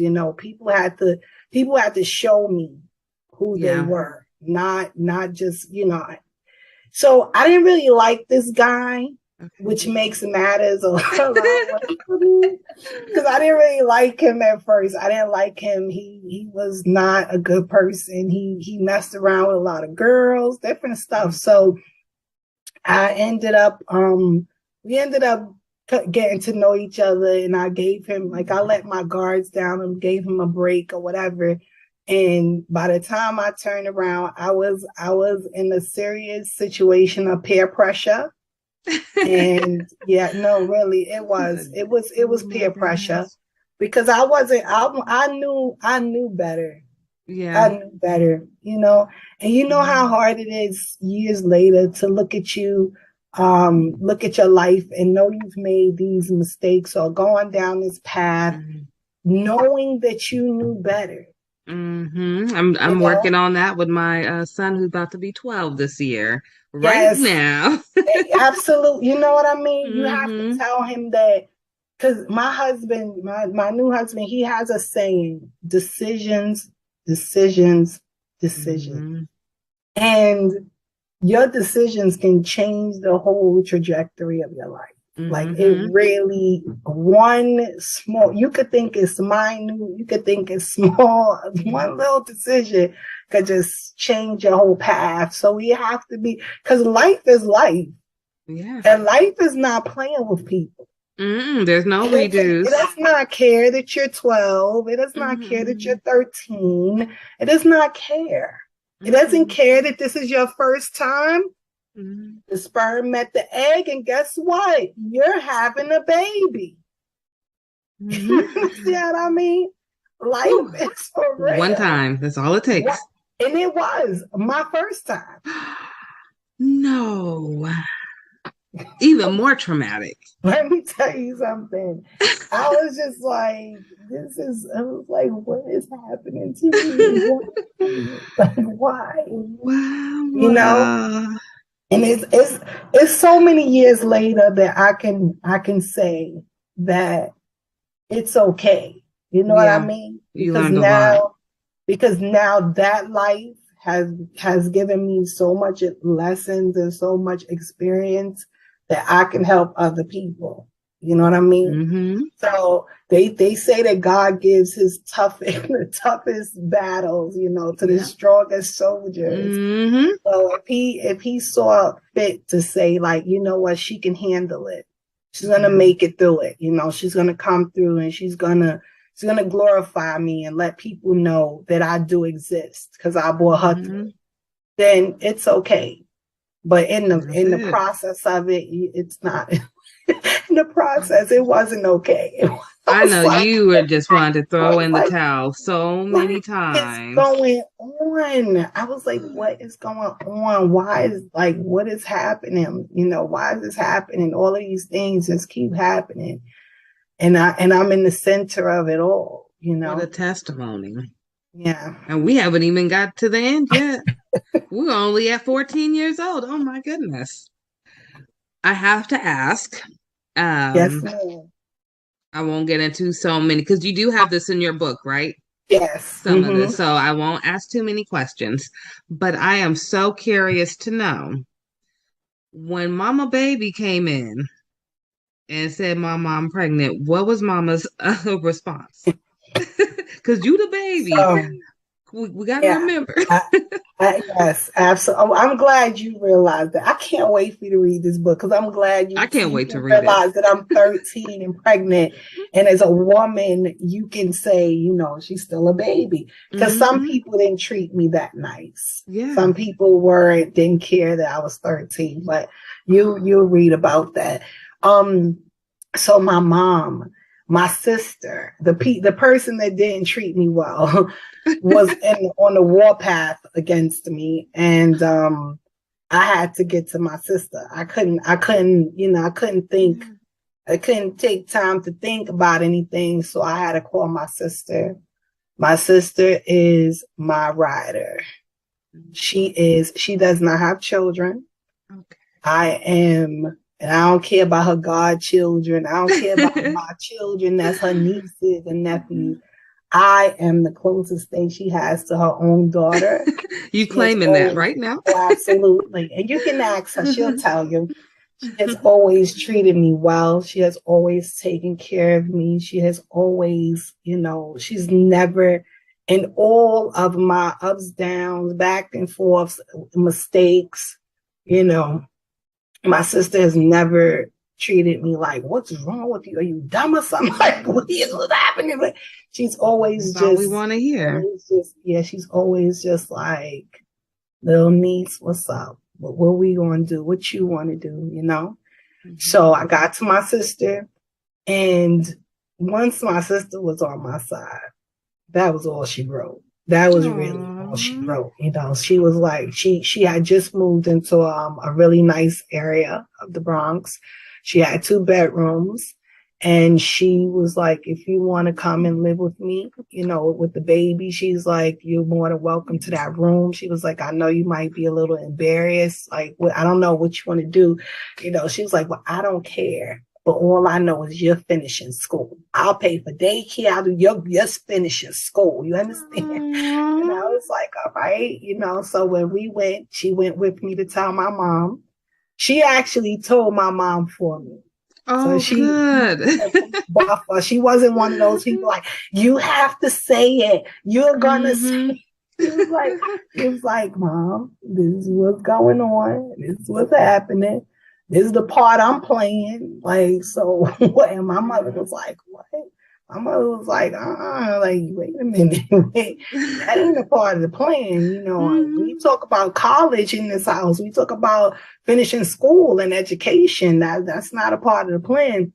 And so I pretty much told my mom, you know, this is what I'm doing because of my brother. You know, my brother was very big on the things he taught me. Abortion was not one, like, we were not going to do that. So, you know, I told my mom I didn't want to do it, you know, and I was going to have this baby. You know, I made my bed and I'm going to lie in it and we going to be okay, you know? That's why I was hoping to, when I saw that you had youth and parents on there, I wanted to tell children. Because I feel like I was my most powerful at 13 years old. Even when I sit in front of people and they're like, oh, you seem so confident. You seem to have it all together. And I'm like, ooh, some days I don't. But when I was 13, I was severely determined and persistent. And like, kids are powerful. You know, kids are powerful. I think kids are powerful because they have not been in the world long enough to be, you know, some of them, because some of them do have it rough. I don't want to discount the ones that come into the world with these rough things going on. But for the most part, kids have not like been tainted. They've not been like traumatized to their core, really hurt, you know.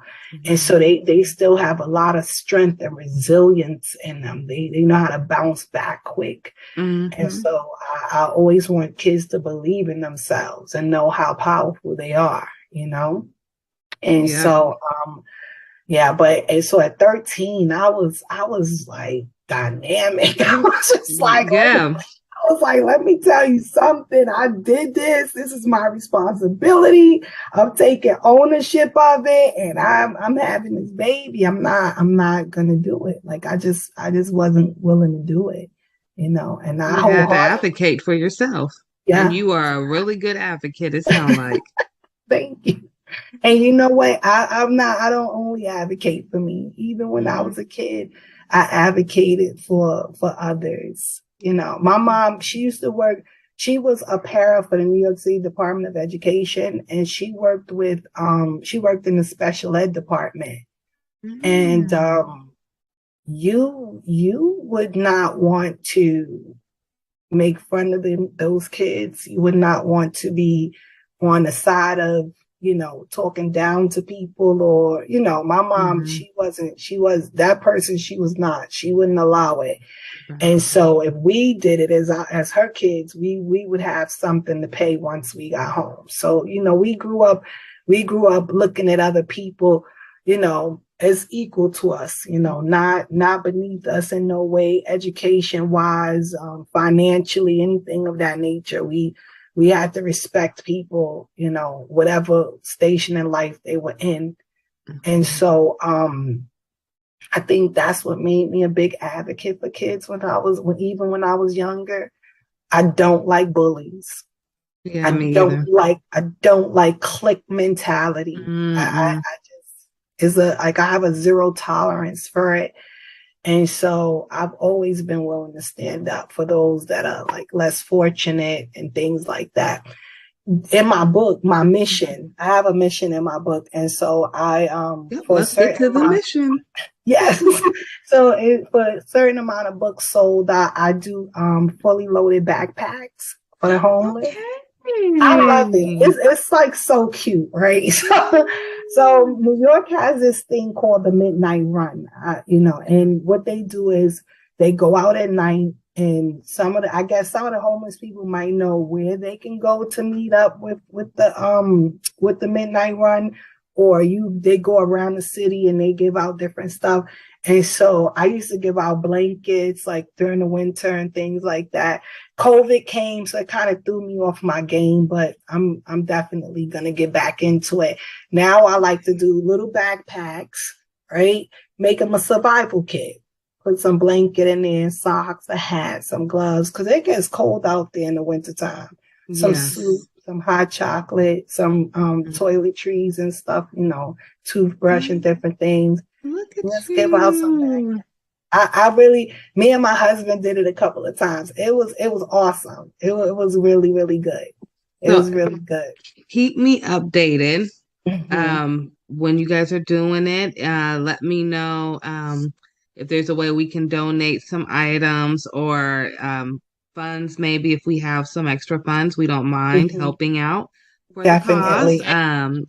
Let me know. I know I've talked to you. You're still in the Bronx, right? Yes, ma'am. Okay, I think I talked to you before, but we work with a hospital really closely in that area. So we do have a lot of families in Glo Preemies who live in the Bronx. Okay. So I will be coming out there soon. We were supposed to come last year, but COVID.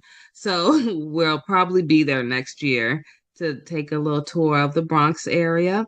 Yeah. But I would love to help meet you face to face. Yeah. I'd love to meet you face to face. I would love to meet you too.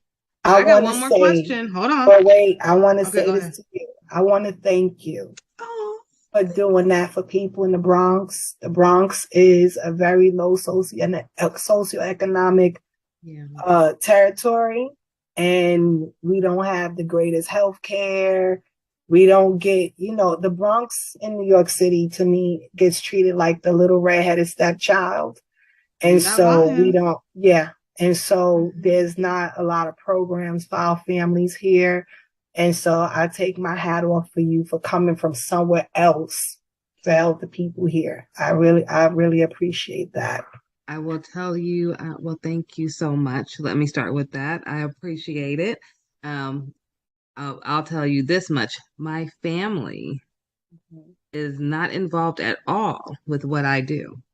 Okay. So if you ask them, hey, what does Ashley do? They'll probably tell you, I don't know. She works from home, I guess.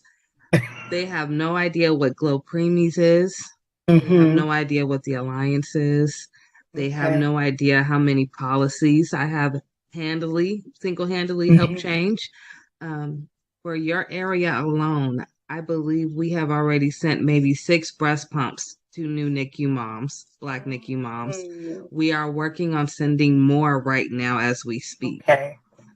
So that is just one of the little things that we do. So just to let you know that I am very appreciative for you acknowledging anything that I do, but I never do it for clout.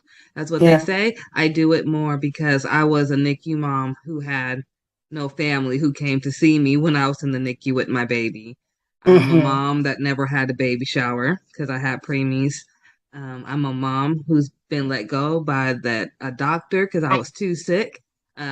Just too many bad things. So I thank you for sharing your story, particularly the preemie story. But is there a way for those who just heard what you're doing with the mission to be able to help donate to you? Do you guys have like a Cash App set up, or will you get one so that if people see this video and want to help contribute to what you guys are doing without getting the book, or if they want to get the book and still donate, how can we do that? So currently I don't have a Cash App set up for it. We'll but work on one. Yes, we will. Yes, we will, ma'am. Listen, you're gonna be right. You don't even know how much you're helping me right now by kind of giving me some tips and instruction. Like, hey, girl, get this together. Oh, good. We're gonna have you Yes. popping, okay? Don't worry about it, you guys. So you heard her. She is gonna get a Cash App or something to that caliber, and when she do, I will post it under this video. So keep looking for this video, see if there's any updates. I'm sure I'll have you back when the book comes out. Absolutely. I do want to do a giveaway for the holidays. I need that book for the giveaway. Okay. For and sure. we will definitely stay in touch. I want to see you when you come to the Bronx. I want to, I want us to get some lunch or something. Yeah, I can't wait. I greatly appreciate you having me. It's been an honor. And to know what you're doing here in the Bronx is really, is very moving to me. Because like even when my sister was in the NICU, there was no helping. There was no, it was thank God we had my mom and my sister to do stuff and to help and to, even me when I had my daughter as a teen, I was like that, growing up, I was like, there's nothing here to help, people that have I did have a high school. I did go to a high school that had a daycare, but even with that high school is still an alternative high school, but it no longer, I don't believe it has the daycare center anymore, which was tremendous because that gave people a real opportunity to go to school and continue their life and, so, but yeah. Do they have any of those options anymore? I'm not really. That was the only school. It was called Bronx Regional High School, and I forgot the name of the extension because they had an extended piece to it where all the pregnant girls went to school. So if you were pregnant, you can attend and you just be in class with other pregnant girls. You wouldn't be amongst the general population. Yeah. And then once you had your child, you were able to still come to school and bring that baby to the daycare center.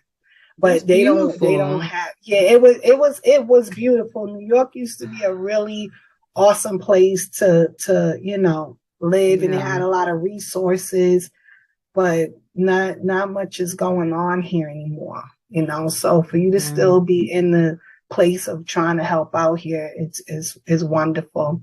We're gonna have to connect for sure. Definitely, because I'm ready. It's gonna the winter months are coming soon, so I'll be this year I'm doing something special.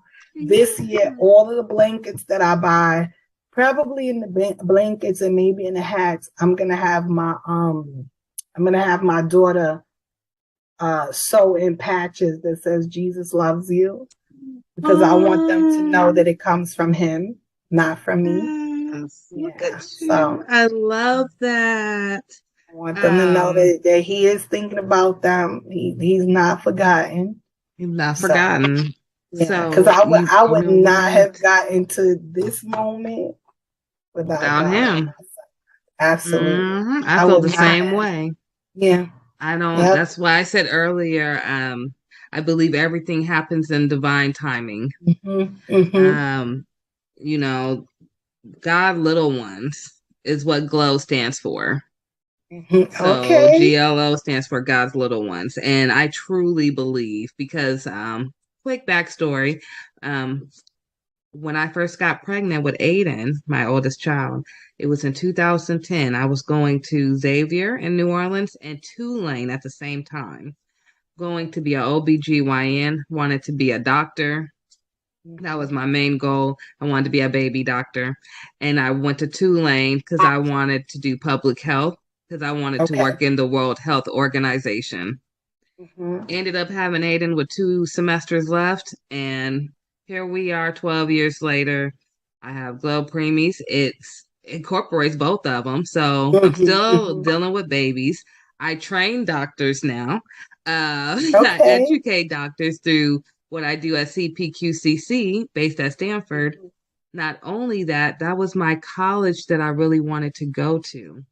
My Okay. mom said I couldn't go to Stanford because she wanted me to go to Xavier because they were known for African Americans to go to medical school. Okay. I still ended up at Stanford. I'm Absolutely. still there, and I'm the Still first gave you your African dream. American to become chair. So I have that honor under my belt. Congratulations. Thank you. I got that this January, so it's probably one of my most proudest moments.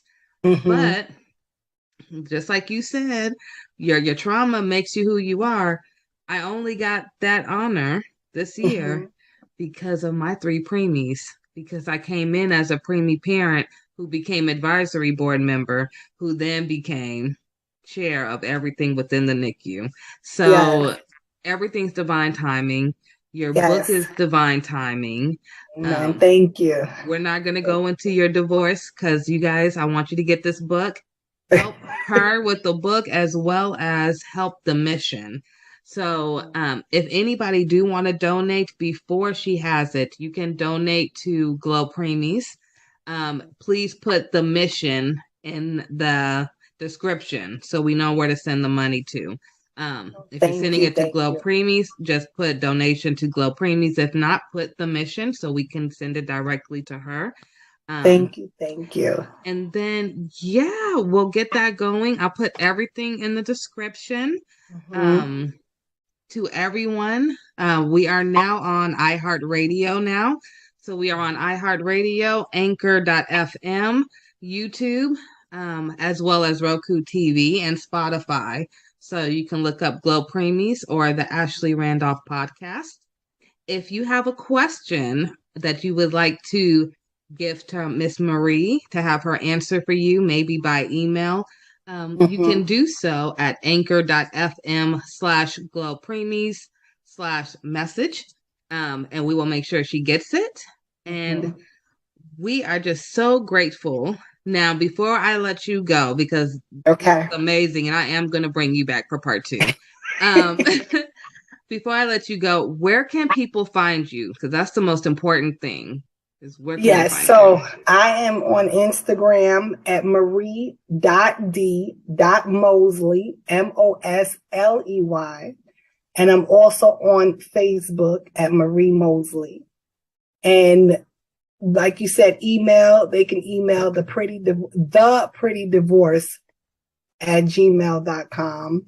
And I'm also going to I'm going to set up a Cash App and send it to you.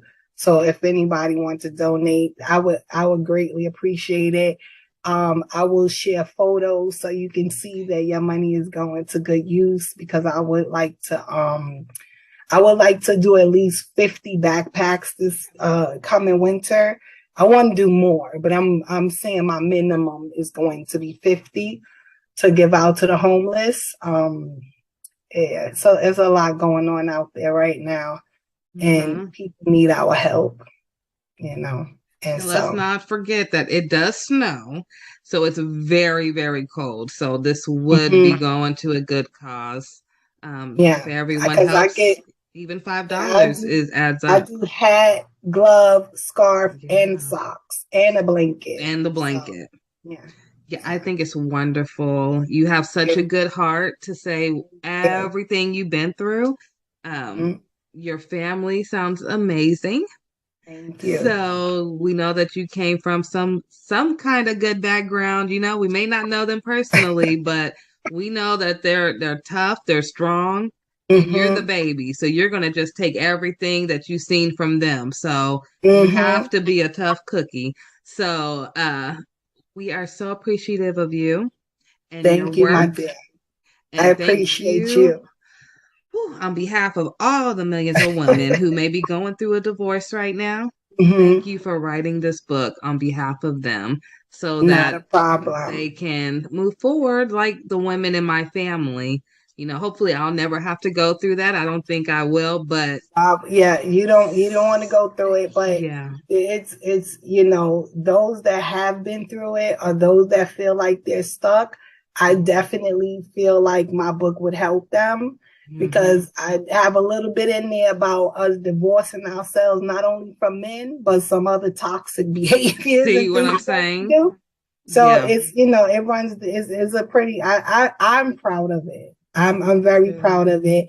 And I can't wait for everyone to read it. I appreciate you. My husband appreciates you. My 4 babies and my 2 grandsons appreciate you. I could not get off the here without mentioning my kids. They are awesome. They are resilient. They went through this divorce with me. Yeah. They empowered me and I empowered them. And we built amazing bonds with each other behind it. And so, yeah, it's doable. It's okay. I got a question. Yes, ma'am. How comfortable is your husband and kids with being on TV? I don't think my kids would have any problem with it. Let me tell you something. First of all, not for an interview though. My son is Mr. Congeniality. He's so astute, and he's such an awesome young man. My girl, I have one daughter though. She's very much into her faith, and she's very modest. And so she might be like, "Mommy, I don't want to be on TV." But the oldest two would get ready for you. Like, here we are. I'm here. Yes. And hubby, like I said, hubby's an alpha. He's very confident. He believes in himself. He would have no problem. We'll show up. We'll definitely talk after this. Yes. We're doing a holiday special for our Roku TV. Okay. And I would love to offer you and your family a little part in it. Okay. And I'll talk to you off of here about it. And then, I just want to offer it. We are trying to uplift as many Black voices as possible. Because when I first got started, there was a lot of people who are at the top right now in the NICU world who told me I would never make it unless I had everyone included. And I said, absolutely not when we have the highest rates. So I know how hard I had to fight, and I'm going to try to make sure that you guys don't have to fight as hard as I did. And I appreciate that. And I want to say this, my book, anybody can read my book. Okay. But I really did have us in mind. Yeah. We go through a unique set of circumstances in almost every situation out here. So I have women that might not have resources. You know, I talk about court and everything in there. Like, when you got a lawyer, all of that stuff. The good questions. You know what I mean? Absolutely. Because we have to speak up for one another. We have to, and I don't shun anybody. Like I said, it's because we all women, we all go through divorce. But when I was going through divorce, I didn't have, $10,000 to get a lawyer to fight for the house and the Rolls Royce. I didn't have all of that. And so I want to talk to people that really do need the assistance, and that need someone to be able to be a voice for them.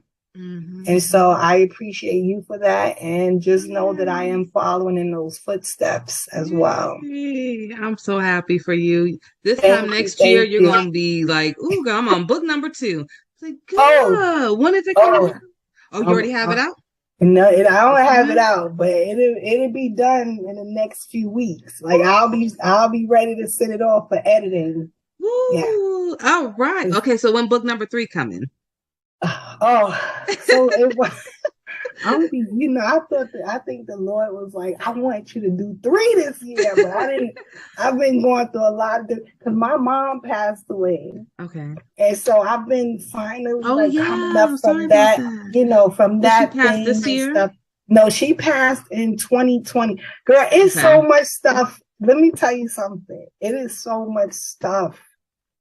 And I'm gonna quickly say this. My daughter, the one that I said is modest, this woman, this cult leader, talked her into. No, I'm being honest. I'm not. Like, I'm serious. I'm being very serious. She talked my daughter into leaving home and not speaking to us anymore. No. Yes. In 2018. Yes. And so we were going through that and trying to get her back. And Then my mom passed away. It's been a lot, but you know what? God is still good. He's still on the throne. I stayed in prayer with me and my sister and my family. We started a whole prayer group, and God brought that baby home. She's home. She's doing well. She's happy. She's not, she has things, but she's not like some people that come out of situations like that. She was there for 2.5 years, and she came home, and she's not anywhere near some of the horror stories that I heard.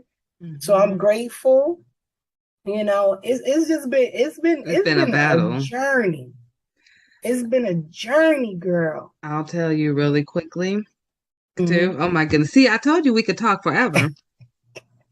Really quickly, my story kind of matches yours. So my mom died January 4th, 2019 with a CPAP machine on her after she'd been complaining about it for a year. She dies in her sleep. My dad dies February 11th, 2020, the next year. Last year, I find out that there is a lawsuit case against Philip Respironics because they knew for 10 years that their CPAP machine was letting out toxic gas instead of oxygen, which is what my mother was complaining for. I am currently right now trying to settle out of court with Phillips. They don't ever answer because I really don't want to go through the whole lawsuit proceedings. Like I'm drained at this point. Yes. Okay. The whole situation, can I please just put it behind me now? Yes. I feel like I still have never grieved. So I'm just here, just like, come on, let's close this so I can move on. But all of that has happened really fast. And then my grandmother, my mom's mom, she had a stroke this year. She had a blood clot in her brain earlier this year. So she's still alive, but she's nowhere to where she used to be. So if you ask me, I feel like since 2019 to today, all the close relatives I had growing up, they're all gone, and they drop like flies really fast. So, close uncles, everything. Just girl, we lost, starting with my mom, we lost 9 in 7 months. Starting with mommy in 7 months, we lost 9 back to back. In 1 month, we lost my aunt. 2 days after that, her son-in-law, and a month after that, her husband, my uncle. So one of my cousins lost her mother, her husband, and her father in the span of a month. Girl, I'm telling you, it's like I don't know what is going on. Woo, but let me tell you something. Woo. I trust the Lord, and I don't think He let us go through all of that for nothing. I agree. It just cannot be for nothing. There is some sort of something. He got something waiting for us. And let me tell you something. Do not be weary in well doing, for in due season you shall reap if you faint not. He cannot lie. It has to. You understand? Yeah. All of what you're going through, all of what you've been through, losing your parents, it is all for a reason. Is not all in vain. You're gonna be able to bless so many people's lives behind it. I know it don't bring them back and fill that void, but God will fill that void for you with His love. And that's really how I have to move through life. Yeah. And it's not for money. I will say that it's not for the money, but I definitely want, I don't even, I ain't gonna say no number because they'll be like, oh, listening. But what I will say is it's about the fact that they did something wrong. They knew they were wrong. And the advocate in me won't let me be quiet for my mom, but be loud for a million other people. Oh, no, you can't. You cannot do that. You have to. You have to. When the thing happened with my sister, my mom, she was so out of it. I think she settled out for the most minute. And my mom wasn't a real fighter. She didn't like confrontation and all of that stuff. So, but She just do wanted it to not be get, do done. not, yeah, she just wanted it to be done, but don't let it go. You know, these people, these medical, they have to start doing better. And real quick, and when I was as a counselor, we would go to a lot of different workshops. And I went to one workshop and they were talking about the medical field and how things are disproportionate between Blacks, not only in housing, but also in the medical field. And I had never thought that was even, you know, I really just thought that the medical field doctors, their oath, I thought they had integrity, right? But it helped me to understand why my mother, who went to the hospital every year for a checkup, for every annual, I could not understand. I said, how can you be telling me in 2005, my mom only has 1 year to live because one of her valves is completely destroyed and the other one needs to be repaired? It is no way possible. My mom keeps up with all of her doctor's appointments, with all of our doctor's appointments. And it was an awesome cardiologist that God used to save my mom's life, basically, because they had given her 1 year to live. And he did this new surgery on her to clear out plaque from her arteries, to make her heart strong enough to survive the surgery. And then what they did to her helped her to live another 15 years. Right? Wow. But I had no idea. And it wasn't until I went to that workshop that I said, that's how mommy's heart was able to get to that condition, going to this doctor, the same lady, year after year after year. And they explained how in the white community, they'll get the cure, while we just get something to you know, help send the us home. We get something to help the symptoms, but we don't actually get what we need at sometimes. And I was really thrown back by that. I was like, doctors are doing like, wait, all about insurance. Have people's lives in their hands. But guess what? It's real. It's very real. So you do what you have to do and you hold them accountable. Make them be accountable. Because it's not okay. No. That's your mother.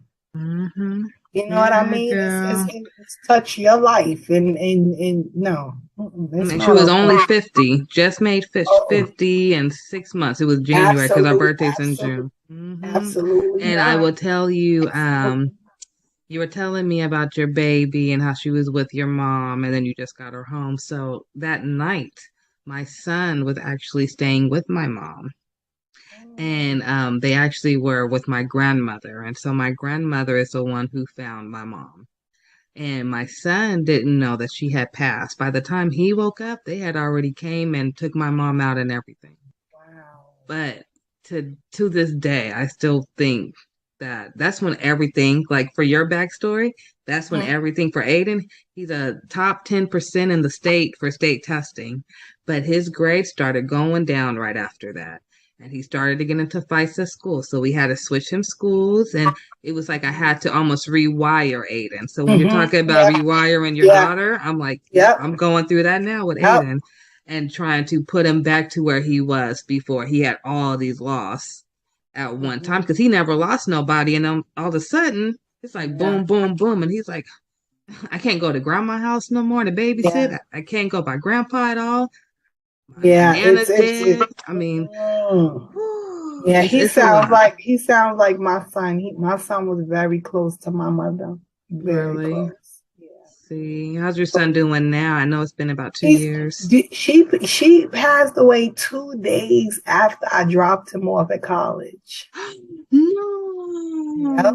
2 days. That Wednesday we took him up, and Friday she was gone. And he was like, Mommy, I'm here. Like, and he was a freshman. He was like, I don't know what to do. Like, I'm here alone. I need to get home. Where I gotta, and I was just like, calm down. I'm gonna get you a plane ticket. You're gonna get an Uber. You gotta, but you in college now, you know, you gotta talk to the people. You gotta explain to them what happened and tell them you have to go home, because it was still in the in the midst of COVID, and they didn't want you leaving campus. They said they had a bubble. They had a bubble around the state, and once you came in, they didn't want you like going out, coming back. But my son was like, I don't care if I can't be in school, then I was like, no, we're gonna talk to them first, and then we're gonna get you home. But I got like I'm terrified because you're there by yourself. I need you to calm down, and we'll figure it out. If I tell you, boy, let me tell you, my son, while my mom was sick, my son was washing her, helping her, like without me even knowing, because I had hurt my back. And I was like, what are you doing? You can't be changing, Grandma. He was like, but Mom, your back is messed up. Like, I have to help you. I have to help Grandma, you know. Them boys are something else. They're amazing. And that's why your son is going through that, because of the love he had for his grandmother, you know. And you just gotta help him work through it. You gotta just help him work through it and keep talking to him, you know. And it's difficult. It's difficult. Loss is difficult. It very is. I thank you for talking to me through that. And we were supposed to be talking about you, and we done ended up helping me out. Okay, that's how a good interview goes. It's okay. Yes, and we will definitely stay in touch. Yeah, Okay. we'll have you back for a part 2. And thank you so much. And everyone, please share and go visit her Instagram and Facebook. Like, follow, subscribe, share, all that jazz. And look out for the mission. That's what we're going to call it now. So if you hear me say we're getting ready to do the mission, we're talking about them backpacks, okay? So thank you again, Marie, for talking to our families, and we will talk soon. Yes, ma'am. Take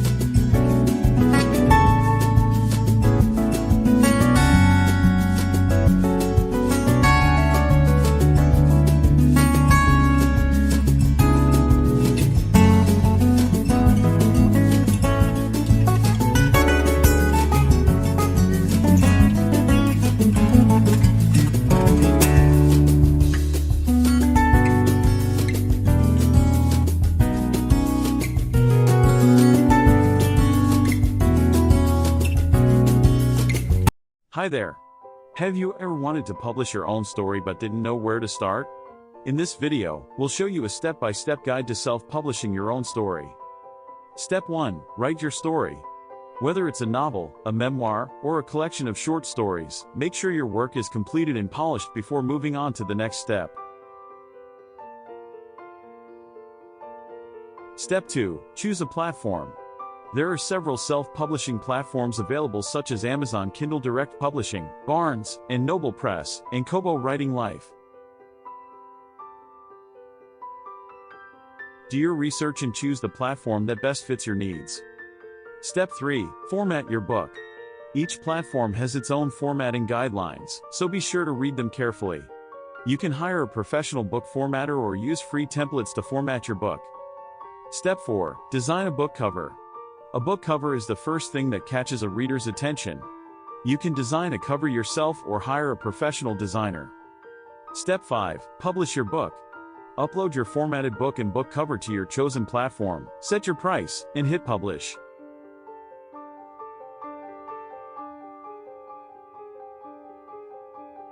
Step 6. Promote your book. Use social media, book blogs, and book review sites to promote your book to potential readers. And that's it. With these 6 steps, you can self-publish your own story and share it with the world. Thanks for watching this video, and don't forget to subscribe to our channel for more tips on writing, publishing, and marketing your books. Hey everyone, welcome back to our channel. With fall and Halloween just around the corner, we thought it would be fun to share our top 10 movie picks for teens and for some of you younger siblings also to watch during this spooky season. So grab some popcorn, turn off the lights, and let's get started. First up, we have Hocus Pocus. This classic Halloween movie is a must-watch for anyone who loves witches, magic, and a good laugh. It is perfect for a cozy night with friends or family.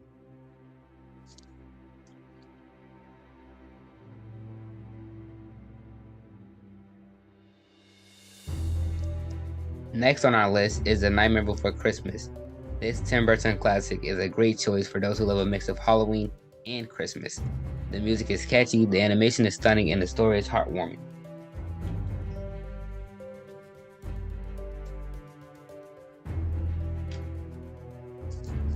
For those who love a good scare, Teenage Mutant Ninja Turtles Mutant Mayhem gives the right amount of thrills and excitement throughout the film.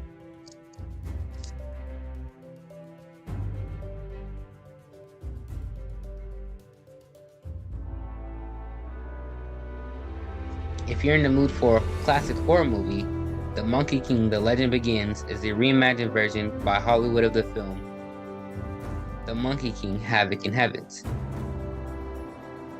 the origin and birthplace of the Monkey King story. For those who love a good mystery and a good movie to watch with your younger siblings, and Paw Patrol: The Mighty Movie, a magical meteor crash lands in Adventure City and gives the Paw Patrol pups superpowers, transforming them into mighty pups.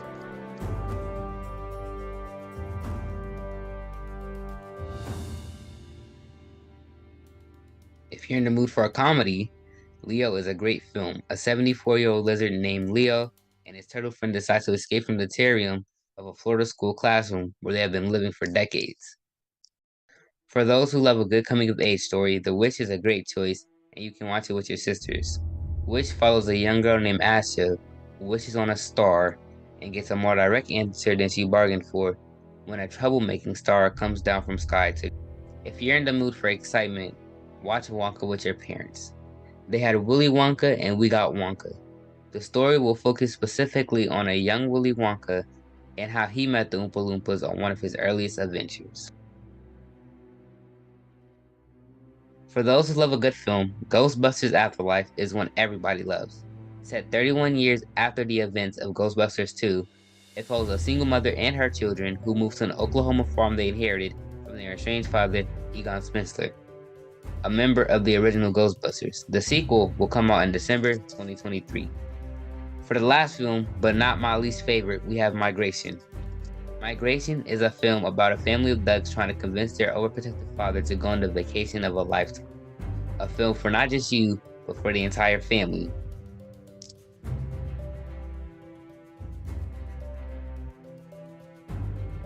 Well, that's all we have for today. Leave a comment of your favorite fall movies and don't forget to like, share, subscribe to Glo Preemies. never miss new content and to check us out at glopreemies.org. Thank you. Have a good Halloween.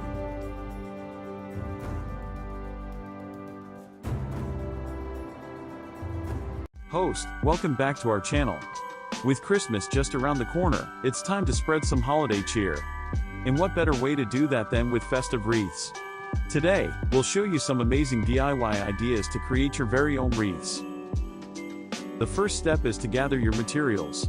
You'll need a wreath frame, some evergreen branches, pine cones, holly, ribbons, and anything else you'd like to add for a personalized touch. Start by attaching the evergreen branches to the wreath frame.